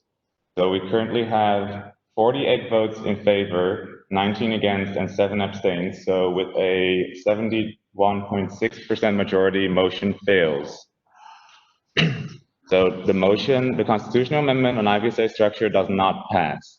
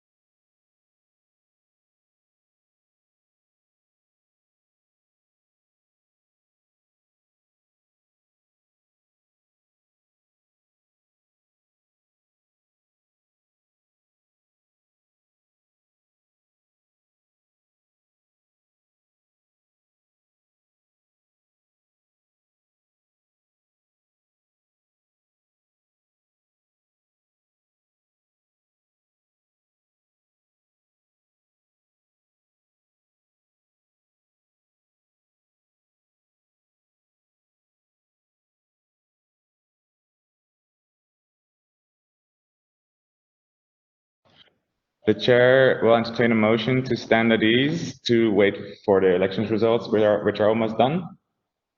Thomas? Thomas Bonafé, IVSA Friends, I so move. Sorry, I'm struggling with that. Any discussion to standing at ease? Jordan, do you have discussion on standing at ease? Else, please lower your hand. Also, Suraj, we are currently working on your question. We will get back to you. Nina, do you have a discussion on standing at ease? I do. I just wanted to ask how long. So standing at ease doesn't have a specific time limit. You shouldn't leave. Oh, okay, sorry. No problem. We like explaining things. Oh. But we expect a couple of minutes before we can announce more election results, so we want to wait for that. Okay. Any objection? Or Jordan, and do you have discussion on standing at ease? Jordan Egan, IVSA UK and Ireland. No, it's not about the standing at ease. You mentioned Siraj, and I did have a question about Siraj's votes because they weren't presented on the PowerPoint screen. All right, we are working on that. We will get back to you. Thank you.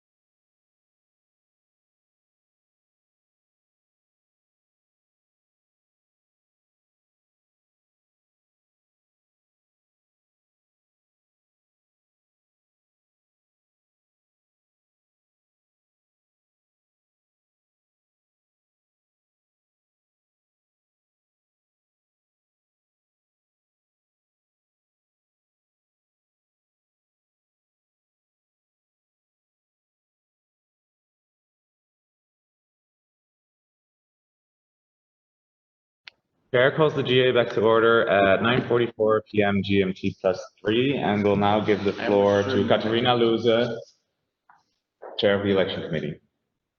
Hi guys. Quickly back to Standing Committee on One Health. Suraj, you were definitely in there. Here are your votes.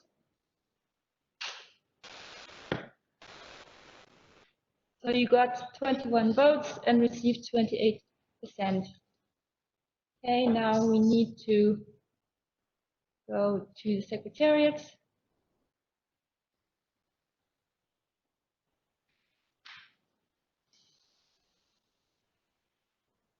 Okay, Secretariat, here are the nominees. And the final secretariats for this year are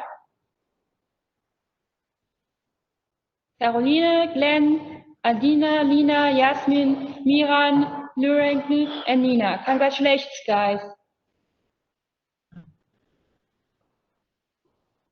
Congratulations. And for trust, here are the nominations for trust.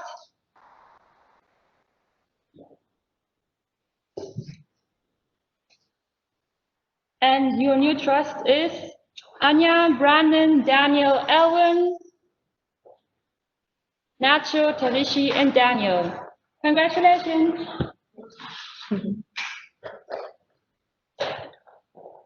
Thank you.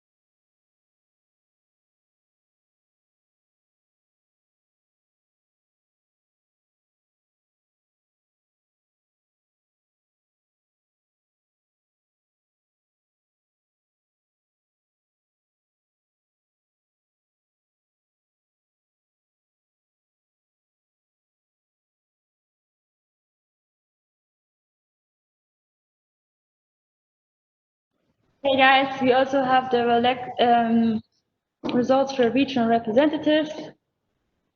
For sub-Saharan region, we have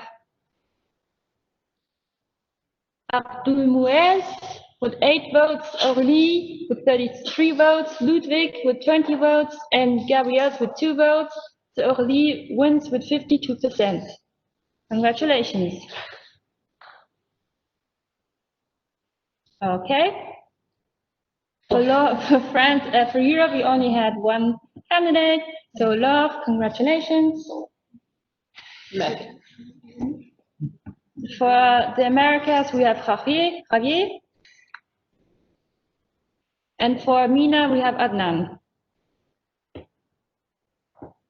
And for Asia, we have Chakra from IVSA Nepal. Congratulations, guys. And then we have hosts for the 70th IVSA Symposium. The 2 candidates were Colombia and Mexico. And with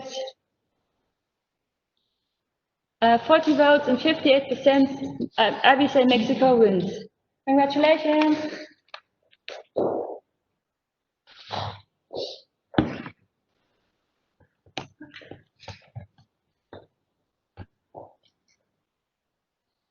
All right. We are done with elections. How delightful.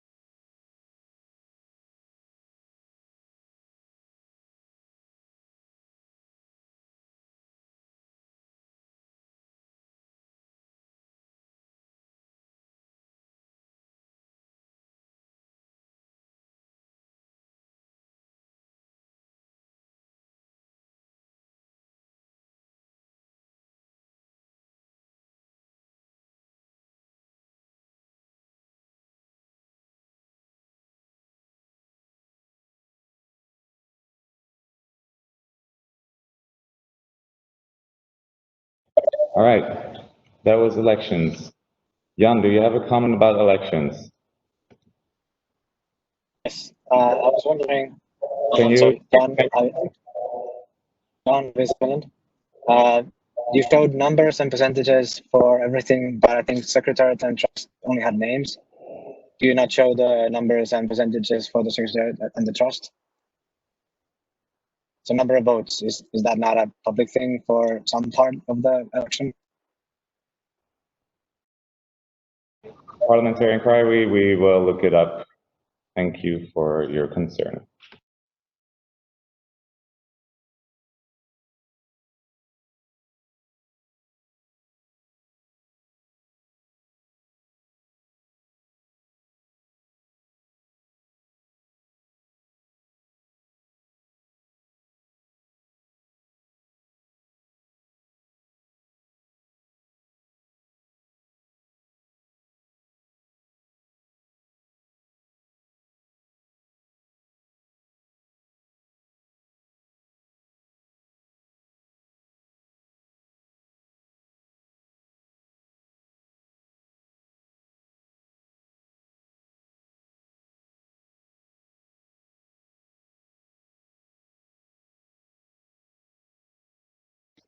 Jan, we have an answer to your parliamentary inquiry person. So it's stated in the bylaws that the results of the elections are public and the number of votes for all elected committees will be presented to the general. So indeed, the number of votes will have to be made public, and we will, the election committee will work on that and present them as soon as possible. The chair would like to entertain a motion to take the bylaw amendment on IVSA structure off the table. Amina.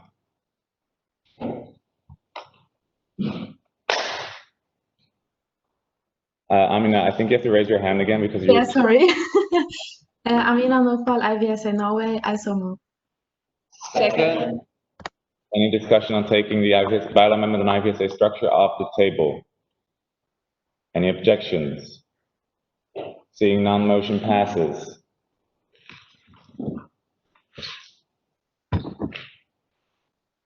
So this is the motion on the floor. It is a couple of pages. So I would advise you to grab the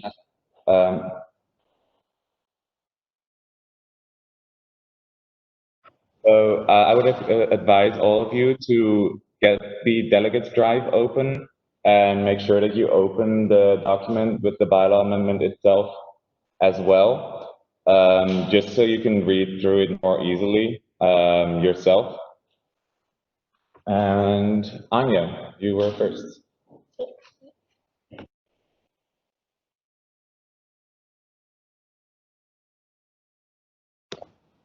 Anna Titkevich, IVSA EXCO, I move to amend the amendment by striking the following. The governing structure of member organization representing one veterinary faculty shall consist of at least 3 members, 1 a president, 2 an exchange officer, 3 at least 1 additional member. And add. Where do you want to add it?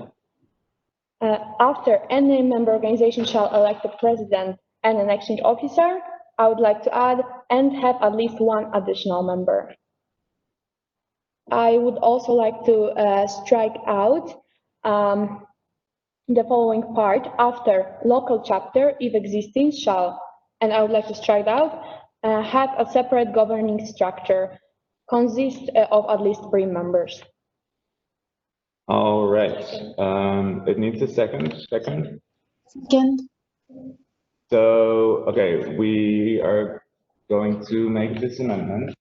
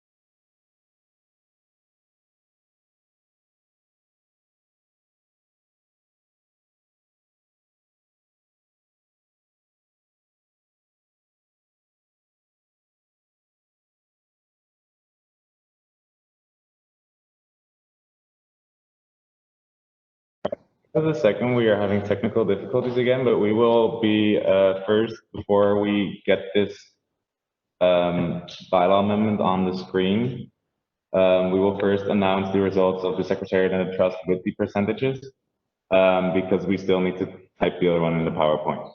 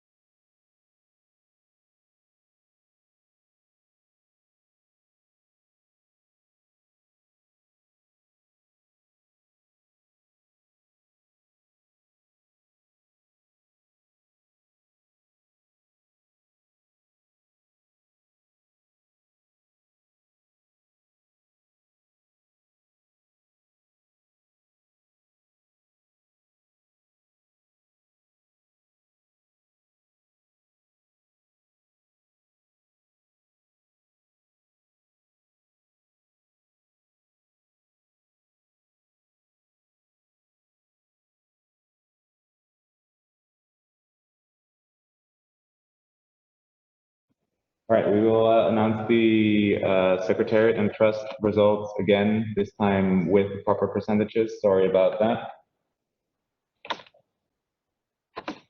Hey guys, as you can see here are the trust voting results. Joseph Lamb got 15 votes, therefore 4%.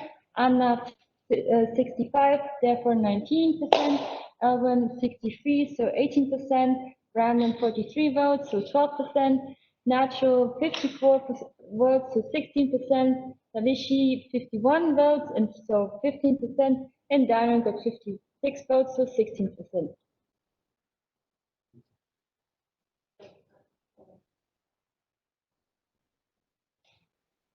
Secretariat.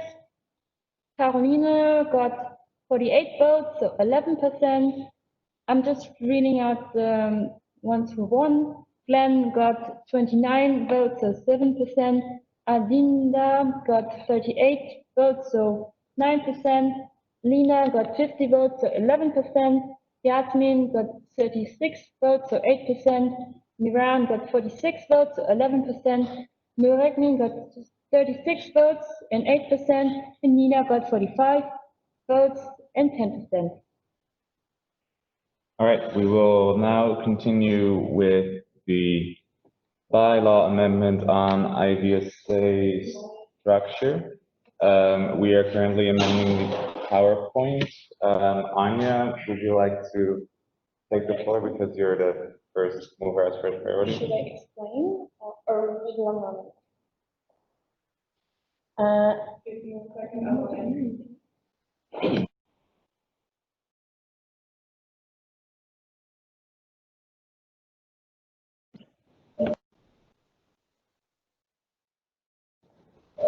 so I would like to explain why we have made this amendment. So this part of the bylaw amendment was a little bit unclear for some of our members. It was explained how the board structure of an MO should look like, because we would like to have a local structure for our MOs very flexible. We decided to strike out this part and just ensure that every MO will have a president, exchange officer, so 2 board members, and they will have to have at least 1 additional member in the MO, but not in the board. So that's why those changes have been made. All right, are there, oh wait, let's wait until we have the PowerPoint up. No. It is the amendment to the amendment, and I'm not sure if that one is written in the PowerPoint yet. I don't think so. No.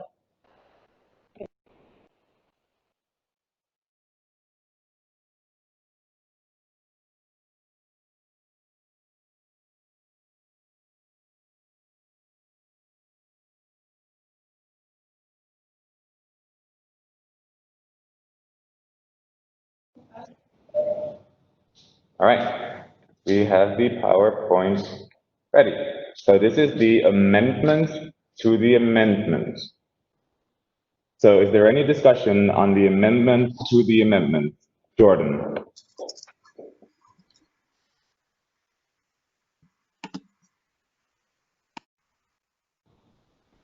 Any discussion on the amendment to the amendment? Jordan. My hand was raised before this, before the amendment to the amendment, to discuss this bylaw amendment.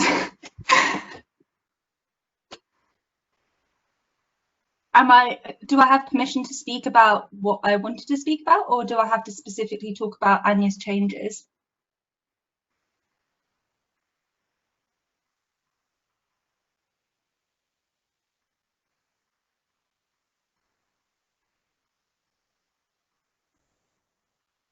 If there's anyone speaking, you can't hear them at the moment.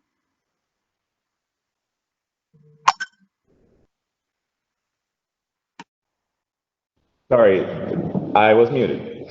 So we are now specifically talking about the amendment to the amendment, so only the changes that are on screen. No worries, I will leave it then because it's a point about furthering the bylaw amendment that's being proposed. It's not to do with these in particular. All right. So is there any discussion on the amendment to the amendment? Any objections to the amendment to the amendments? Sorry. Seeing none, motion passes. We are now amending the amendment with said amendments and changing it basically, but it's we need to change the PowerPoint.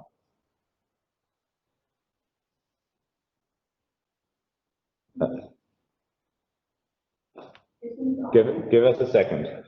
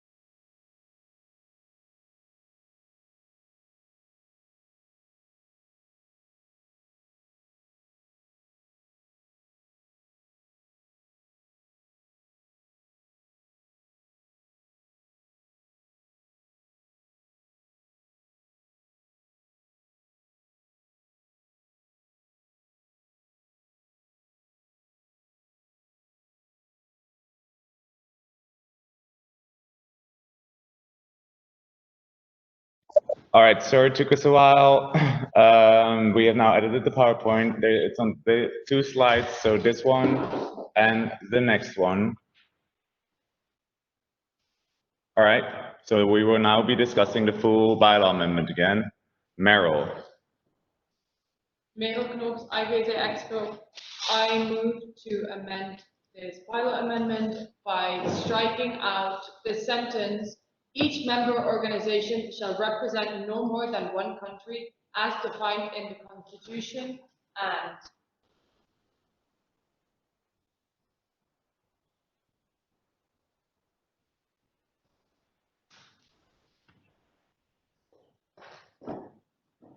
and I would also like to add in as defined in the Constitution after the words one country. All right, while the PowerPoint is edited, would you like to comment on why you're proposing the amendment to this amendment? Meryl Knops, IVSA Exco. The reason for this amendment is because the bylaw amendment, as it was written before I amended it, was written to align with the constitutional amendment that we made before, which however did not pass, and therefore by striking out this sentence and adding in the words that I did, it would still be in accordance with the Constitution as we have now. By not striking this out, it would be contradictory to the Constitution. Thank you. All right. Is there any discussion on the amendment to the amendment? So we're now only talking about striking out this one sentence, each member organization shall represent no more than one country as defined in the Constitution, and adding as defined in the Constitution after one country. Jordan, or not? Okay. Any discussion? Jordan, has your hand up or not? Guessing not. Any discussion on the motion? Any objections? Seeing none, motion passes. All right. So now we are back to talking about the full bylaw amendments. Jordan. Thank you, Jordan Egan, IVSA UK and Ireland.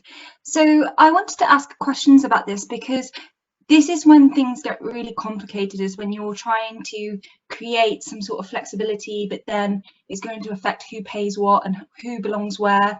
So you say here, one country as defined in the Constitution shall be represented by no more than one member organisation.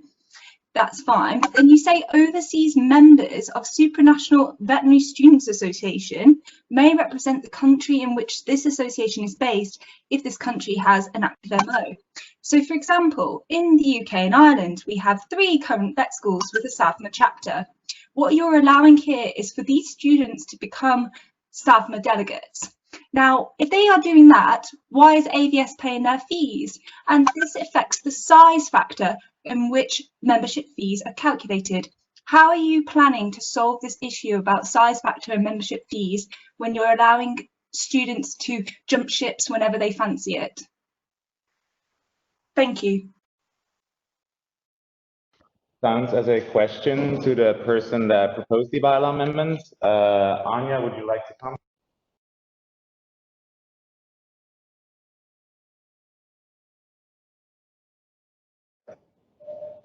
All right, Anya.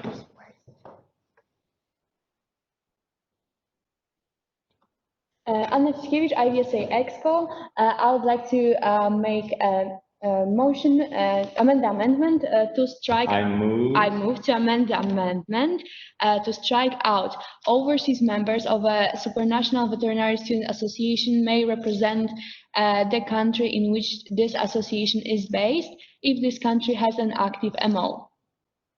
Can I elaborate? It needs a second first. Second. All right.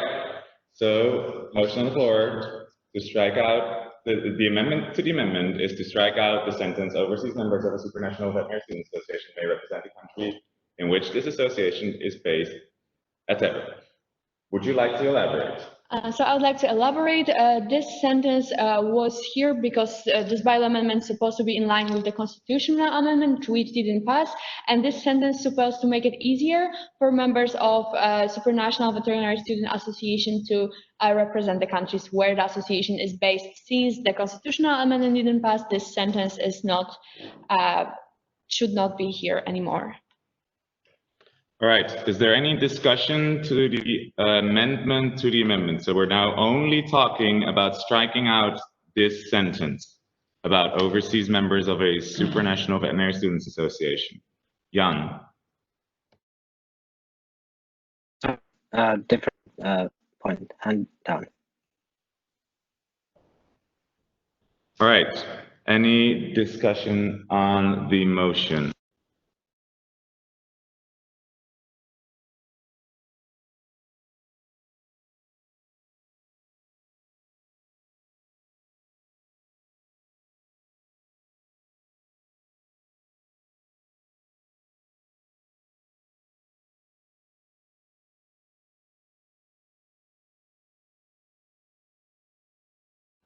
Anya still has a comment?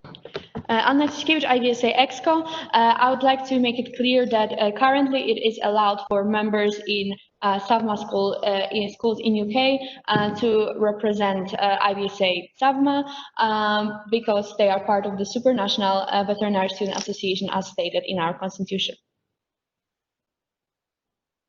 Jordan. Jordan Egan, IVSA UK and Ireland. So just to clarify the relationship with SAVMA and its UK and Ireland vet schools, it is so different. So yes, our IVSA UK and Ireland students from the SAVMA vet schools, which is Royal Veterinary College London, University of Edinburgh and University of Glasgow, they are IVSA UK and Ireland members because AVS pay their membership fee to IVSA as they are enrolled at that vet school. However, they are still SAVMA members in the sense that they can reap the benefits and scholarships associated with this membership. Thank you.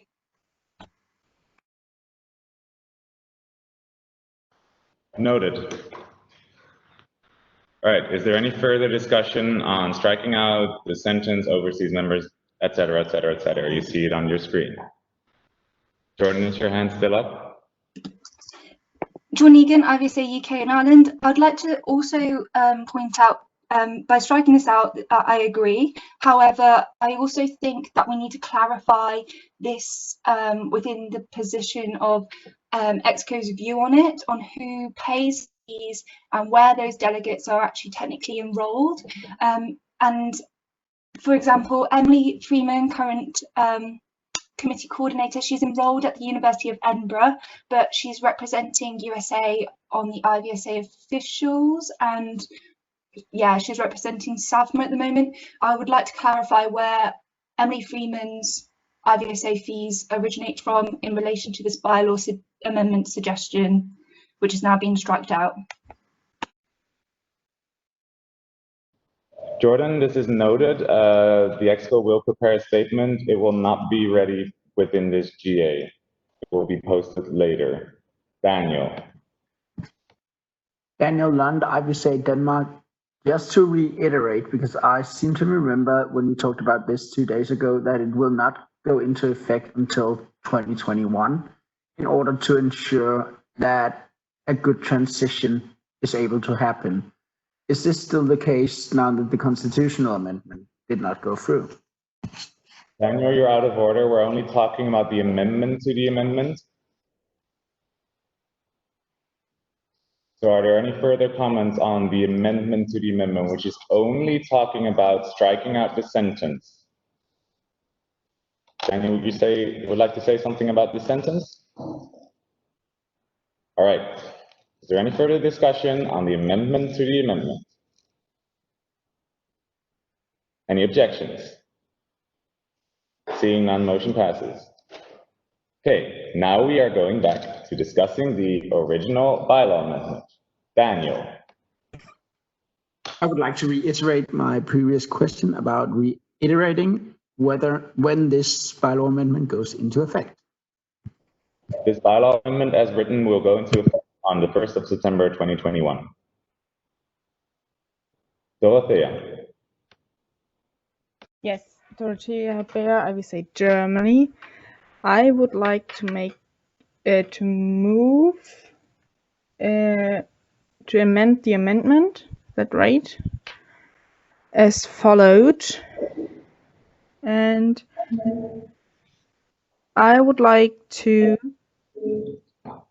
add after one country as defined in the Constitution shall be represented by no more than one member organization with following. National member organizations who are willing to form a supranational member organization have to state this. The supranational member organization has to be approved at the General Assembly and shall retain the status of full member organization provided that at least one of the national member organizations joining together has that status at the time formation of the supranational member organization. If one of the national member organizations want to separate, they must state this at the General Assembly. They shall retain the status of full member organization after the approval from the General Assembly. That's it. I can send you this text in the chat if you want. Please send it in the chat because we did not follow the exact wording of the bylaw now. Yeah. Yeah, please post it in the chat.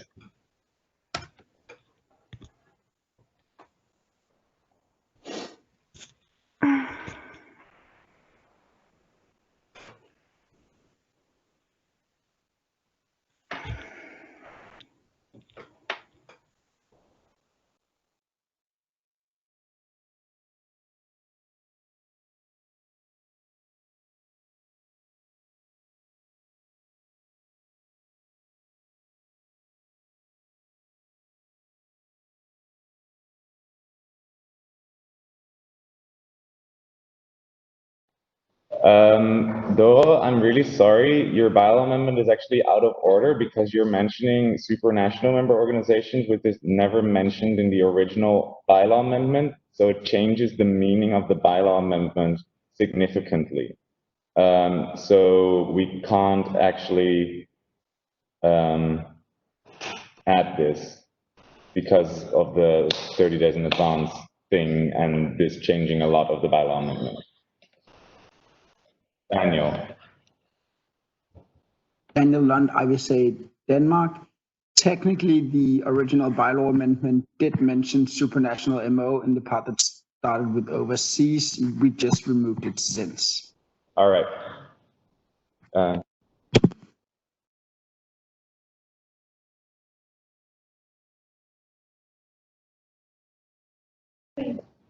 All right, good point, Daniel. We are discussing the bylaw amendment to the amendment. We are currently putting it in the PowerPoint.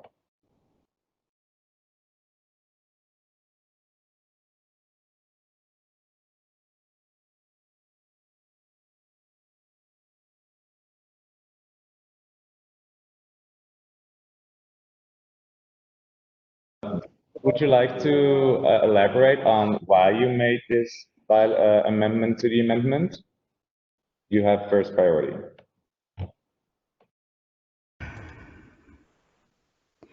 Yes, Dorothea Bär, I will say Germany. I added this passage, or I want to, because I thought that a lot of the discussion that was going on before today and like Friday was about that's not clarified in our constitution or in our bylaws. If it's possible to form a supranational member organization and how it is possible for countries or for member organizations to leave supranational member organizations. And I just want to clarify it with these sentences. I know they may be not perfect now for the bylaw. They maybe have to be modified, but I think everyone gets what I want to say.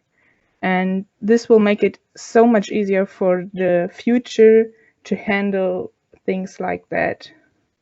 Example, Canada gets an own MO.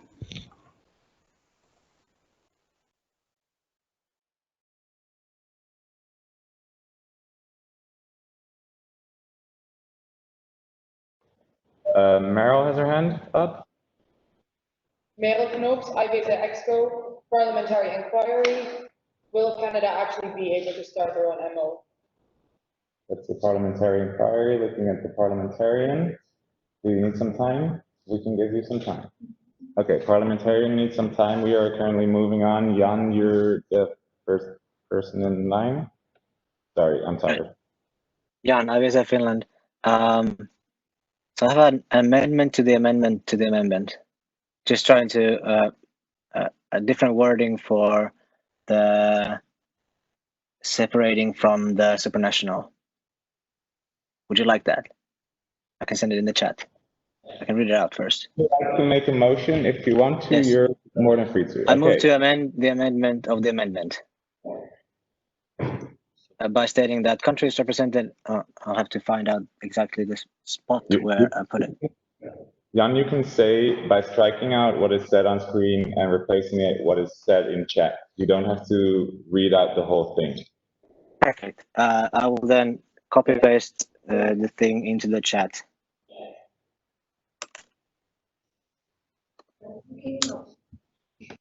And Peter, can you make the motion again? So you're moving to do the entire, replace the entire thing with what is written in chat, no, right?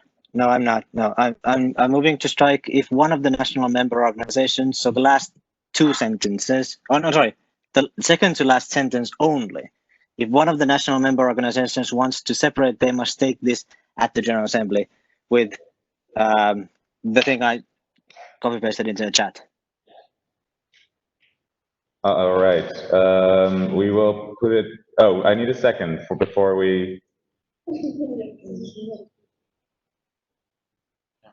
Anyone a second? Else we can't. Okay. Now we can discuss it. Okay, we will put it in the PowerPoint.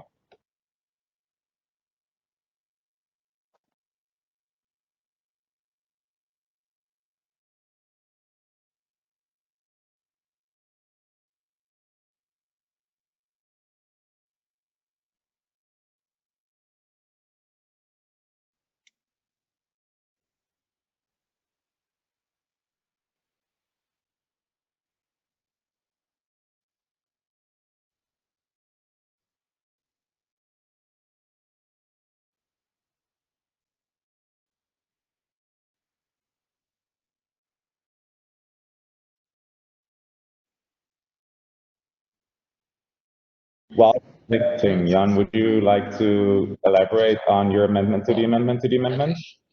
Yeah, just clarifying details on what a separation means and what it concerns. So the passage goes: countries represented by supranational member organizations can choose to form their own national member country. Sorry. Excuse me? You cannot hear me. You didn't state your name and country. Okay, Jan, IVSA Finland.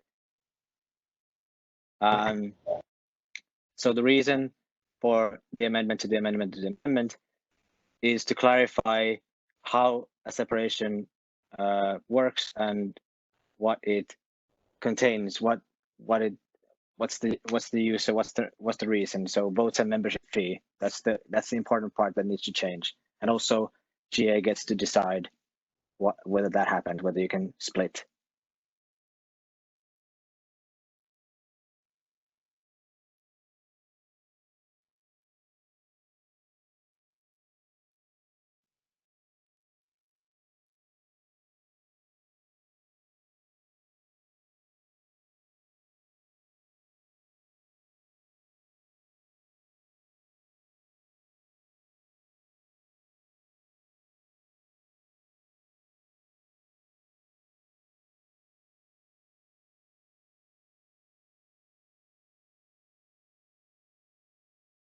Excuse me, that's incorrect. Not the last sentence, only the sentence. If one of the national member organizations wants to separate, they must state this at the General Assembly.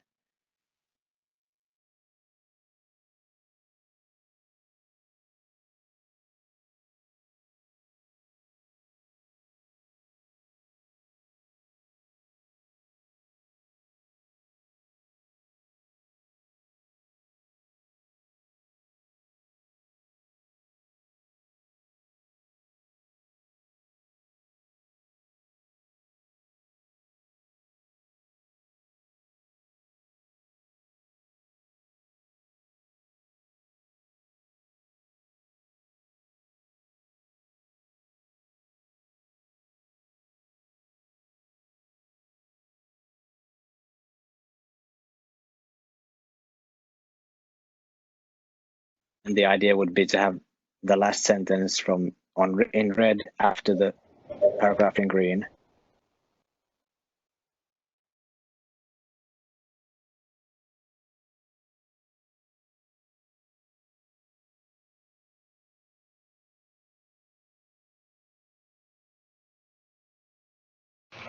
Parliamentary inquiry answered from a while back, which was about Canada. If Canada can have its own MO when the bylaw amendment passes like that, that was the question I got asked. All right. Person Abraham, IVSA Austria. So currently the bylaw says there cannot be any local member organization representing the faculty represented by an active national member organization. Since there are AVMA accredited schools in Canada which are represented by SAFMA, they cannot be a an MO form for Canada because there are already schools that are represented by SAFMA. They cannot hear you. I think you will have to, we're moving the microphone closer. We will move. And did everybody get what was the parliamentary inquiry? Just repeat everything. Okay, so Meryl someone asked a while back if this bylaw amendment actually can help Canada to become a national MO if that bylaw passes. So I can only talk about the current bylaws, and in the current bylaws, there is a chapter that states there cannot be any local member organizations representing the faculties represented by an active national member organization. Since we do have SAFMA, which represents any AVMA accredited schools, which there are some in Canada and some that are not AVMA accredited, Canada cannot form a national MO since it's represented in SAFMA already.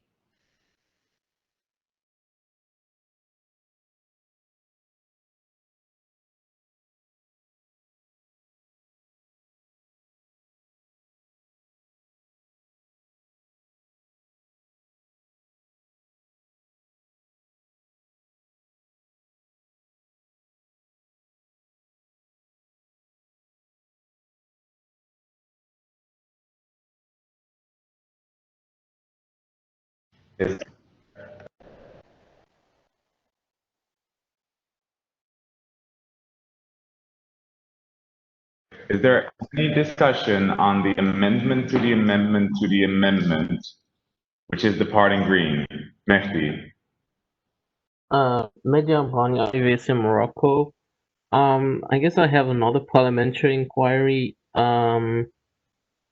regarding this amendment to the amendment to the amendment. If it were to be, if the amendment were to be passed, just as it is right now, would Canada be able then to form a member organization?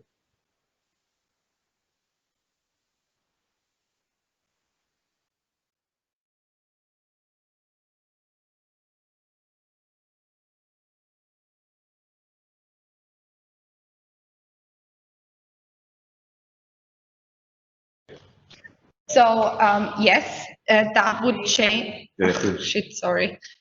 Kirsten Abraham, IVSA Austria. So yes, that is true, but the MOs that are currently represented, the schools that are currently represented by SAFMA would have to leave SAFMA. So to summarize, because I feel like it might be confusing, the confusing bylaw amendment. This bylaw amendment would make it so that the Canada can indeed make their own member organization, their own national member organization, but the AVMA schools in Canada would no longer be part of SAVMA. That is how it's currently written in this amendment, according to the parliamentarian. I can't make my own statements.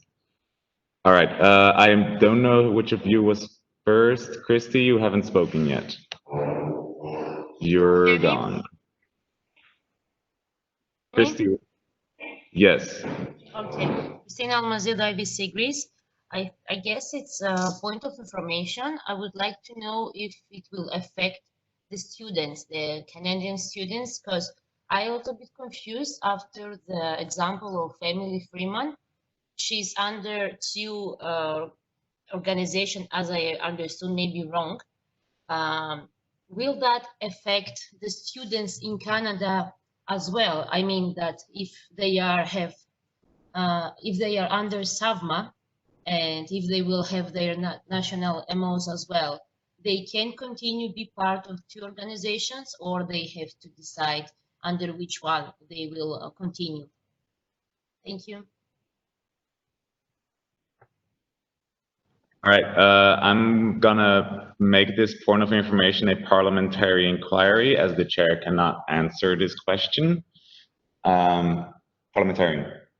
So, name and country. Kirsten Abraham, IVSA Austria.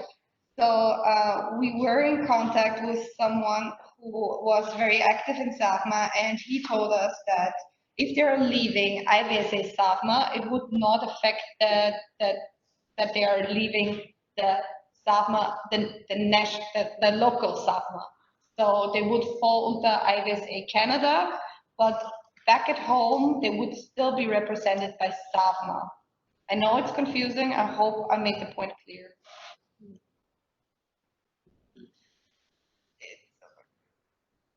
Christy, is this making it more? Okay, I try again. Okay, the parliamentarian will rephrase.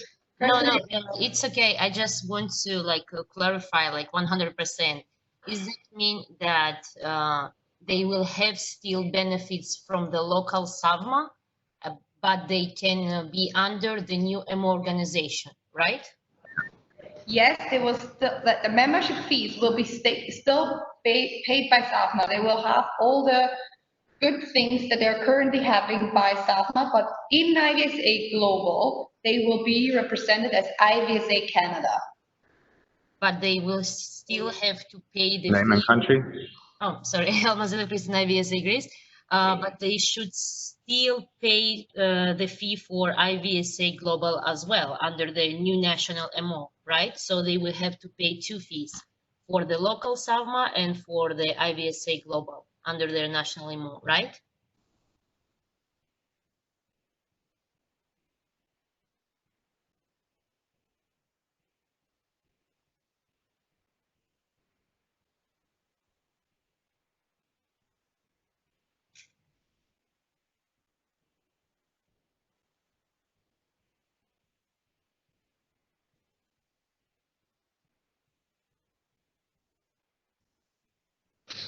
Okay, the parliamentarian will further clarify. Thank you. It's not me. Okay. Someone typed it in the chat. Oh, sorry. I thought they mentioned the parliamentarian. Sorry. Jordan, go ahead.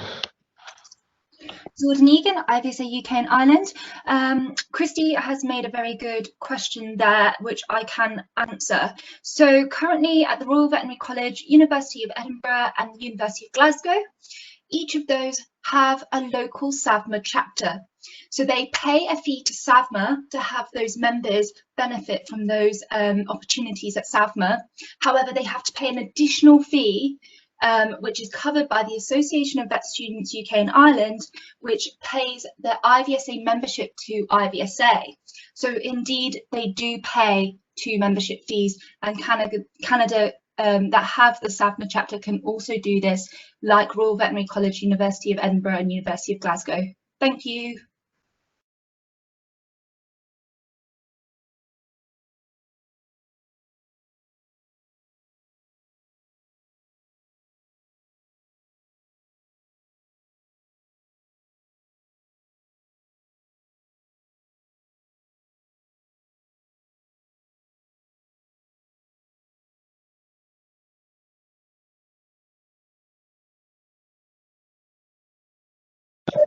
Lisa? Lisa Buur, IVSA Netherlands. I move to previous question. Second. Any objections to moving to previous question? So we will, if we move to previous question, we will be voting on the green part. Only on the green part. And hearing no objections, we're moving to previous question. Please go to the voting chat. All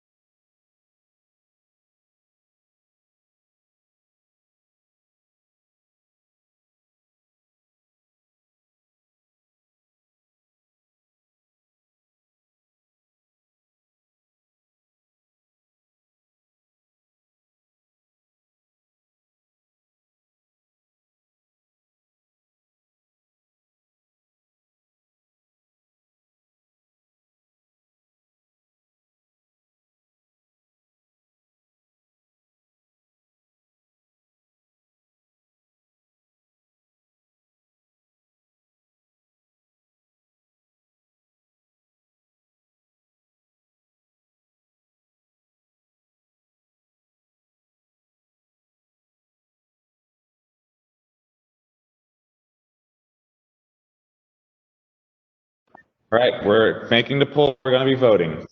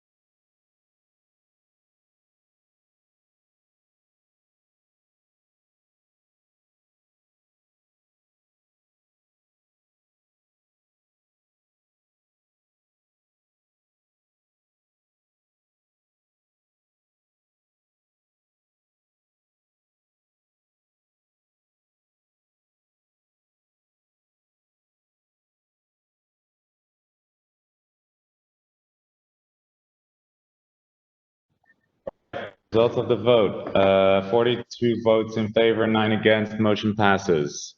We are now discussing the red part. Dorothea. Yes, Dorothea Bär, IVSA Germany. I want to withdraw my motion. I move to withdraw my amendment. Don't need to move it. If you withdraw your motion, it's withdrawn. Okay, I want to explain why, can I? Yes, you can.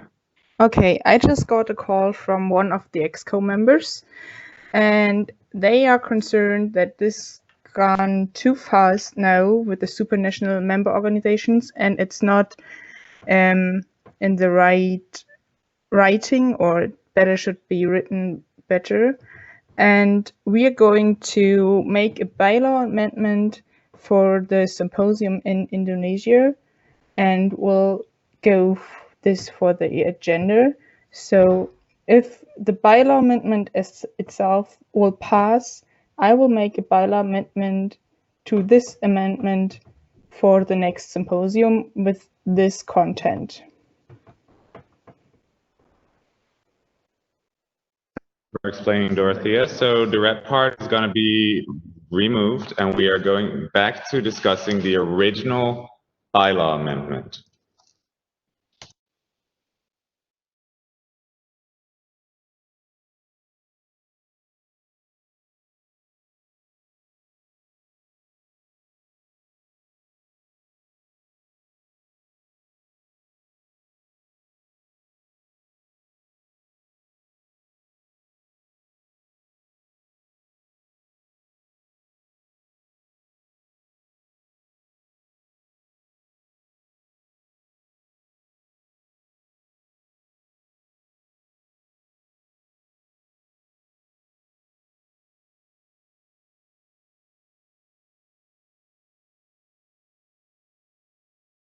Any discussion on the original bylaw amendment? Anyone that hasn't? Jan, you didn't speak on this one yet, so Jan, you're first. I moved to add the previous green text to where the red text was.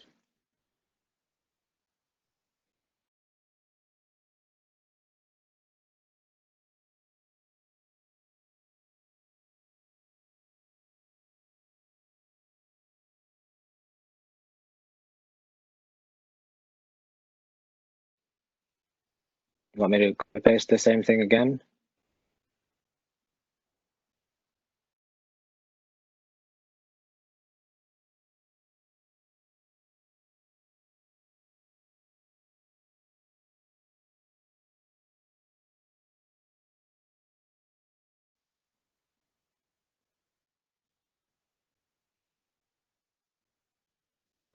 First, you need a second. We can't discuss anything without second.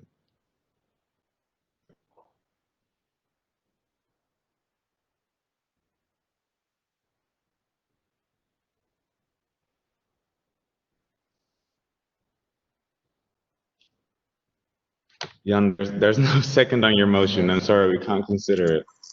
Second. Okay, sorry. Okay.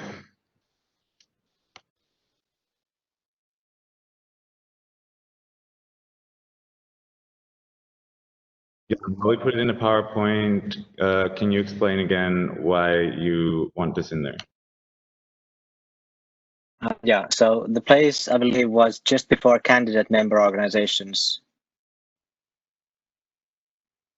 It doesn't really matter that much, but I believe the previous place for the red. I'm gonna have to state your name and country before you speak.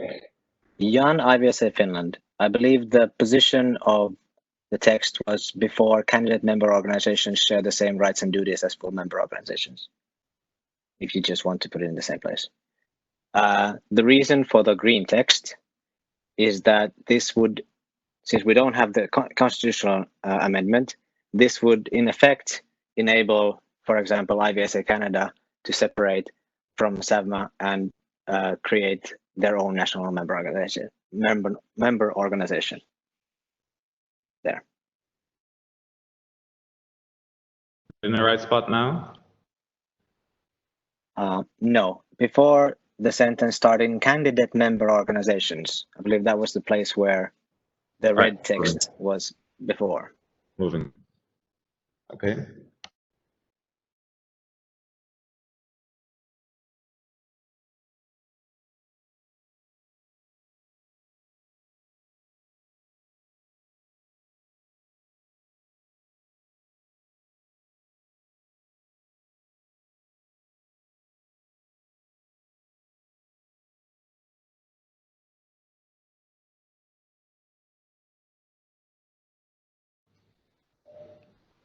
Anya? Anna Tushkevich, IVSA Exco. So as we previously discussed, we would like to anyway make this kind of bylaw amendment later on in the future, possibly for the symposium in Indonesia. We believe this is too much rushed, as you could see on Friday and today, there were many concerns regarding supranational MO, and we believe we cannot make this decision in such short amount of time. It will have to be discussed with all the MOs concerned and thought well. That's why we would like to do it on the symposium. Noted. Jordan? Jordan Egan, IVSA UK and Ireland. Echoing what Anya is saying, could we not hold a vote as to whether or not people would like time or whether or not they're happy now? Because we've spent so much time discussing your constitutional amendment, and this is related to that plus your bylaw amendment structure. So I feel like it is related to the same topic, and I would like to hear the GA's thoughts. Would you like to make a motion? Because from what I'm getting, you want to ask the GA for more time, and that is not a motion. Jordan Egan, IVSA UK and Ireland. I'm not specifically asking the GA for more time. People are suggesting that we need more time, but they already proposed these amendments in the first place for this GA. What I'm asking is I move to propose that we hold a vote to see if we're happy to do this bylaw amendment now as opposed to waiting.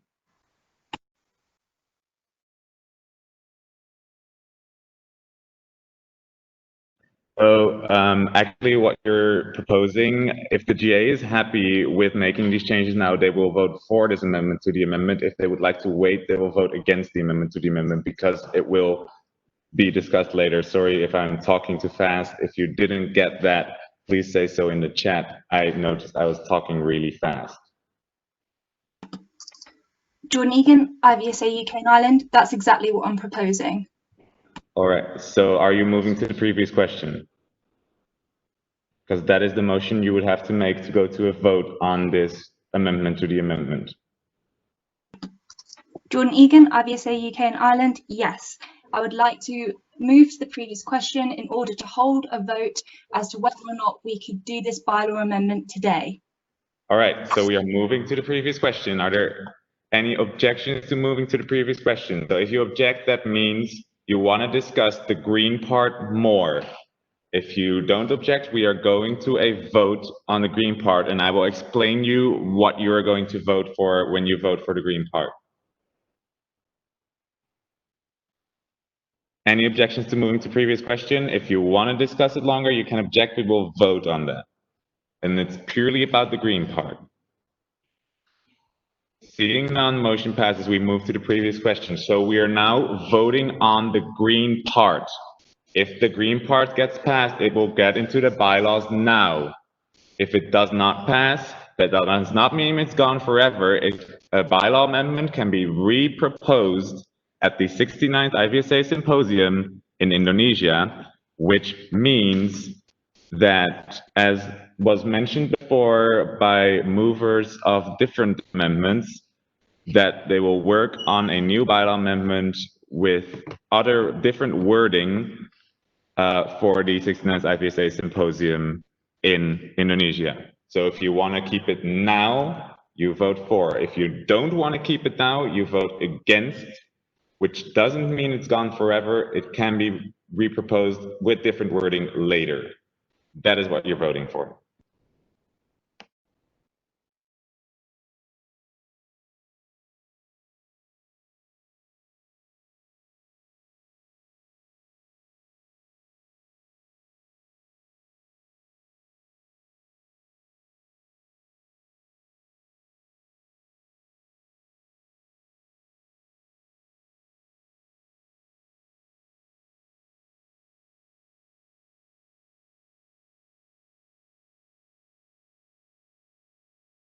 Voting delegates, we're gonna get again in the voting delegates group.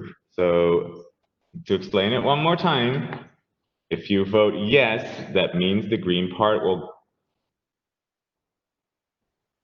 get amended and put into this bylaw amendment. If you vote no, that means it will not get put into the bylaw amendment now. That does not mean it can't be reproposed at a later GA. I'm going to open voting in 30 seconds.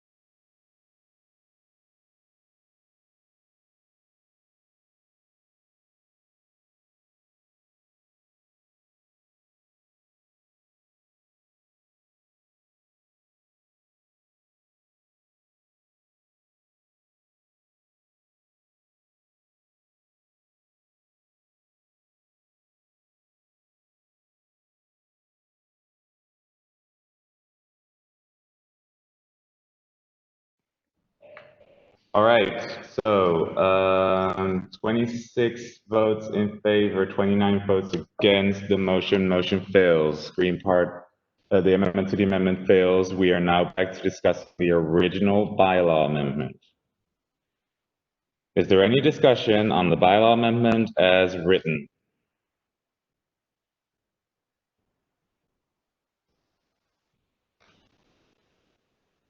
Are there any objections to the bylaw amendment as written? Seeing none, motion passes.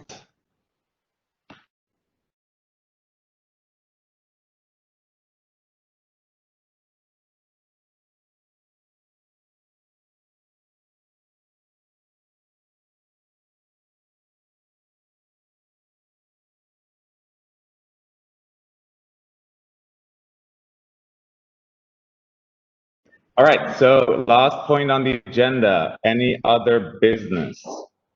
Is there any other business?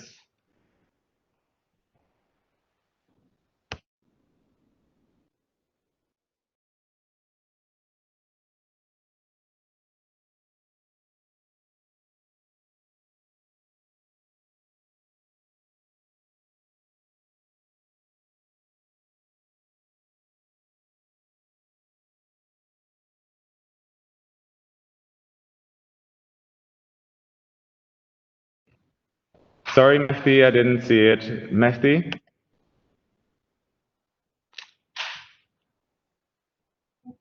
Okay, Medium Rani, IVSA Morocco. I received a statement earlier today, and I was asked to read it in front of GA. So I will read it as I have received it today. And it goes like this. I have a statement to read on behalf of Megan Rowlands, IVSA alumni. Megan is a newly graduated vet who has nearly completed her master's in One Health and has begun her career as public health veterinarian. We as vet students play an integral part in public health. I was really happy to see the joint COVID-19 policy from IVSA and IFMSA and the statement from IVSA about postponing Congress. However, I was extremely disappointed to see that numerous IVSA officials and members who are not officials from lots of different countries Matthew, meeting can you speak together up? without wearing masks. Sorry, we got a Sorry, question. can you hear me now? Can you hear me now? Yeah, it's better. Okay. However, I was extremely disappointed to see that numerous IVSA officials and members who are not officials from lots of different countries meeting together wearing masks or social distancing. For something that I personally deem was unnecessary and could have been done online over the internet. Through my time as an IVSA official, I appreciate the merit of meeting in person compared to online. However, in these unprecedented times where we are all making sacrifices to our daily lives, I think an online meeting would have sufficed. I appreciate it. I appreciate it is a challenging time for everyone at the moment, and it is nice now that we have a slight relaxation of the rules in some countries to be able to catch up with friends and socialize. However, doing so in an official IVSA capacity when it is unnecessary, I deem entirely inappropriate. We as IVSA should be minimizing travel to show solidarity with our medical counterparts and allied health professionals. I appreciate that this incident is now in the past, so I ask EXCO to consider the appropriateness of future IVSA activities and necessary travel and consider safe ways of working during COVID-19. I appreciate the epidemiological picture. It's different in each country, but it appears that infection rates are once again on the rise, with France being mentioned specifically on the news, showing that now is the time for us to come together as a collective organization and be unified in our stand against COVID. I also ask that local and national MOs consider how we can keep members safe and make sure events are appropriate during this time. I do look forward to a time after the global pandemic when the whole IVSA family can be together again without such measures, and until then I will ask the EXCO and all IVSA officials to carefully consider actions moving forward. That is all for me. I have done my job, and thank you.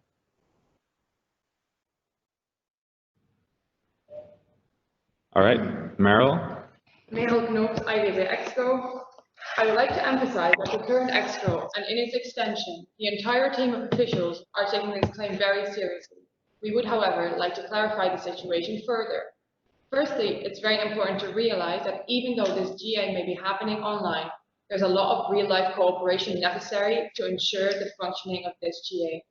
Many of our current officials could not attend because of travel restrictions that are in place.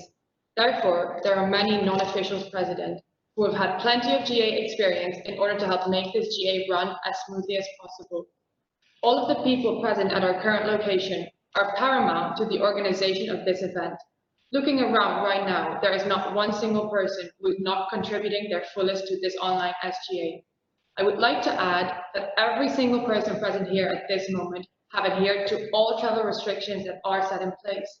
We are also adhering to all national guidelines and restrictions, including wearing masks in public places, such as the store and when we are walking around in the school we are currently using. No matter how seriously we take your concerns regarding the officials behaving irresponsibly in regards to the current pandemic, claiming we are not adhering to restrictions is simply incorrect. We have gone above and beyond to ensure the safety of all parties involved.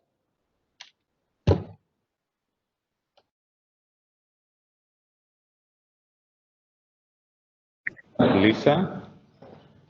Lisa Buur, IVSA Netherlands. I just want to add on behalf of the IVSA representing the IVSA Congress that we have been talking a lot about the current COVID-19 situation, and we've been taking that into account with all aspects of our plans.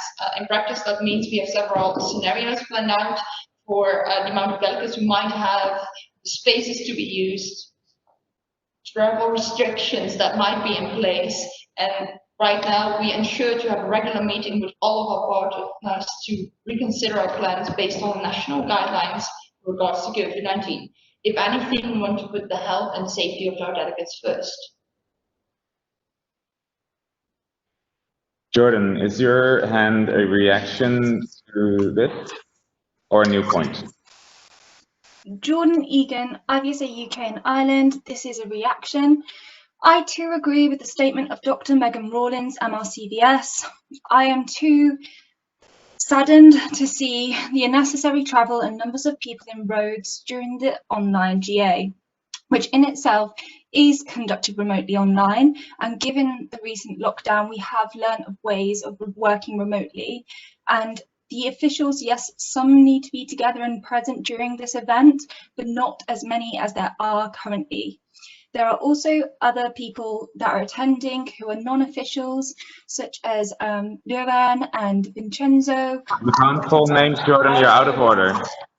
Okay, although I understand select few individuals would need to be present together for the essential GA possessions, such as roll call and minute taking, it is a disrespect to show to those who have died through COVID-19, and as a professional veterinary organisation, I would like the Executive Committee to take better responsibility for their actions in the future, as we all trust our membership fees and partner sponsorship to be spent wisely and only on what is deemed necessary. I would like to open the floor for discussion on this matter, and I would like the Exco to explain the unnecessary expenses paid for travel for the online GA. Thank you.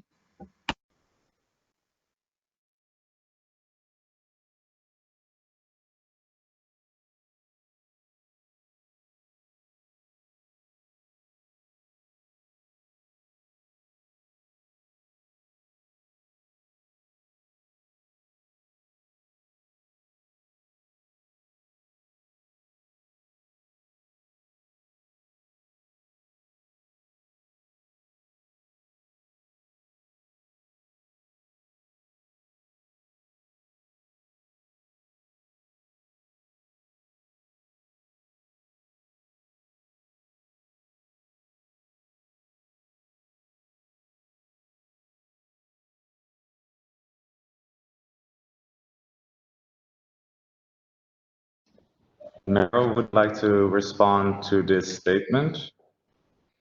Meryl Knops, IVSA Exco. I would like to point out to the chair that some of the previous speakers have not been involved in actually organizing this special General Assembly, and therefore have no idea whatsoever on how much work is actually involved.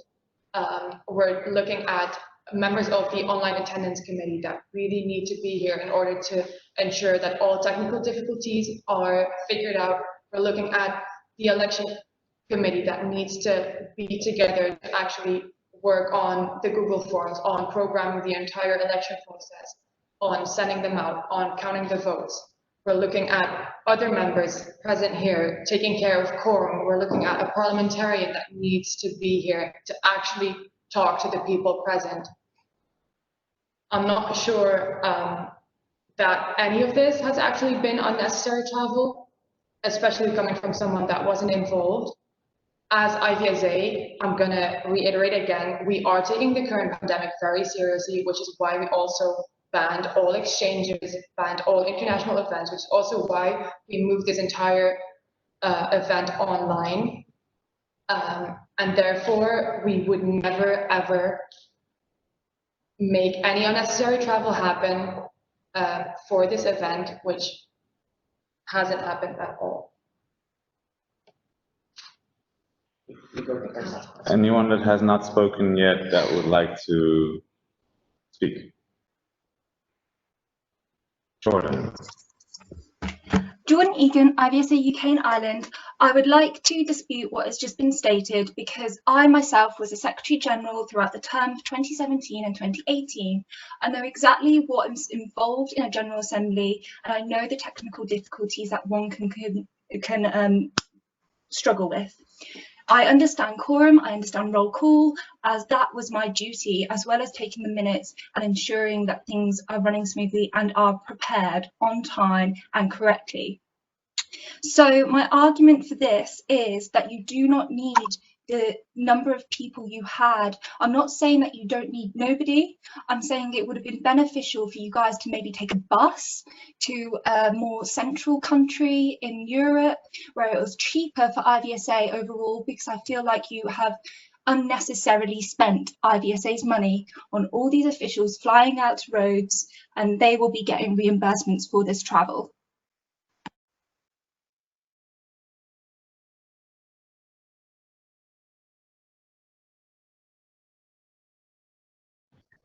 Noted. Nina? Nina Vasic, IVSA Serbia. I would just like to mention something that we all know, and that is that it's the first ever online General Assembly, and that nobody who is not part of the current EXCO cannot know how many members do they actually need and what is necessary for an online meeting for such a huge amount of people.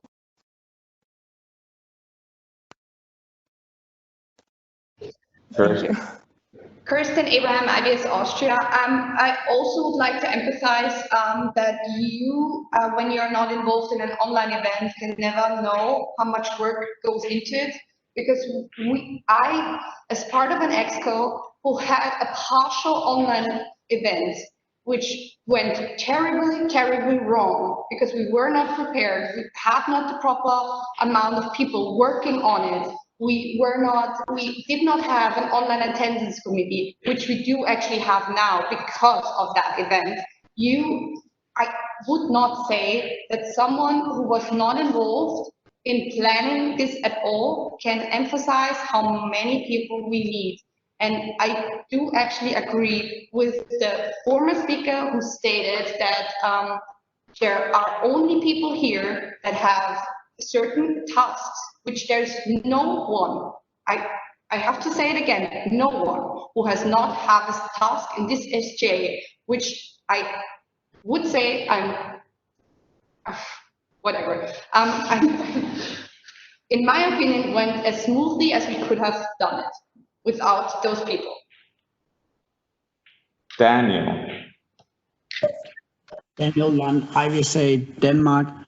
I do believe that the intention of the statement and of this discussion was to ensure that the EXCO were made aware that the General Assembly as a whole, doesn't matter how many people of the General Assembly doesn't agree, but that the General Assembly as an institute of IVSA would just like EXCO and officials in general to take care going forward and think about it.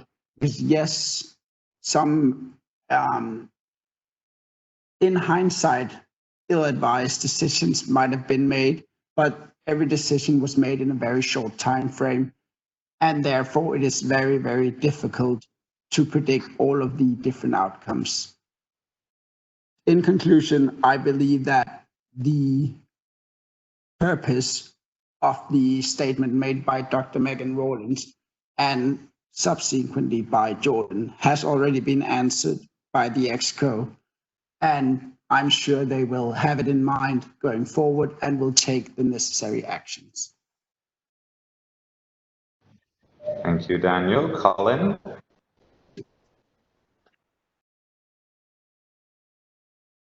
So I can't speak to an IVSA international level, but I can speak to the SAVMA international level. And I will tell you that we were able to entirely conduct our AVMA convention online.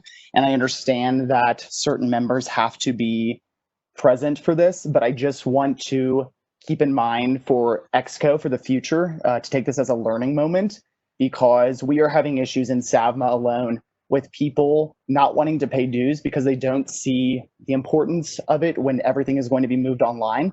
And granted, yes, the United States is having different situations versus the rest of the world right now, but we don't know what the future holds. And so my point is that if we keep, having the same amount of payments due, people may not see, chapters may not see the reason or a good, not really, yeah, I guess a good reason to pay for dues if we have to keep doing this online. And so spending money, unnecessary money, and again, that's to the people that are there that are not on IVSA Exco, just to keep in mind as a learning moment moving forward that it is unnecessary. And so I cannot speak, just in conclusion, I cannot speak to IVSA Global's experience in this whole thing, but I will say that SABMA, which is also an international organization, was able to do it completely online without having to get anybody in person, thus saving a lot of money. And so that's all I will say. Thank you. Andreas?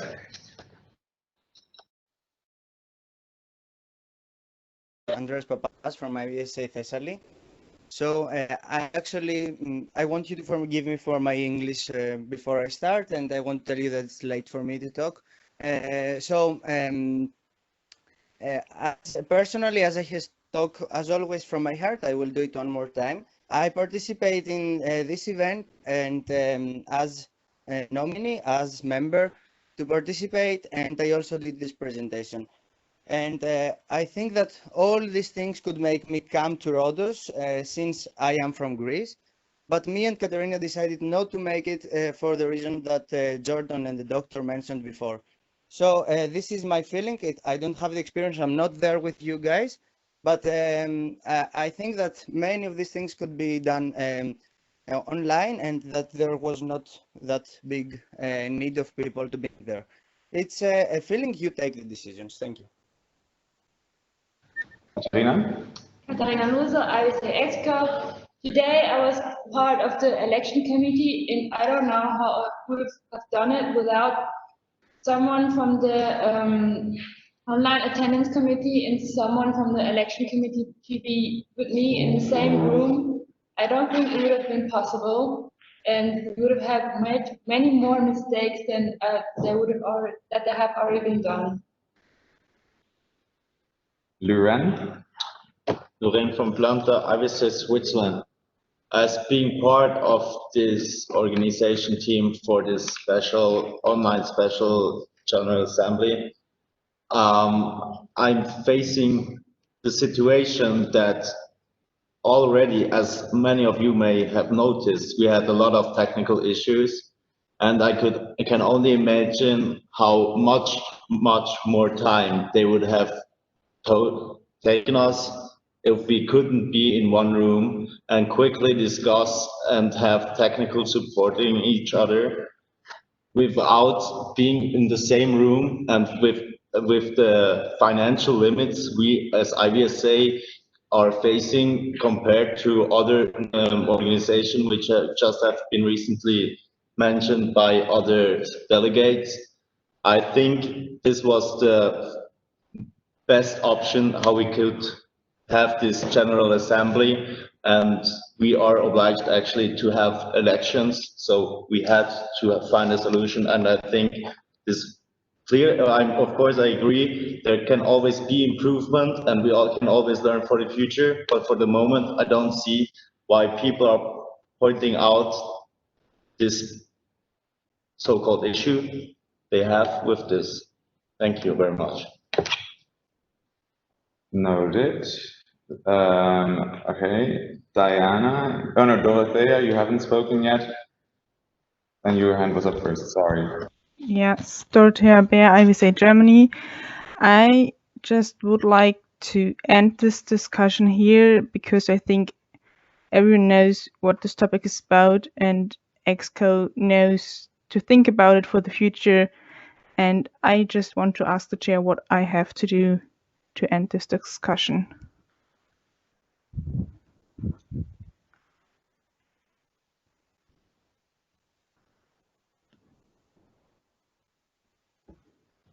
Since there was never any motion on the floor, the chair will now ask if there is any other business. Okay. There was never any motion on the floor, so.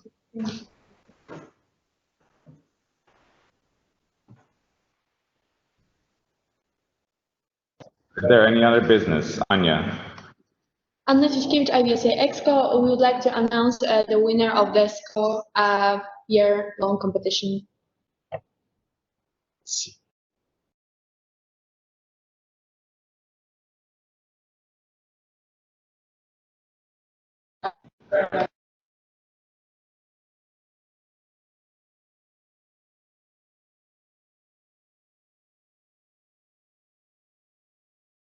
Andreas, would you like to speak about the SCO year-long competition?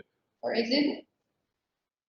Sure, I just don't have the slide. Probably you will share your screen. Yeah, we are looking for the slide. So as soon as we have it up, you can speak about it. Okay, so the year-long competition is a competition that we had in IVSA Standing Committee on One Health. So we asked all MOs around the world to write to use a specific hashtag when they do any One Health activity or any activity related to our committee. So today we will announce the winner of the year. The winner was did a very exciting work. We have already there. The result is IVSA Pakivalia. I'm not sure for the pronunciation. Is a chapter of IVSA Nepal. So this chapter participated in every activity our committee did, and really deserve it. They participate in every application we released, and they had many members writing for our journal, for example, and then they also tried to host our SCOG event, and it was, yes, they also had most posts on Facebook and other social media with our link. So congratulations to you guys. You have won 150 euros for your chapter.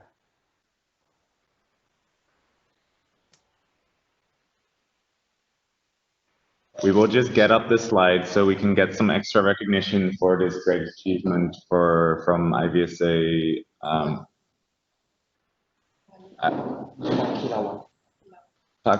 Pakliwa. Well, I'm very sorry. So yeah, here you can see it again. IVSA Pakliwa won the IVSA SCO year-long competition. Congratulations. I know that this time is very difficult for them. Probably they're sleeping, but I'm very happy for them, and I wish them all the best for the next year. Thank you, Andreas. Is there any other business? Colin? No, not Colin. Andreas, would you still like to speak?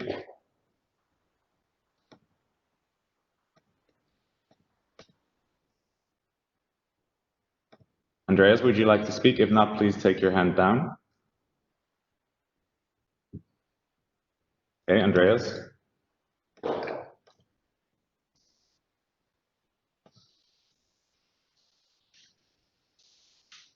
Andreas, would you like to speak?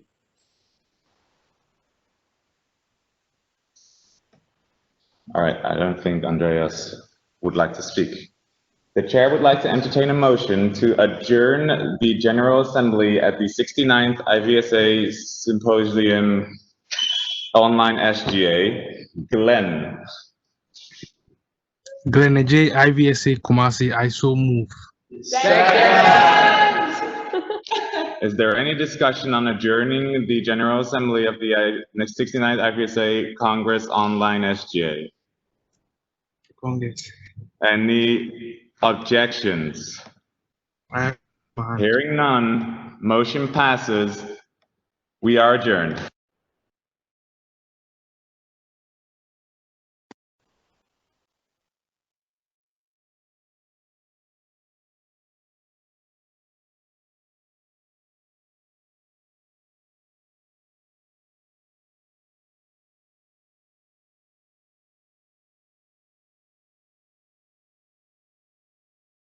So I would just personally, as IVSA president, like to thank you all for attending. I see a lot of you are still here, even though it's very late.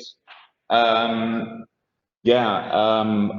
the start of the year, I did not think the year was going to go like this. We had many difficulties throughout the year, including, but of course not limited to a global pandemic. I would like to just thank you all for bearing with us through all the technical difficulties that we had. I know we had a lot of them.